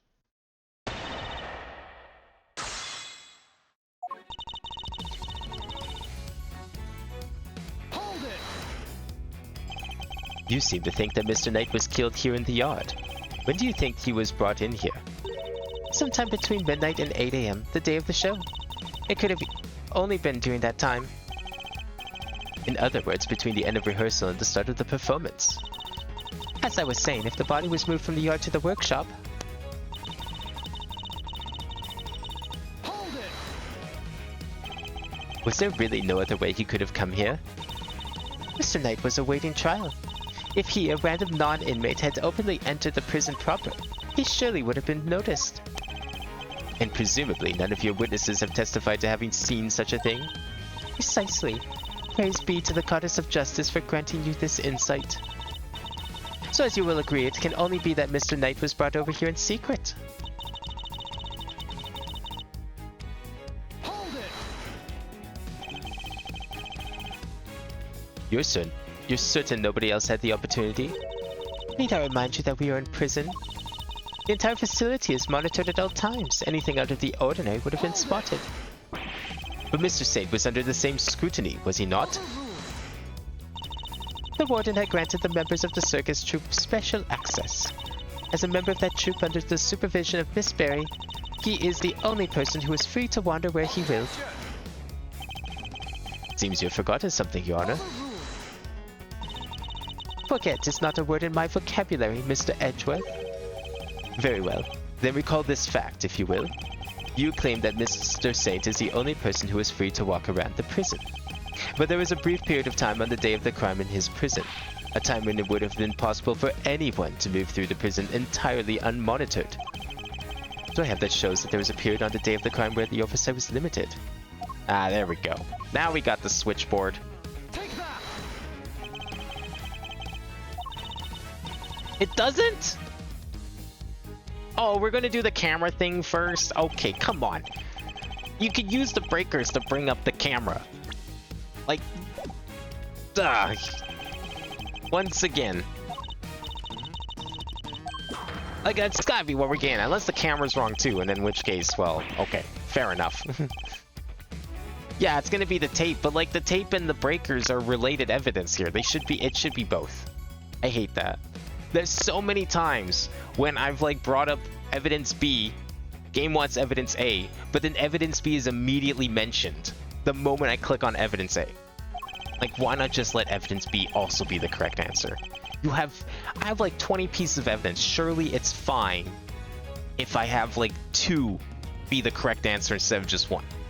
Surely it doesn't make the game that much easier.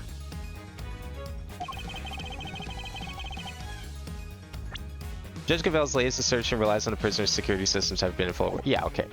I mean, yes, but we know also why that's the case. We know it's the breakers that were turned off. We discovered this. Whatever. Let me just do it again. And pick the tape. Yeah, I was thinking we'd be using new pieces of evidence, but I guess the game wants me to use old evidence. Fine, I'll do the tapes first. Mr. Saint is far from the only one who had the opportunity. Which opportunity are we talking about again? We previously established that the time code on the security footage was off by 3 hours. And from this we can deduce there must have been a power outage lasting for that length of time, during which anyone could have moved around the prison undetected. Do you mean to say that our killer intentionally created this 3-hour gap? That it was no simple camera malfunction? Is that even possible? It was completely possible to create a 3-hour gap using this. Our investigation of the yard turned up something rather interesting. A panel of breakers, one which can be used to cut the power to the security cameras. We also learned that the door to the power room may have been opened at around the time of the murder. What? Such a shame to see one so capable fall so short of the mark. Mr. Edgeworth knows what he's doing. Then how does he explain the lock on the power room door? Oh yeah, it was kind of locked up tight. And the warden's the only one with the key. Those breakers are vital to the prison's infrastructure, so I very much doubt that anyone could have gained access to the power room's keys so easily. So what do you think that might mean, Oh right, she's not gonna care because she's dead set on blaming Saint. No, but one person could have. I beg your pardon? That person, the killer, had easy access to it, in fact. And what's more, their position here is such that nobody would dare question them. What? There's no one like that? The breaker to the electric fence is in there. They would be questioned in an instant. By who? Think about who would be questioning them. And then think about what person could enter that room and not be questioned. There's only one person who meets these criteria. I can hardly believe it myself, but I have to follow where the logic leads. Restored access to the power room key was... I mean, there's only one option at this point. Take that! The real culprit is... Well, that explains why Missile's so upset. Warden Lagarde.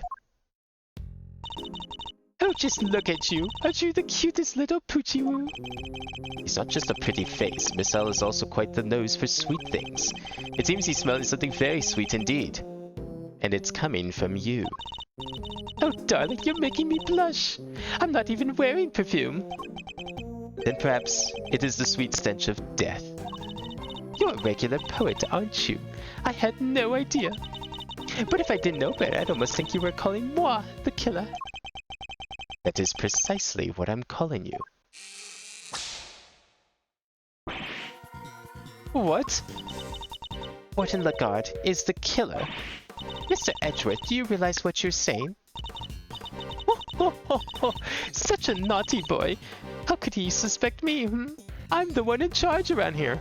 Which is exactly why you're the perfect suspect. It's like we're in a murder mystery, aren't we? Yes, it does seem that way, doesn't it? And equally far-fetched. This is preposterous. Hold it! Sadly, it does not, although I can hardly believe it myself. But this is where the evidence points, and we must trust in the evidence. This piece of evidence proves that Warden Lagarde is the killer. What piece is that? Well, we already did this. Tampered with the night before the body was found. Estimated time of death is between 3 and 6 a.m., right?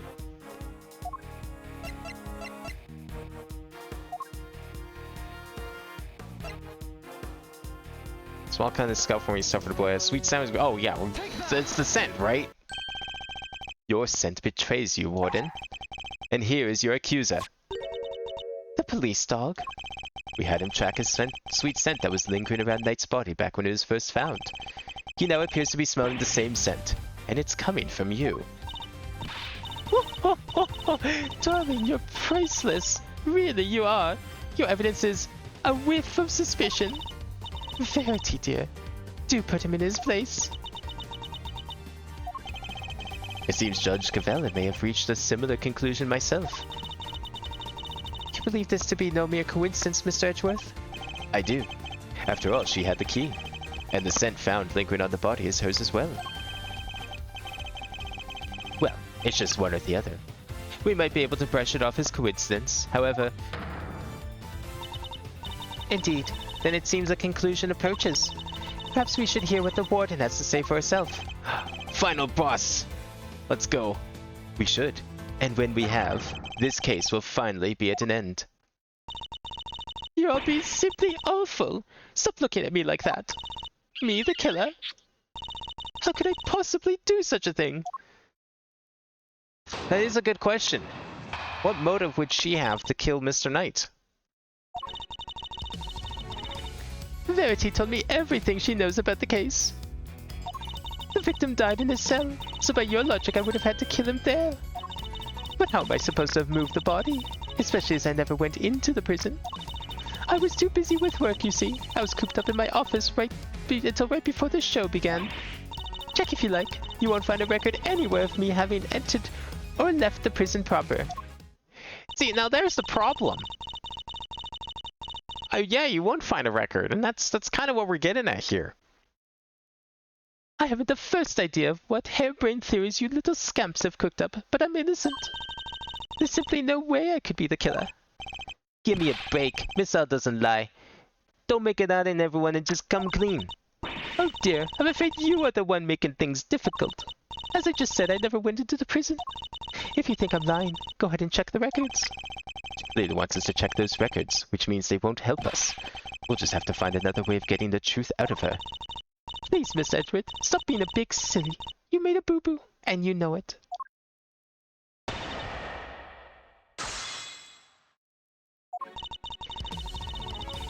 Hold it! Judge Cavell told you everything? Are you close? Thick as thieves, darling. Why do you ask? Are you jealous? No, I'm a little suspicious, really, about what possible larger implications that means for the overarching plot. Jealous? Of what? I had to ask Warden Lagarde for a lot of information on the first day of our investigation. It seemed only right that I share some information in return. Oh, Verity, do you have to make it sound so awfully dry? I thought we had a lovely chat. I simply shared the truth in that conversation. It was the least I could do. I'm not sure what's going on, but these two, they're terrifyingly formidable together. Hold it! The murder took place in this cell. You seem very happy to accept that. And why should I? It seems the most likely place for it to have happened without drawing attention. And besides, they found Knight's blood in his cell. Yes, but that was from being struck by Mr. Cursoretto. Though I need to tell her that, I suppose. I take it there's also been no testimony to the contrary. What does it matter? Knight being killed in the cell doesn't go against any of the facts anyway. Does it? I thought we had something, but maybe not. Hold it! Do you have any evidence that you didn't enter the prison? Please, darling, let me finish. Hold it! Blood on the chisel? True. But that blood could have come from anywhere. If that was the murder weapon, that could have been... We don't know where that chisel was. We found it in the dog's mouth. But that doesn't mean anything. Like, that's only there because it was taken out of the body. But we don't know when it was put in the body. And apparently the only fingerprints we found on the chisel are from Mr. Knight himself. Maybe, though, the reason for that is because he was trying to struggle against his killer, who might have been wearing gloves. So you were in your office the whole time and you didn't notice anything unusual? And, I mean, she's at least not currently wearing gloves, so... No help there. No, I can't say that I did. And you didn't notice anything missing? I must confess I'm a rather messy girl. And I forget for one at that. I put something down and it's lost forever. It's a curse, darling. A curse. We don't know whose blood is? I don't think we do. I think we're just assuming it's him. Yeah, it just has traces of blood. We don't actually know if it was Knight's or not. We haven't gotten that part of the autopsy report. I mean, it's likely. I don't know whose else blood it would be, but we don't know 100% for certain. Yeah. The blood certainly doesn't help, but we don't know that's for sure his blood. We do know for sure, though, it has his fingerprints on it, I believe. Right? Oh, we can't click on anything else. I can click on the bell. This bell's the same one that's found on Helmet's collar, right? Yes, the bell is something of a trademark for Mr. Canis. An assassin with a trademark? You'd think he'd want to stay anonymous. Isn't that true of great thieves, too? Oh, Mr. Edgeworth, you don't know anything about great thieving, do you? Great thieves are only great because they stand out from the crowd. What's in it for a thief to stand out like that other than to attract the police's attention? Is it hollow? Can't tell. Looks like it might be, but seems innocuous. I even lost some important evidence recently. It was gone. Poof! Just like that. What? And she still has a job? Honestly, if somebody came into my office and took something, it might be years before I noticed. Seems like I'll need more than the power room key to expose her. On the day of the murder, I was working in my office. Oh, and looking for something I misplaced. Even if I had reason to go into the prison, I simply wouldn't have had the time. Well, that seems very suspicious. Almost relevant, one might say. Sure, maybe you didn't go through the main entrance to the prison, but what if you took another route? Oh, come now, sweetie. Surely you don't mean that awful, filthy tunnel they discovered. Why, until yesterday I had no idea it even existed. No, you had another way in. I'm certain of it. A route that didn't require going through the main entrance or the tunnel. The route you took went through this location. Take that! Through the fence? Warden, you took Knight from his cell and brought him to your office, which just happens to be connected to the yard. If you had a way through the fence, then you would have been able to circumvent both the entrance and the tunnel. A gold star for creativity, darling. And how would I have gone through the fence? The extremely high fence, topped with razor wire, with thousands of volts of electricity going through it. Yeah, how is she supposed to have gone through that, The fence's electricity supply can be cut off from the power room. And only you had the key, Warden. No one but you could have done it. Utterly ridiculous. The power room is on the prison side of the yard. Warden Lagarde is on the detention center side. How would she even have reached the power room? The breaker was off. We don't know which breaker though, unfortunately. We only know that a breaker was turned off, because if you look at the breakers, there's several. So, obviously the voltage, the sensors for all the prison doors and the bracelets, and the cameras. And the only one we can probably say with some certainty was turned off is the cameras, due to the 3-hour discrepancy on the timestamp on the security footage. Warden Lagarde was on the detention center side. How would she even have reached the power room? Exactly. Verity, darling. Well, Clever Puss, you've dug yourself a real hole now. If there is no record of Lord Warden Lagarde having entered the prison proper, then the idea that she could have shut off the fence by using the breaker is out of the question. There must be some way she could have done it. Take a deep breath, big guy. Lose your cool and you've lost everything. If I don't find a solution, she might still wriggle out of this. Hey, I said take a deep breath, not freak out and get completely lose your cool. There's nothing to be gained by banging your head against the same wall, yeah? No matter how you look at it, Warden Lagarde couldn't have done it alone. Mr. Edgeworth, if you... You aren't doing yourself any favors by obstructing justice with your silence. It was a reflexive objection. But now that I've yelled it, if I don't come up with an answer, it's all over. I have one more thing to add, if you'll permit me. Something that explains how the warden could have shut off the breaker from the wrong side of the fence? Yes, because it's not as impossible as it seems. What enabled her to shut off the breaker? Not her position. Well, in a way her position. The time of the murder? No, I don't think so. It's probably an accomplice, which, I mean, kind of her position as well. She's the warden, she can get people to do whatever she wants. If she has someone to go turn off the power in the breaker room, I don't think they're going to question it. Alright, so I feel we may lead to looking for prints or something. I mean, you would think we'd look for prints on the breaker wall. That would be my first choice. We're not doing that. That would make it too easy. She couldn't have done it alone, but what if she wasn't alone? And besides, if she has an accomplice, then, well, her prints wouldn't be on the breaker in the first place. Oh, now we're talking. Way to flex that old gray matter, kiddo. I believe the Warden Lagarde had an accomplice. Enough. You disappoint me, Mr. Edgeworth. What do you mean? Mr. Edgeworth has said nothing wrong. The inmates of the prison are all issued with security bracelets. The ones that raise the alarm if people go where they're not supposed to. Ah. I see to have realized your error. And we are, of course, within the prison grounds. What about a guard? Where not only are bracelets worn, but even the guards surveil each other for signs of wrongdoing. Is it wrongdoing, though, if it's an order directly from the warden? And despite all that, no one knows Mr. Carceretto's escape?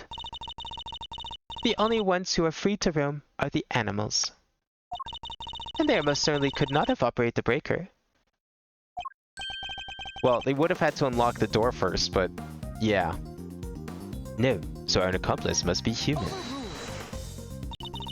Then who did it, given that it cannot have been a prisoner or a guard? I wouldn't be so quick to rule that out either, Your Honor. The fact is, there is one person, someone whose movements weren't restricted, and I have just the evidence to show who that free roaming person was. Take that!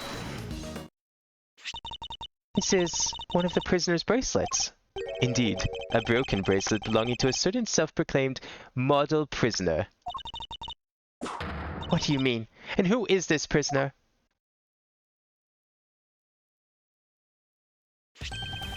Frank Sott, Warden Lagarde's favorite inmate. Ooh, that got a reaction out of her. I don't think she liked that one. It's strange, isn't it, Warden? That he was able to keep his broken bracelet hidden and wander freely around the prison all the while? That is pretty funky. I mean in a good way. It couldn't be the case that he was permitted some sort of special leeway, was it? Although you are in the habit of giving such leeway to certain others. Borodamacanis, for example. Mr. Edgeworth, that is pure speculation. In that case, why don't we ask Mr. Sard himself? I'm confident he will confirm for us that he and Warden Lagarde were accomplices in this crime. Yeah, actually he would. The two of them had worked together, a certain route into the prison becomes viable. The real route by which Mr. Knight was moved from his cell to the prison proper. Recall that there were two big obstacles in her path. First, the security camera outside Knight's cell. Second, the electrified fence in the yard. But she was able to remove both obstacles in one fell swoop, by having Mr. Sott shut off the corresponding breakers. Alright, Mr. Edgeworth, you've had your fun. And, do you still deny it, Warden Lagarde? No, darling, you've got me. I admit it. Warden, tell me this isn't true. Story verity, honey. I'm afraid it is. Frankie helped me do it. No way. You did it, Miss Edgeworth. You got her. Nice shooting, cowboy. She won't be wriggling out of this one now. As Miss Edgeworth has said, I'd frankly switch off the breaker. But we didn't kill Knight, did we? No, sweetums, no we didn't. What? Warden, explain yourself. Oh, Verity dear, I doubt your precious goddess will want to hear my excuses now. She is all merciful. You have but to confess and you shall be saved. Oh gosh, alright. I was being threatened. I had no choice but to do as he said. Who's he? Borodamacanis, that awful assassin. Canis? How long has it been since that awful man came here to my beautiful prison? I'll never forget the day he arrived.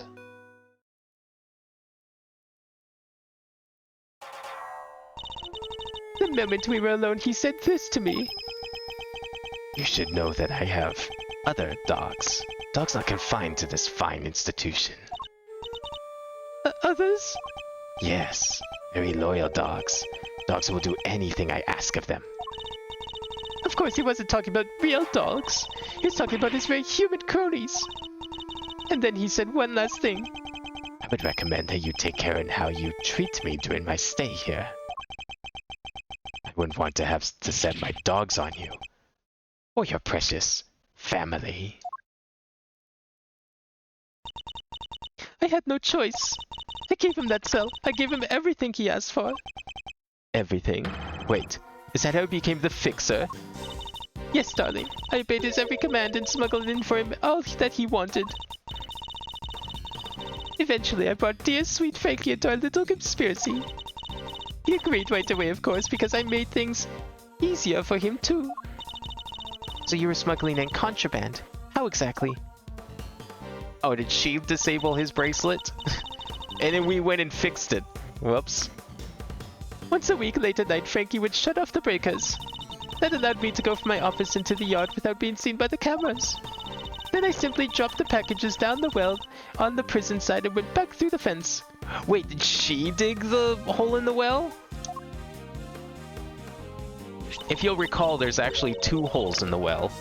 There's the one that Mr. Concerto dug all the way to the detention center. But it turns out that there was already another hole that went from his cell floor up to the well. So maybe that was her job. Each one of them spritzed with a little of my perfume. So that's what the sweet smell was. Yes, it was a signal for Canis's dog. When he picked up the scent, he would fetch the packages and bring them back to his master. We had to make sure Rocco wasn't in his cell at the time, of course. Can't have been easy keeping him from finding out. Oh, we were all very much creatures of habit here in the prison, darling. Everything runs to a schedule. Meals, exercise hours, that sort of thing. We know when he wasn't there.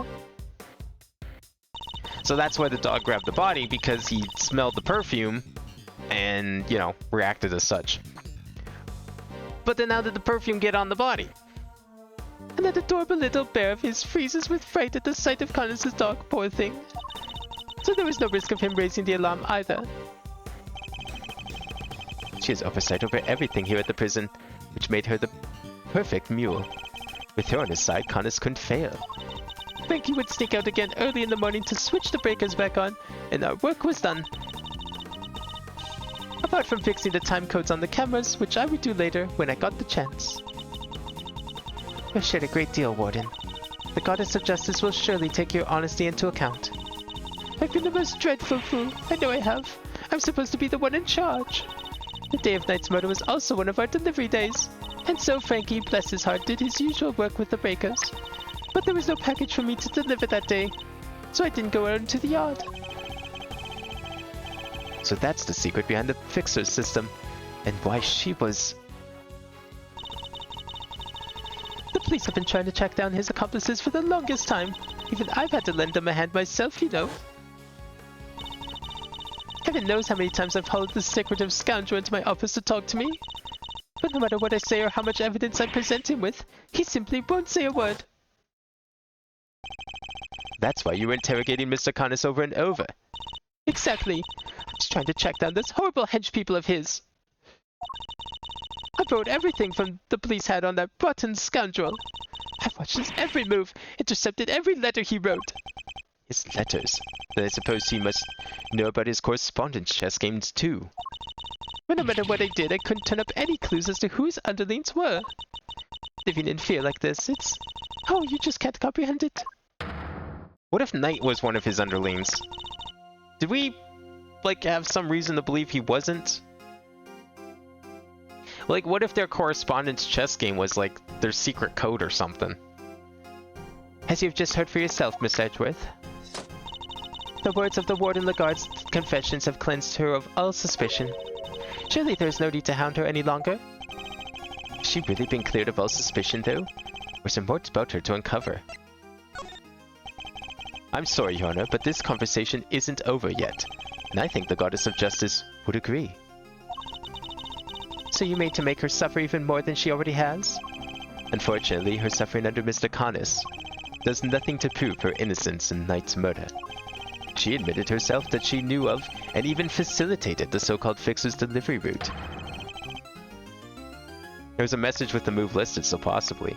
Yeah, like, I'm wondering if that was just all... That wasn't actually a game of chess that he had on his board. That was like him and his pawns. Literally and figuratively. I believe she used that same route to move Knight's body. And where's your evidence, Mr. Edgeworth? It's in the fact that the sweet smell on Knight's body is the exact same scent Warden Lagarde uses to signal a delivery. What do you make of that? Well, that's because... we've done it so many times by now that the whole well probably smells of it. Some of it must have just rubbed off on his body. That does match the statement that Mr.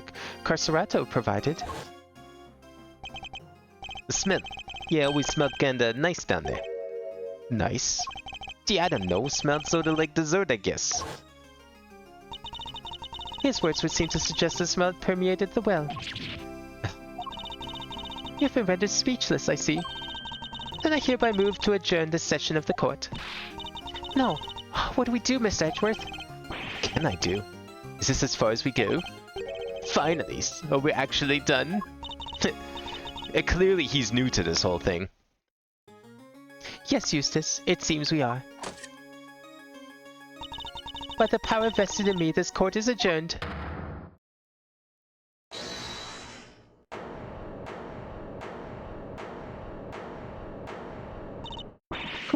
Who was that?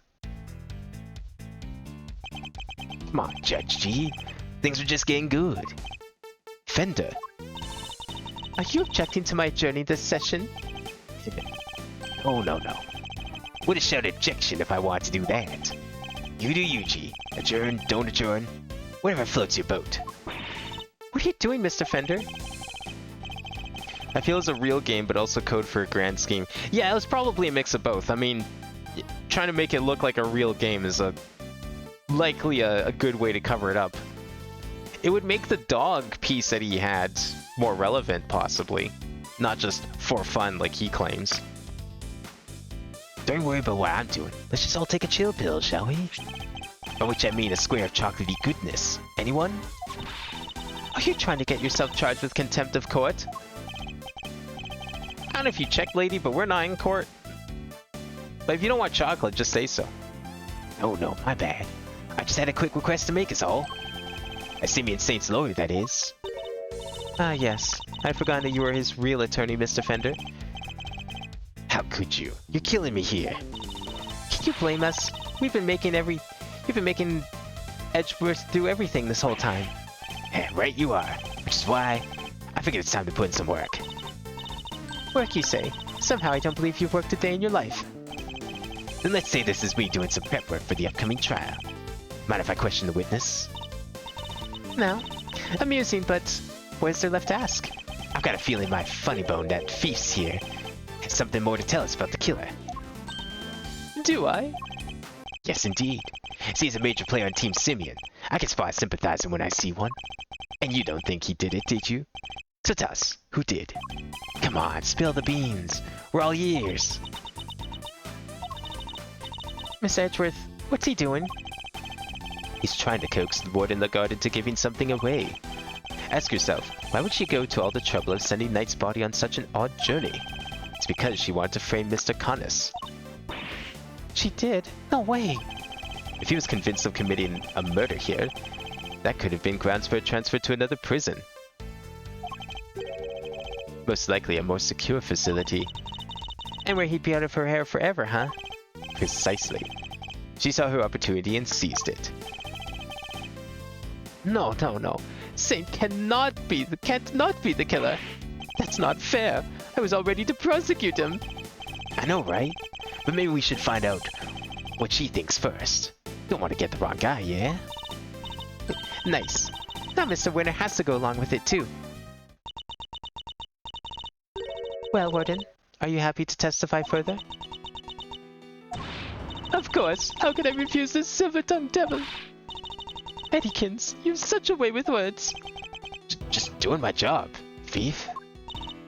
Besides, one can't tell the truth without telling the whole truth, can one? I'm simply dying to tell all verity, darling. Do say you'll let me. As you wish. Court is unadjourned. Can't believe you pulled that off, Mr. Fender. Me either. Thank you for the timely intervention. Hey, it's the least I could do. Case not wrong. I've been leaning on you hard. And besides, the defense never rests, am I right? Simeon's depending on us. Sadly, I think I just about exhausted my reserves of cool lawyer chat there. And we can't file this up now. Which means you're up to bat, Miles McSmiles. Show him that never rests spirit. I shall.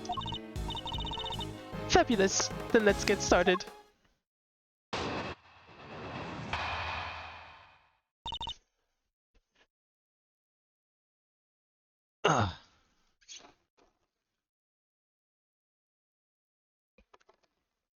Oh man.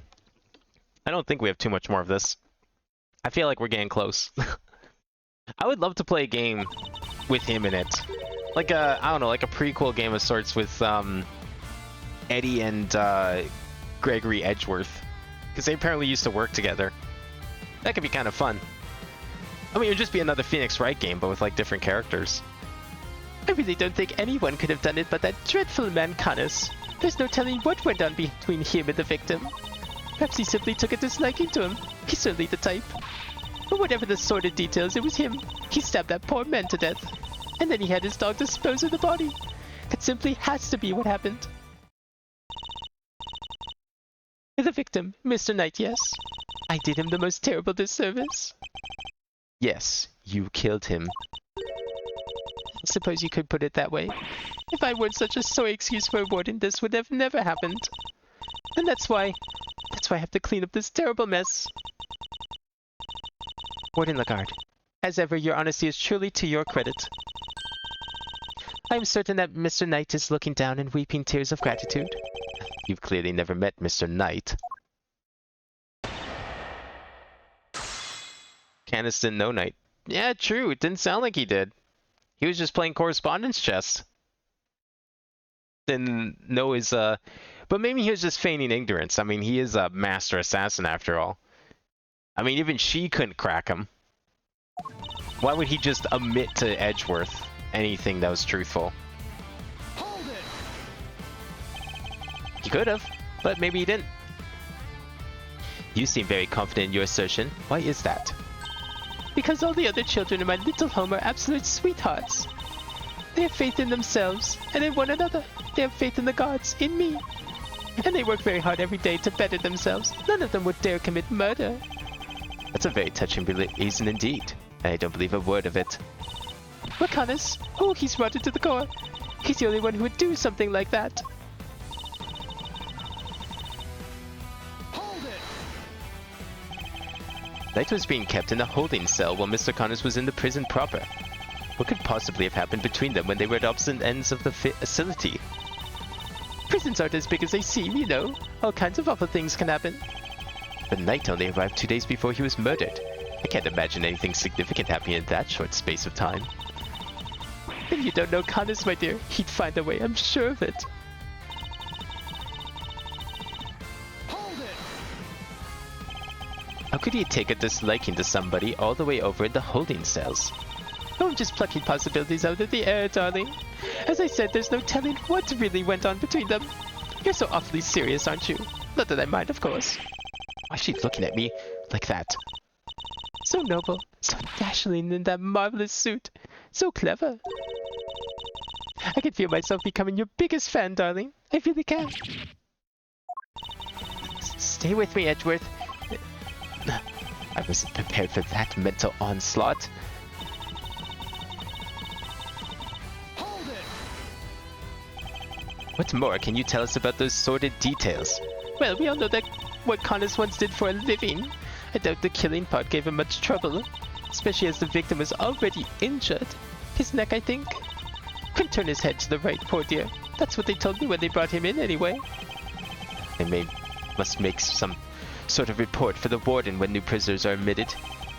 You seem keen for us to think that you didn't know much about Knight. That's because I didn't, sweetie. And the victim was simply a fun target to that monster, nothing more. I expect Connors used this chisel that was hidden in that chest set, don't you? Or for grisly business. Just imagine, the man probably didn't even have time to cry out. I see. Thank you for your thoughts. They were very helpful. Actually, I'd like to hear about them in a little more detail if you don't mind. Oh, Mr. Edgeworth, you're making me blush. I could chat with you all day. Oh, don't look so nervous, darling. I'm only teasing. Of course, we could talk about them some more. The chisel that was hidden in that chest set. And which chest set would that be precisely?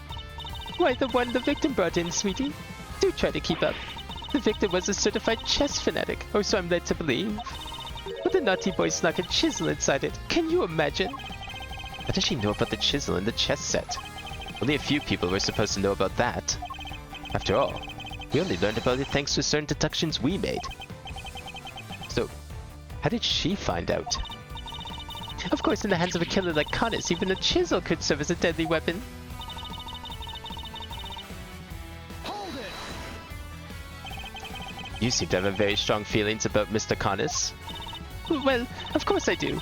I told you what he said to me. What an absolute menace he was to interrogate. He could slither out of anything, the snake. Sounds as tough as a rock. And that infuriating, self-satisfied look on his face when he took him back to his cell. Ah, my blood boils just thinking about it. Certainly don't blame her on that account. Hold it. Surely you're not suggesting that the dog threw the body down the well? I told you already, darling. Connors has more dogs than that beastly creature. Remember, he has pets on the outside too. You mean he brought someone in from the outside the prison to help him commit the crime? Of course not, silly. How would they have made it in through security? But he's the so-called fixer, no? Exercise that fabulous brain of yours a little. How hard would it be for him to recruit a dog on the inside, or even plant one? Interesting. And does this dog have a name? Well, if I knew that, my life would be so much easier now, wouldn't it?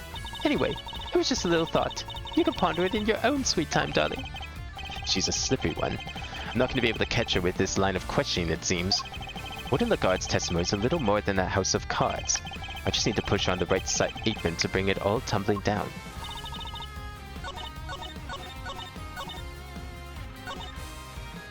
Yeah, this one. Honest used that chisel that was hidden in that chess set, don't you? Yeah. She should have known about that. Do we use the chisel? Or the chess set? Objection. Yeah, we do.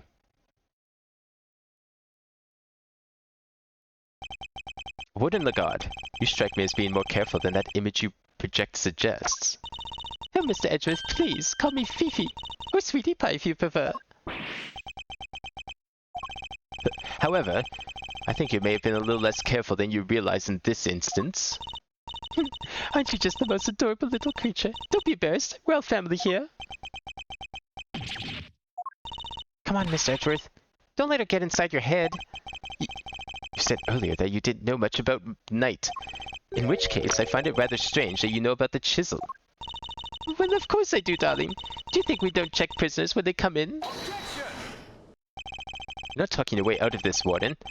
That is entirely irrelevant, and you know it.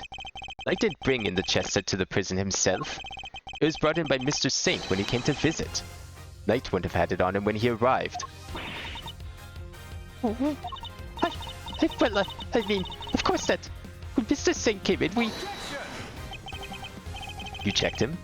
I find that hard to believe. Because if you did, that makes your story all the stranger. If you found the chisel, why did you not confiscate it there and then? Judge Cavell, did you tell anyone about the hidden compartment in the chess set? I did not. If no one leaked our findings, then how exactly did you learn about the chisel, Warden Lagarde? Because it certainly could have been when you checked Knight or Mr. Saint on their arrival. Indeed. Such a thing would imply an intentional oversight if it had been found yet let through. Precisely. So, Warden Lagarde, and answer truthfully this time. Where and when did you learn about the chess set? If you won't answer, then allow me.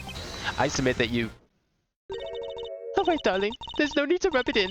You got me alright. I questioned Knight. That was when I learned about the chess set. But please, you have to believe me. I did not kill him. One moment, Warden. This is a significant development. The court requests that you make a detailed statement on the record. Any objections, Mr. Edgeworth? None, Your Honor. Thank you. Thank you, darlings. I'll clear up this awful misunderstanding, I promise. Is she really gonna clear it up, though? Yeah, you're gonna clear it up that you're the killer. Very well. Go ahead, Warden Lagarde. And please, tell the truth this time. The lies are starting to wear thin. This is my chance to expose her.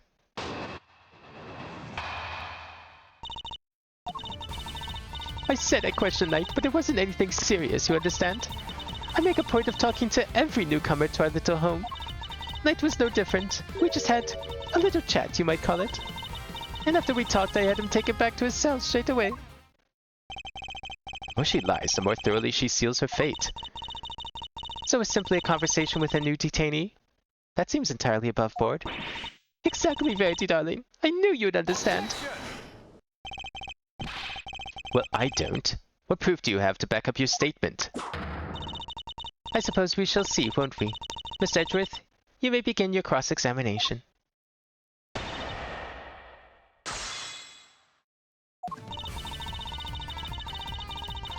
Hold it. She seemed really quick to jump on this line of reasoning.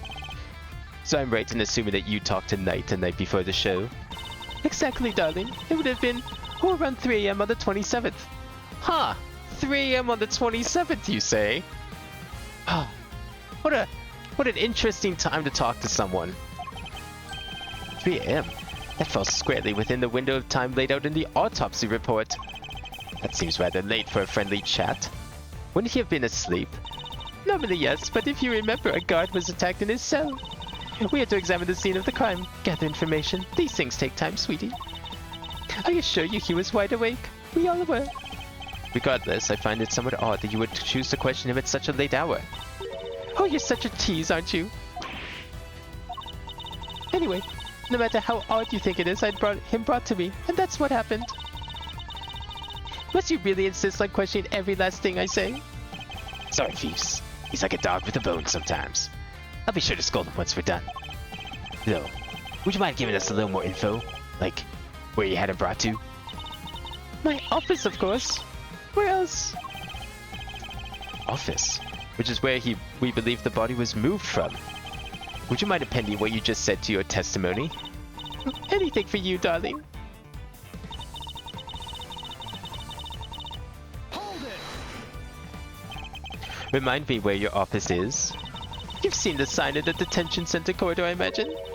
The one that says no entry? That's it, sweetie. My office is just up in there, a short walk from the holding cells. I understand you also have access to the yard. Why, of course. That's where my gorgeous little garden is. Oh, I see where you're going with this. You're saying that's how I moved the body. You had the means and the opportunity. It's hardly impossible. Hardly impossible proves nothing. You have no evidence for this assertion. There is no other way that the body could have been moved. Surely you haven't forgotten that it was Mr. Saint who dropped Mr. Knight's body down the well? Yeah, what she said, you're miles off, Edgeworth. Probably shouldn't push this any further for now. Hold it. What did you and Knight speak about? Oh, nothing much. Just some small talk, really. I asked him about what animals he liked, what his hobbies were. His hobbies? I imagine you talked about chess. Oh yes, I could stop him talking about it, in fact. He even had a piece of paper covered with little notes about it in his cell. At least, I think that's what they were about. So she's seen Knight's correspondence chess diagram. Hold it. How was he when you spoke with him? Oh, he was so open and honest, darling. What? That guy, honest. And the reason he's in there is because he wasn't honest. He was talking about one croissant and promoting a pawn. En passant, promoting a pawn. Seems he spared no one from his obsession with chess. Look at this fucking nerd going on about en passant. Hold it. Thinks he knows something about chess. If he had really gone back to his cell, he would still be alive today. You really think I murdered the poor man right there in my office, don't you? What would that my motive have been, darling? I told you I barely knew him. I'm no angel. I have my grudges against Connors, but Knight has nothing to do with that animal. She really does hate Connors. What if she's the dog on the inside that he hired to do his dirty work? What if someone paid Connors to kill Knight? And that's the reason Connors got her to do it. So there was no motive, it was simply business. Warden Lagarde, I must insist that you append that statement to your testimony. Hold it. You say that you bear a grudge against only Mr. Connors, is that correct? No, I despise him, coming to my prison thinking he can do whatever he wants. But he won't get away with it. I'll clip his wicked wings, if it's the least thing I can do. And that awful dog of his, it's a menace! Completely upended the peace and quiet of my home. She even hates his dog. It does seem at first glance that she didn't have much of a motive to kill Knight. But that she hates Connors so much that she probably hates anyone who has anything to do with him. Thinking about it from that angle, the key to breaking her testimony will surely reveal itself. She likes to get to know all the peeps, huh? Pretty chummy prison warden if you ask me. Chummy? She killed the man, detective. Poor guy would have been in cuffs, not to mention the neck brace. He was defenseless. Warden Lagarde was the murderer. The evidence points to that conclusion and no other.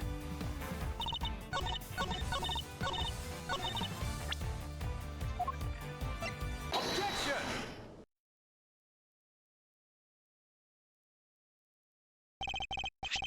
Judge Gambit, I'd like you to take a look at this. It's about a game of chess. What is the significance of this, Mr. Edgeworth? It is found in Knight's cell, which is exactly where you saw it. You said you saw it too, Warden Lagarde. But you didn't just see this game in Knight's cell, did you? You've seen it in Mr. Connors' cell too. What do you mean? Oh, come now.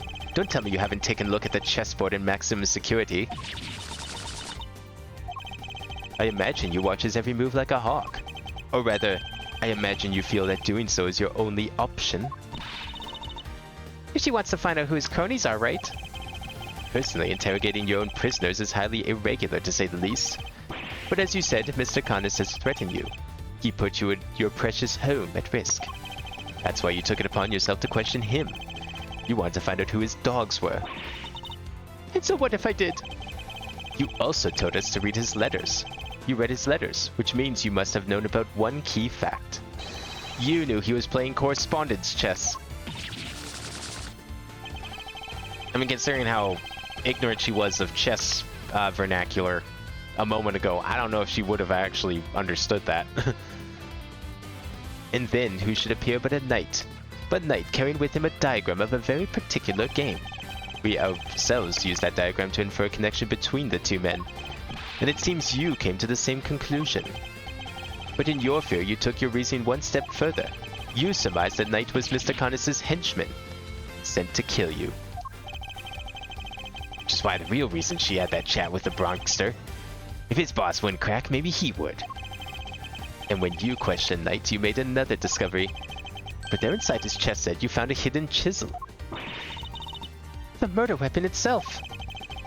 As far as you were concerned, that chisel meant one thing. Connors. Thus, you convinced yourself that Knight was working for Connors. And that is why you killed him. Ah, you know what? That makes a lot of sense. I believe that one. She was so scared of Connors that she killed Knight out of fear.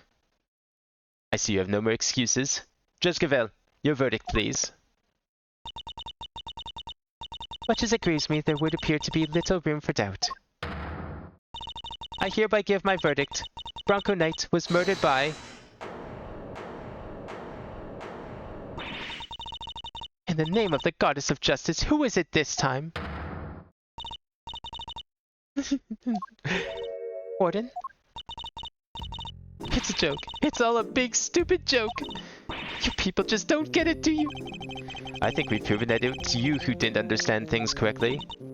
Me? Please, darling. I understand it all perfectly well, thank you very much. And I understand that there's a glaring contradiction in your theory, Mr. Edgeworth. You're just grasping at straws now. I have no time for this. Your Honor, the verdict? I'm curious to hear what the warden has to say. What? You're dull, Verity. I've just one last thing to say. Then Mr. Edgeworth can declare himself the winner. You rang? Shut up, Eustace. Does anybody remember a certain autopsy report? Of course. We received the finalized version only this morning.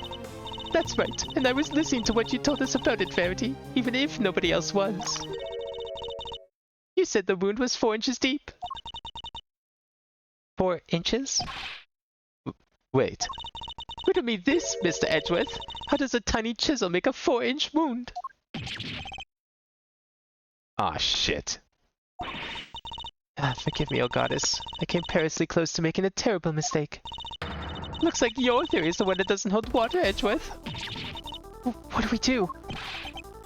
You'll be fine, Mr. Edgeworth always comes through. Right, sir? Looks to me like the Mouseteron's out of commission. You're an attorney too, aren't you? Why don't you do something? Turn things on their head with a desperate bluff. Blurt out the first mind-blowing thing that comes to you. Look, Detective, I'm as much of a man of action as the next guy. Without evidence, we're up a creek without a paddle here. This might be the end of the road. This guy's clearly not Phoenix Wright.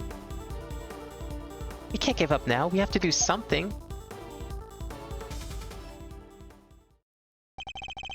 I'm certain that Warden Lagarde is the killer. It's the only explanation that fits the facts of the case. But if the chisel wasn't the murder weapon, what other bladed weapon is there here in this facility? A longer chisel, maybe. It seems we still do not have all the answers, nor the evidence to provide those answers. Alas, we must wait until the trial to see this matter resolved, I'm afraid. Ah, come on, G. You're just giving the killer a chance to destroy the evidence. Are you calling the judicial process into question, Mr. Fender? No, not me. Nah. I tried, Miles. Any bright ideas?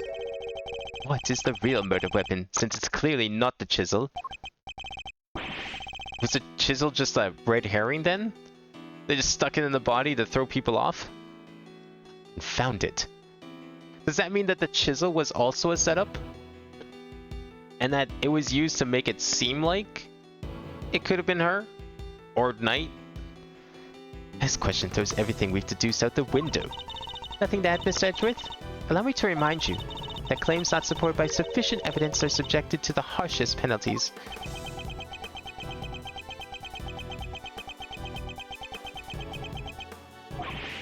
It's hopeless. Can't think of anything. I need more time. Loath as I am to admit it, You can't give up now. Remember what Mr. Fender said. Simeon's counting on us. Without us, he's... Remember how upset he was? He was devastated. Nobody's in more pain than him over Mr. Knight's death. There's no way he did it. But if we can't save him, who will?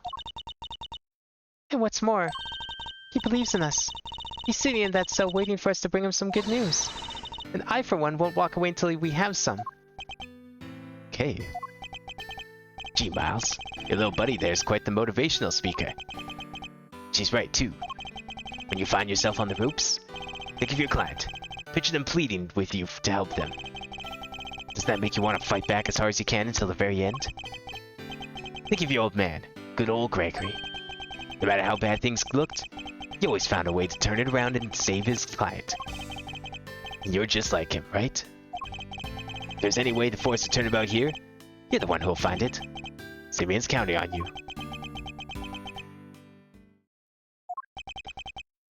Judge Gavelle. You seem to have recovered your composure, Mr. Edgeworth. But if you mean to attempt a defense, I would advise you to consider the ramifications. You have repeatedly proposed misguided theories and have made numerous false accusations. If you do so again, I will have no choice but to judge you unfit to serve as a prosecutor. And relieve you of your badge for good. She's right. I have put forward a number of theories that prove to be flawed in one way or another. Have I made some sort of fundamental oversight? Wait. She said my theories were misguided. Nothing to say. Then the court will tolerate no more of your time wasting. I hereby... Sir! Mr. Edgeworth. Give my verdict. That's it. I've been thinking about it the wrong way all this time. My theories weren't misguided. I was being misled. The defendant... I think it's a little soon for that, Your Honor. I'd say it's well past due, darling. Wouldn't you agree, Verity? Mr. Edgeworth, you may proceed. What? I'd like to remind you of a few things. The sighting of his dog, Helmet, the fact that he wasn't at the show. These and other factors made Mr. Connors the obvious suspect at first. This again, Mr. Edgeworth? You seem almost proud of your blunder. But what if the real killer wanted us to suspect Mr. Connors? What if it was all carefully arranged? And what if the same was true of the chisel, our purported murder weapon? Knight had been stabbed multiple times in the same place with a bladed instrument. What if he was stabbed with the chisel after the real murder weapon had been removed? Just to leave traces of blood on it for us to find. That was how the killer misled us into thinking the chisel is the murder weapon. But why mislead us in this way? Why indeed? Why make us think that the chisel is the murder weapon rather than whatever was really used? Or to get Canis transferred? Nah, because if he got transferred, he'd go somewhere with higher security. And then what would he be able to do? Okay, the murder weapon belonged to Knight. So maybe it was to frame... Well, no, how would that get Knight transferred? She doesn't want Canis at this prison. Well, yeah. But is it because of the bell? Is that why we were supposed to be led to believe that Canis was responsible? Yeah, I guess because of the whole bell and the dog and all that.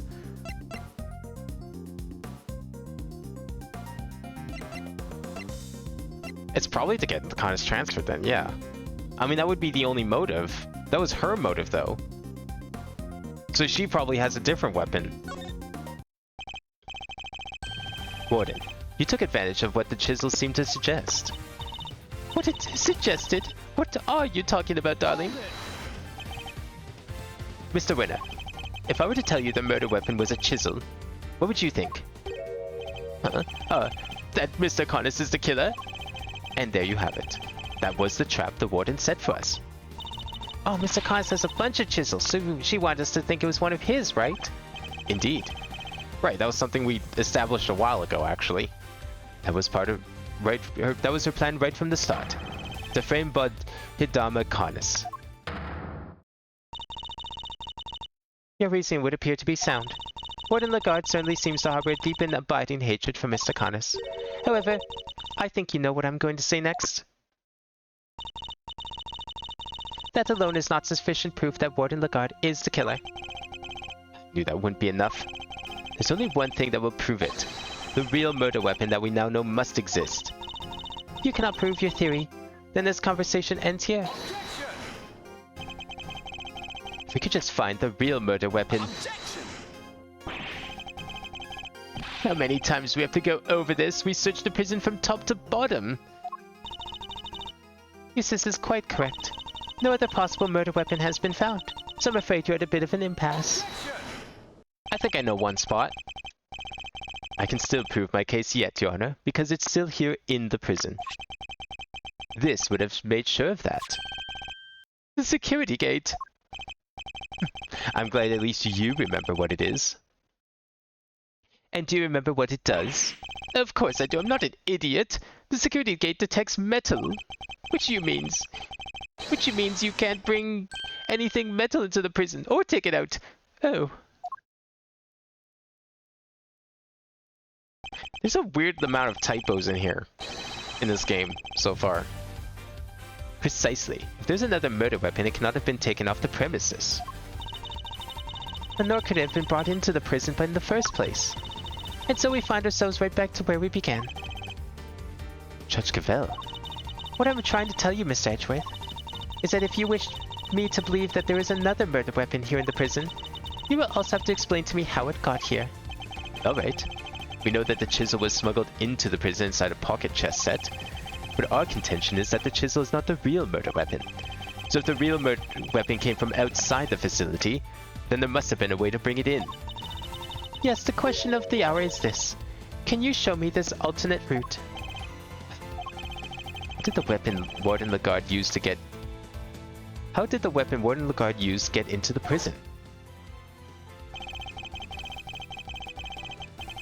You borrowed evidence from the police to help with your investigation, is that correct? Oh yes, sweetie. Everything related to Canis is with me now. Heaven knows how many times I've followed the secretive scoundrel into my office to talk to me. Of course. That's how.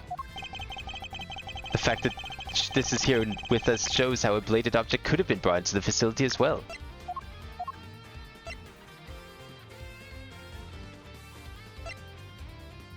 Like this, right? The chisel? Take that. Oh. Well, because the chisel went around security, it wasn't given a proper check.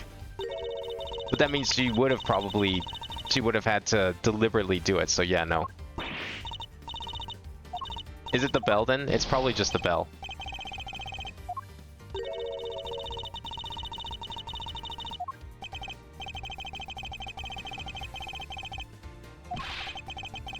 This evidence shows how metal objects could be brought in without raising the alarm.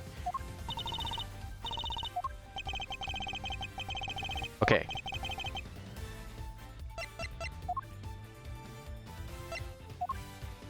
Well, it's gotta be the bell then, right?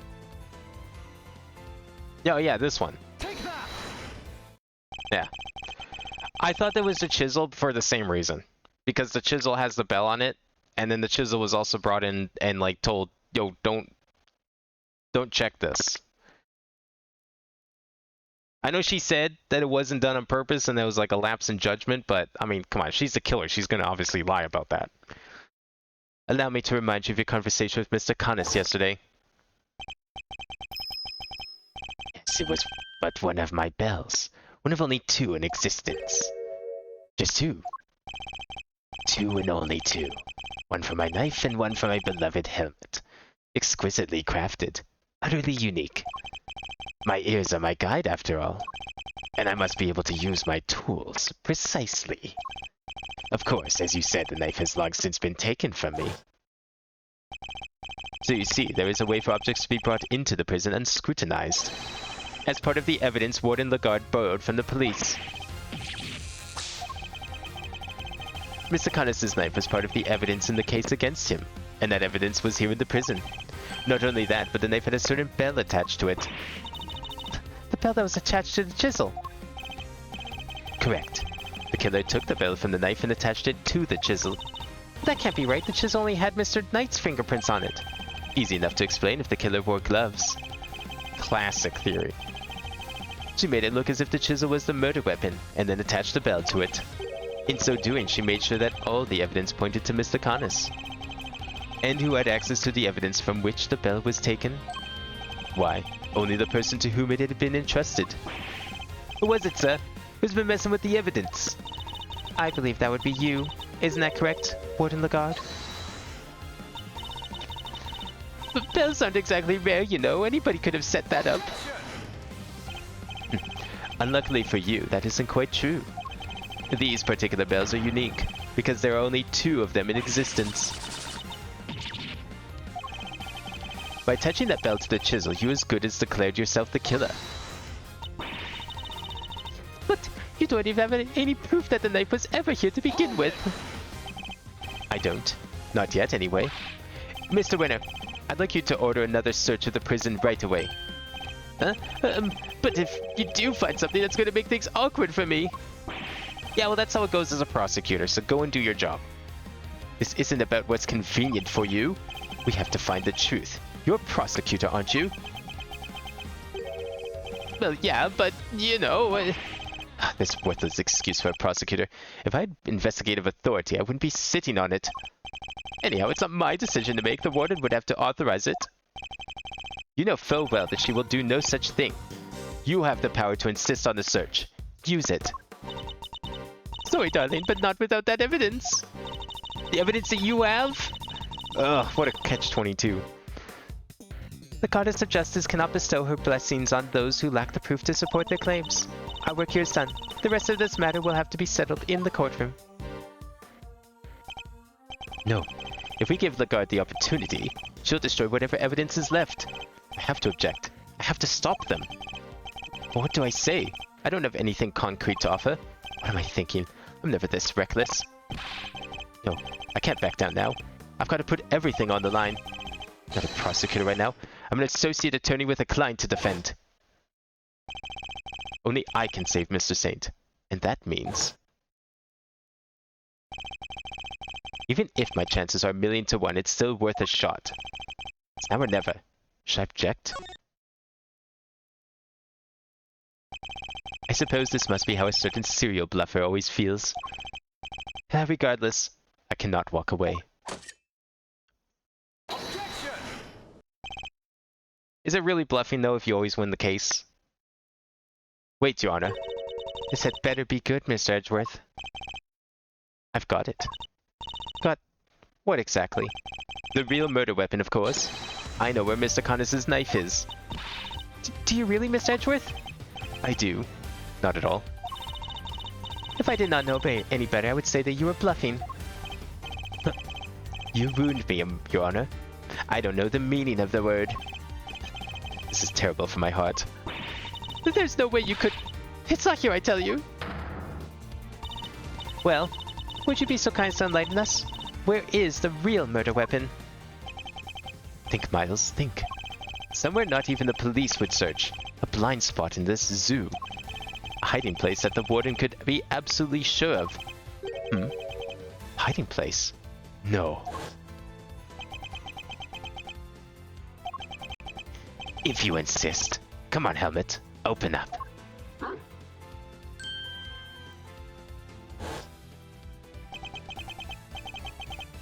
Did she use the same trick? No, that's ridiculous. Isn't it? But the more I think about it, how many foolproof ways to evade detection could there be?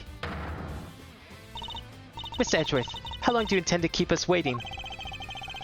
There's the faintest possibility I'm right, but if I'm wrong, we stand to lose everything.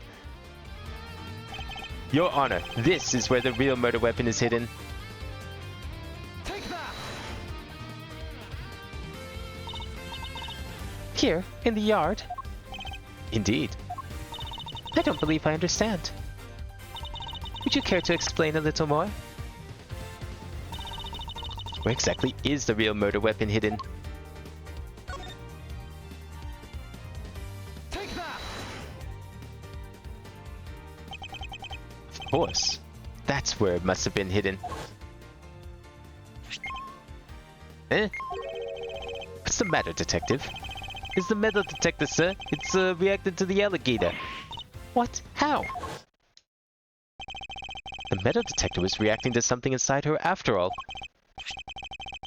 Your Honor, I would like to remind you of this piece of evidence. The chisel. Did we just figure out that this isn't a murder weapon? You might recall that Mr. Connis hid this chisel in his dog's mouth. Would you believe that the real murder weapon was hidden in much the same way? That's right. The murder weapon is hidden inside the alligator in the pond over there. What? No way! We detected the presence of a metallic object during our earlier investigation. Judge Cavell, we need to know what's inside that alligator. Understood. Then we will need to summon a veterinarian. I'm sure I could get the little sweetie to open this up for us. I forgot she was still here. I'd be happy to give it a try. Please, by all means.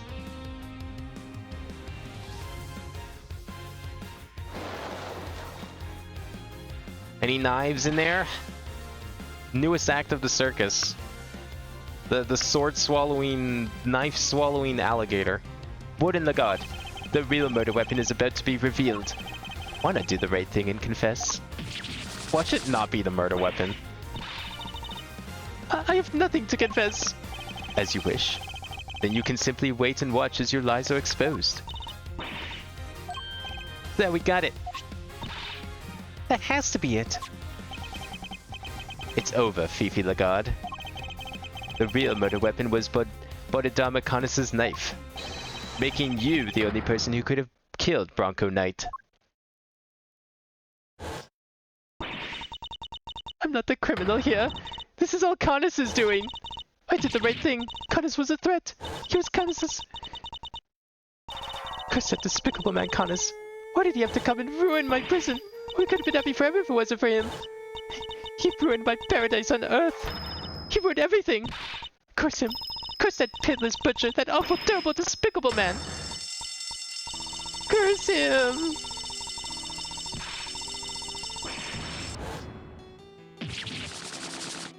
Unfortunately, being set up and killing in fear doesn't really abscond you from killing and what you did. But who knew her jacket was made of other foxes? That's pretty impressive, honestly. Prosecutor Twinner, sir. The test results have just come back. Winner? I guess we've all been under a lot of stress. Traces of Bronco Knight's blood were found on Mr. Connors' knife. It's just like you said, sir. Congratulations on a stunning victory. Thank you, officer. Excellent work. You can continue complimenting me if you like. Did her coat burst into foxes? It did. I wasn't expecting that one. I always love like seeing what the breakdown animations are, but her coat splitting into a bunch of other little foxes was not on the bingo card.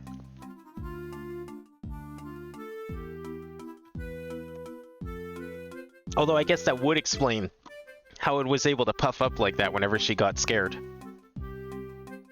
Yes, sir. A Thwinner wins again. I think I'm welling up a little. With rage. Excellent work, Eustace. Just a few loose ends to tie up and we're done. Huh? What are you talking about? I just solved the case, didn't I? We've yet to confirm whether or not Knight really was working for Mr. Connors. It will be vital to know if Warden Lagarde was simply jumping to conclusions on that front. Huh? There's Clueless, and then there's you. Well, and then I guess we better get back to our investigation. Alright, officer, you're with me. You're about to see the winner win a whole lot more. Prepare to witness first-rate investigation talent in action. Yes, sir. I'm right there with you, sir. Can't wait to watch you at work. It's winning time! I love the part where he says it's winning time and then wins all over the place. Just as long as he does it away from us. Thanks. I expect this case will cause quite a stir. The attempted murder of a president is news enough. And now his would-be assassin has been murdered. But Knight never sought to kill the president in the first place. The truth is not always as important as it might seem, Miss Edgeworth. In the eyes of both society and the law. How can you even say that? You do not have to believe me. However, as a prosecutor, Mr. Edgeworth is obliged to accept that this is the reality of the world he operates in. Being a prosecutor is about more than proving people guilty. That's what I believe. We are all free to believe as we choose, but the law is not to be toyed with for our own personal goals. If you refuse to accept this, then you must prepare to suffer the consequences. What does that even mean? Wait, you're not gonna take his... I'm afraid I must be going now. Farewell, Mr. Edgeworth. So, is he still a prosecutor, or, Judge Cavell is right. There must be only one set of laws for everyone. But if following the law means sacrificing the truth, can I really do that in good conscience? Simeon, you're out! Hi, Regina. Is everything alright? They did let you out, right? Yeah, but I'm so confused about what's going on. Some guy just came and said I was free to go, and that I have Mr. Edgeworth to thank. You sure do. Mr. Edgeworth found out who the real killer was. Wow, really? You did that for me, Mr. Edgeworth? Oh no, no. Stop staring at me like that. I'm innocent, I swear. Don't pull the rug from under me now. Stop it, silly. It's true, he saved you. So say thanks already. Okay. Thank you, Mr. Edgeworth. Thank you. And a great big Regina Berry thank you from me, too. Mr. Saint talking directly to me? Small victories, I suppose. Can I just ask one question, Mr. Attorney? Sure. I'm not actually an attorney, though. I thought Bronco was my friend. Not my best friend. I trusted him, but now... Well, it's just... I never knew. I never would have believed that he could hate somebody enough to want to kill them. If he kept something like that from me, then he never really trusted me, did he? That's not true, Simeon. Of course he trusted you. No, he didn't. If he had, if he just told me, I could have stopped him. I could have told him that hate never helps. That he had to let go of all that stuff. Mr. Saint, I think you're forgetting something.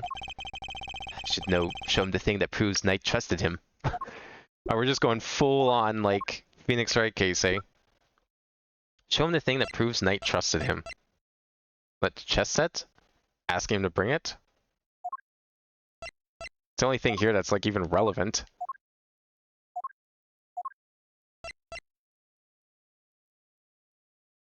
Yeah, it's probably a chess set. It's the only thing that's, like, even remotely related to him, after all. It's the chess set I brought for him. Knight had a hidden chisel inside. I imagine he meant to use it to escape. What? You mean he was using me? No, he believed in you. He knew he could count on you to bring it, and that you would never be so untrusting as to look inside. So yeah, he was using you. It really, actually was. I imagine that by not telling you, he was hoping he could keep you from getting caught up in this mess. That sounds a lot like using someone. Bronco, why didn't you tell me? At least you understand now, right, Simeon? I'm sure he does. He may not show it, but Simeon's no dummy. A good night's sleep and he'll be completely over this whole thing by tomorrow. That's not as complimentary as you think it is. Neither is you telling them that he trusted you to bring a murder weapon to him in prison. I'll try. I have to, for Bronco. I have to show him I can become the best animal trainer out there. That's the spirit. Wait, who's training who here? Oh, I almost forgot. We're doing a new show soon. I'd love if you could come, Mr. Edgeworth. I'll be joining Regina on stage for this one. That's right. The Very Big Circus is the biggest, most fabulous event in town. You'll have oodles of fun. Sounds great, doesn't it, Mr. Edgeworth? Come on, we have to go. Well, I'll think about it. Don't tell me we're going back to the circus. Oh, please, no. God, no. Anything but the circus. I had more than enough circus today. I don't want any more circus in this series. As long as at least if it's not very big. Any other circus maybe, but not this one. Alright, Simeon, we got some training to do. I think it's time you and Regent got acquainted. What? Regent the tiger? No, wait, I can't. No. Oh, you'll be fine, silly. You'll never met a nicer kitty cat. I can't. And before his head gets bitten off. Please, Regina, anything but that, please. Another satisfied customer.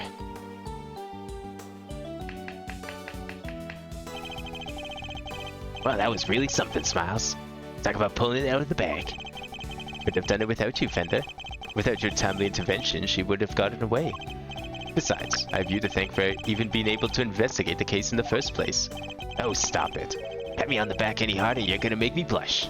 Or topple over. I suppose it would be asking too much for you to take this seriously. Seriously? Miles, my friend. I'm always serious. Anyway, how's it feel to save an innocent client? That's what it means to be an attorney, after all. To be an attorney?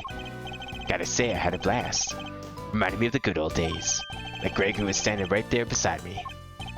It's been like a zillion years since I've ever felt this warm and fuzzy on the job. Hey, that's good, bittersweet. I'm not sure. Say, Miles, you ever thought about going into the defense game full time? Excuse me? You know, pick up where Gregory left off. Get out there and actually help people. Hey, pal, don't get any big ideas. Mr. Edgeworth ain't about to switch sides. Why not? Coming over to the light side's all the rage.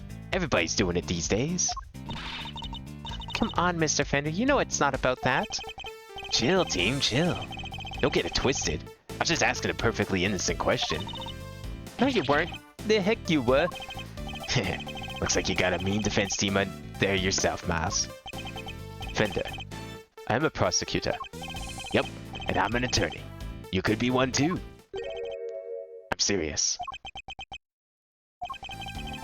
Well, I've said my piece. You change your mind, you know who to call. I'll be waiting.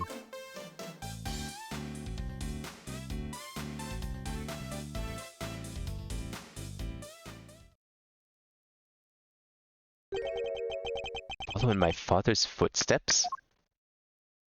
Him? Never. Could I really do such a thing? I'm gonna become a defense attorney just like my dad. An attorney like my father. Me?